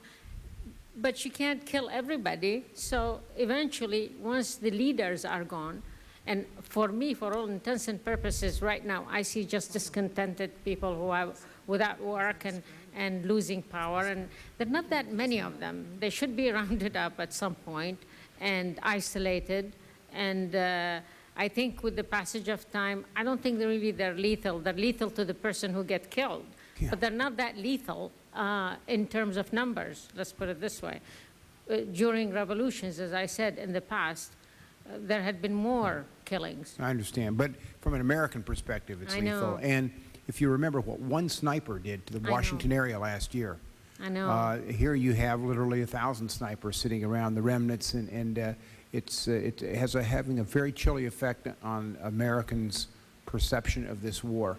And we have to take them out as quickly as we can. And we can't do it without cooperation from the Iraqi people.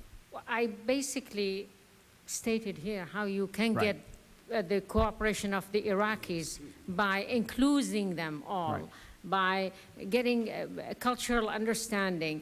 They come around. They really do come around. I think they are so tired of those wars and Saddam and his problems, and they need to live a normal life. So I think by inclusiveness and making life more normal for the civilian population, you may be seeing it now, I think. I don't know. I haven't been to Iraq, but I think you're seeing it a lot. Things are a lot better now than they were before, aren't they? Yeah. Right? So perhaps. Okay, Mr. Zari. I believe there are two ways to eliminate Saddam Party. First, we need to open office for investigation. We will not know Saddam people, some Saddam lawyer, followers, about 10,000, let me suppose them, not more, by our detective. We need to depend on Iraqi people to know them. How? By investigation. Let Iraqi people come to this kind of office and give us their names, give us their history, and then we can find them, or Iraqi people will help us to arrest them. This is one way. Another way, we want to build good relationship with Iraqi people. Iraqi people should be our eyes in all areas. If we can build good relationship, we can eliminate Saddam and his party. Sorry to say that, until now, we didn't build that well. I give you the best example. Shiite suffered from Saddam a lot. Massacre, the best example. And until now, they don't help us well. They are watching the situation. They are watching the situation. We need to deal with them, to attract them to our side. If we do that, we eliminate Ba'ath. Ba'ath is not a problem.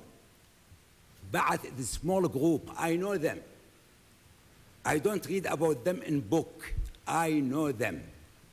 Ba'ath is not dangerous. No, we can eliminate them very easily, but we need to depend on Iraqi people. When, how, this is the question. Thank you. Thank you very much. Mr. Janklow. Thank you, Mr. Chairman. Ms. Gordon, if I could ask you, ma'am, when did the occupation by the Allies end in Japan? Do you remember? When did it? When did the occupation by the Allies end in Japan? It's, as you know, it started in 45 and it ended in 52.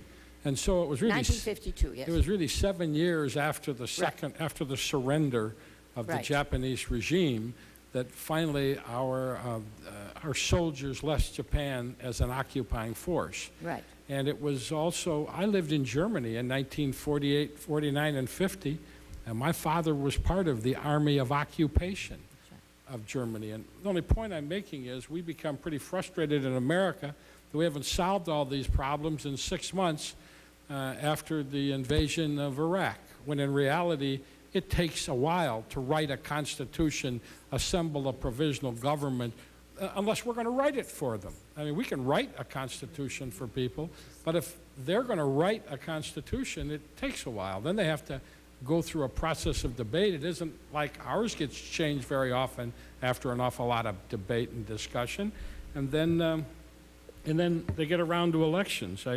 So the point I was trying to make is these things take time. Iraq wasn't just waiting there to throw off the yoke and rise up and do all of these functions.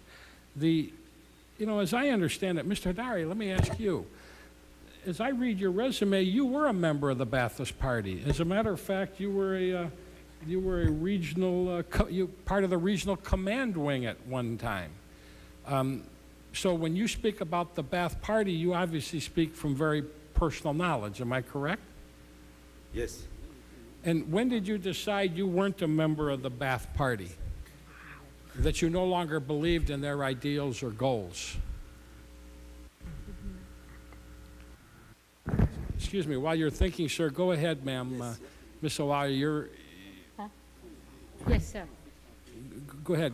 Do you have a response to that?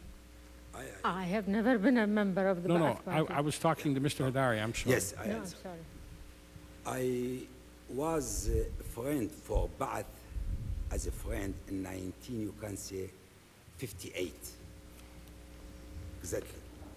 I see. Okay, excuse me. Go ahead.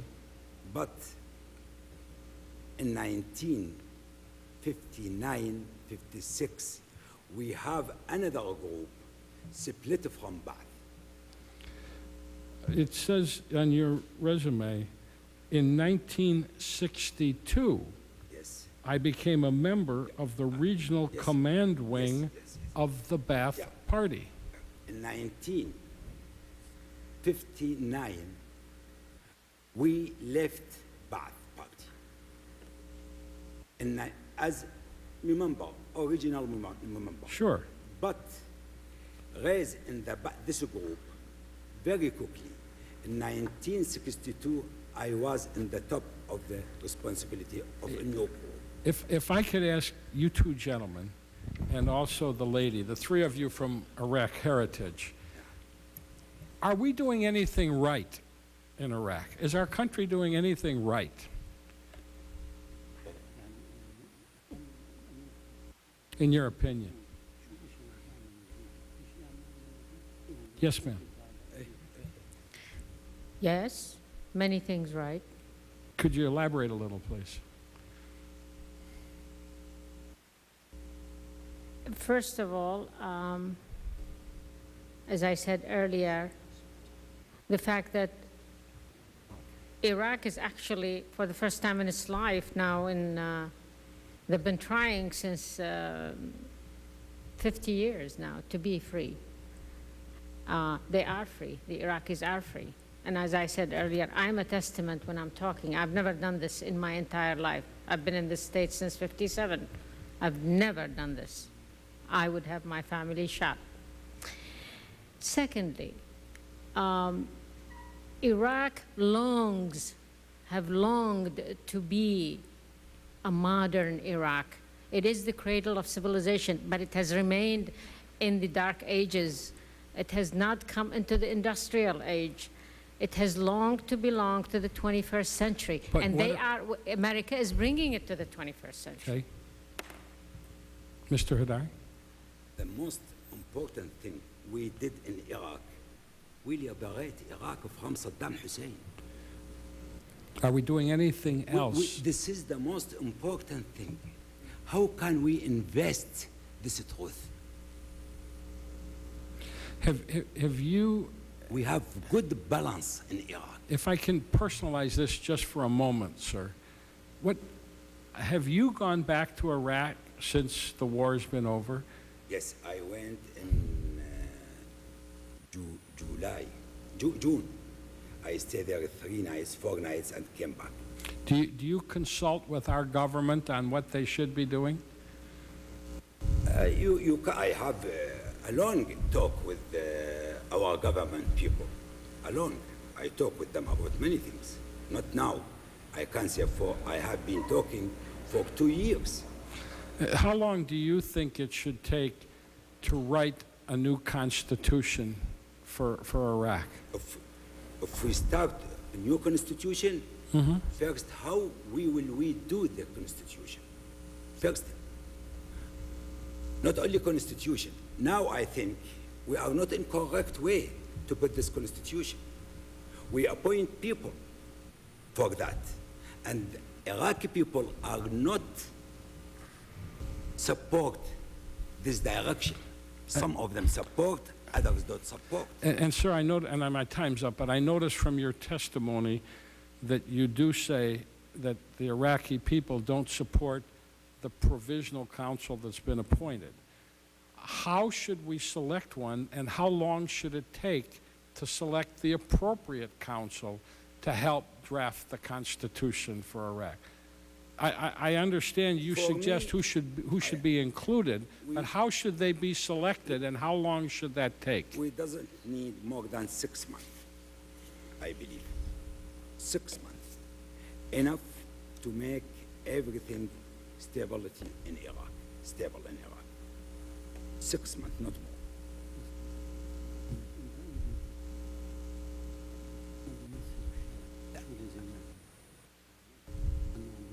If we extend this council, we can extend the council. I don't want to say to cancel it. Extend it, enhance it. We can choose a lot of people to make this council stronger, make good influence in Iraqi people. Means expand the council. In other words, the basic council is okay, it needs to be enlarged.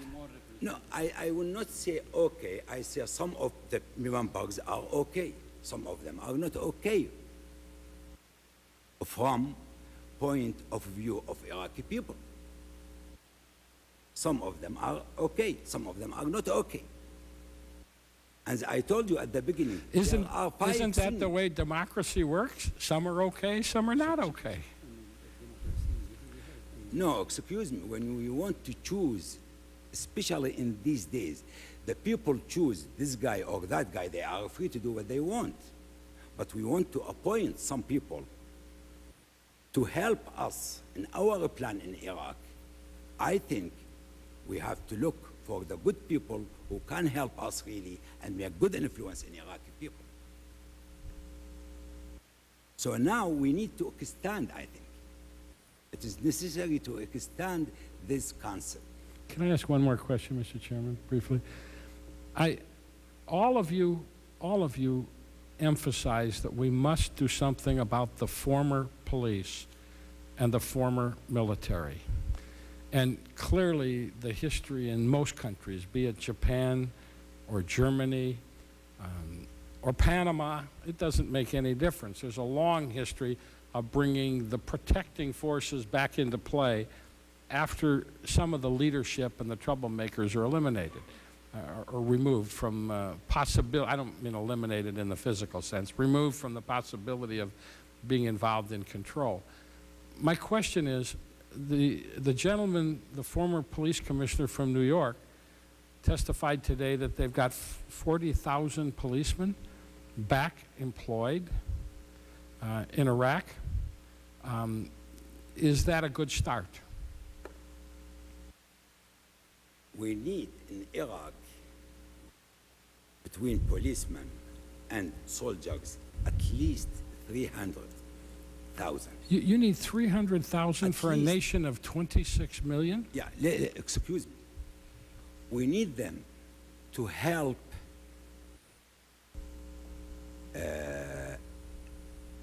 our administration there and Iraqi people to reach the peace inside Iraq. If we depend, because I prefer, in my opinion, and I testify, I prefer if we let our army be outside of the Iraqi cities. We don't want to see our army to have any conflict with Iraqi people. We have army in Iraq, not policemen. So we want to depend on Iraqi police, not American soldiers. That's much better to us. Also, it is much better to us than asking Turkey. And we have some differences now in Iraq, because ask about Turkey army to come in Iraq. Let us depend on Iraqi army. And Dr. Alarif, you say that the Iraqi people don't like the police, so have the army do it. He says they don't like the army, have the police do it.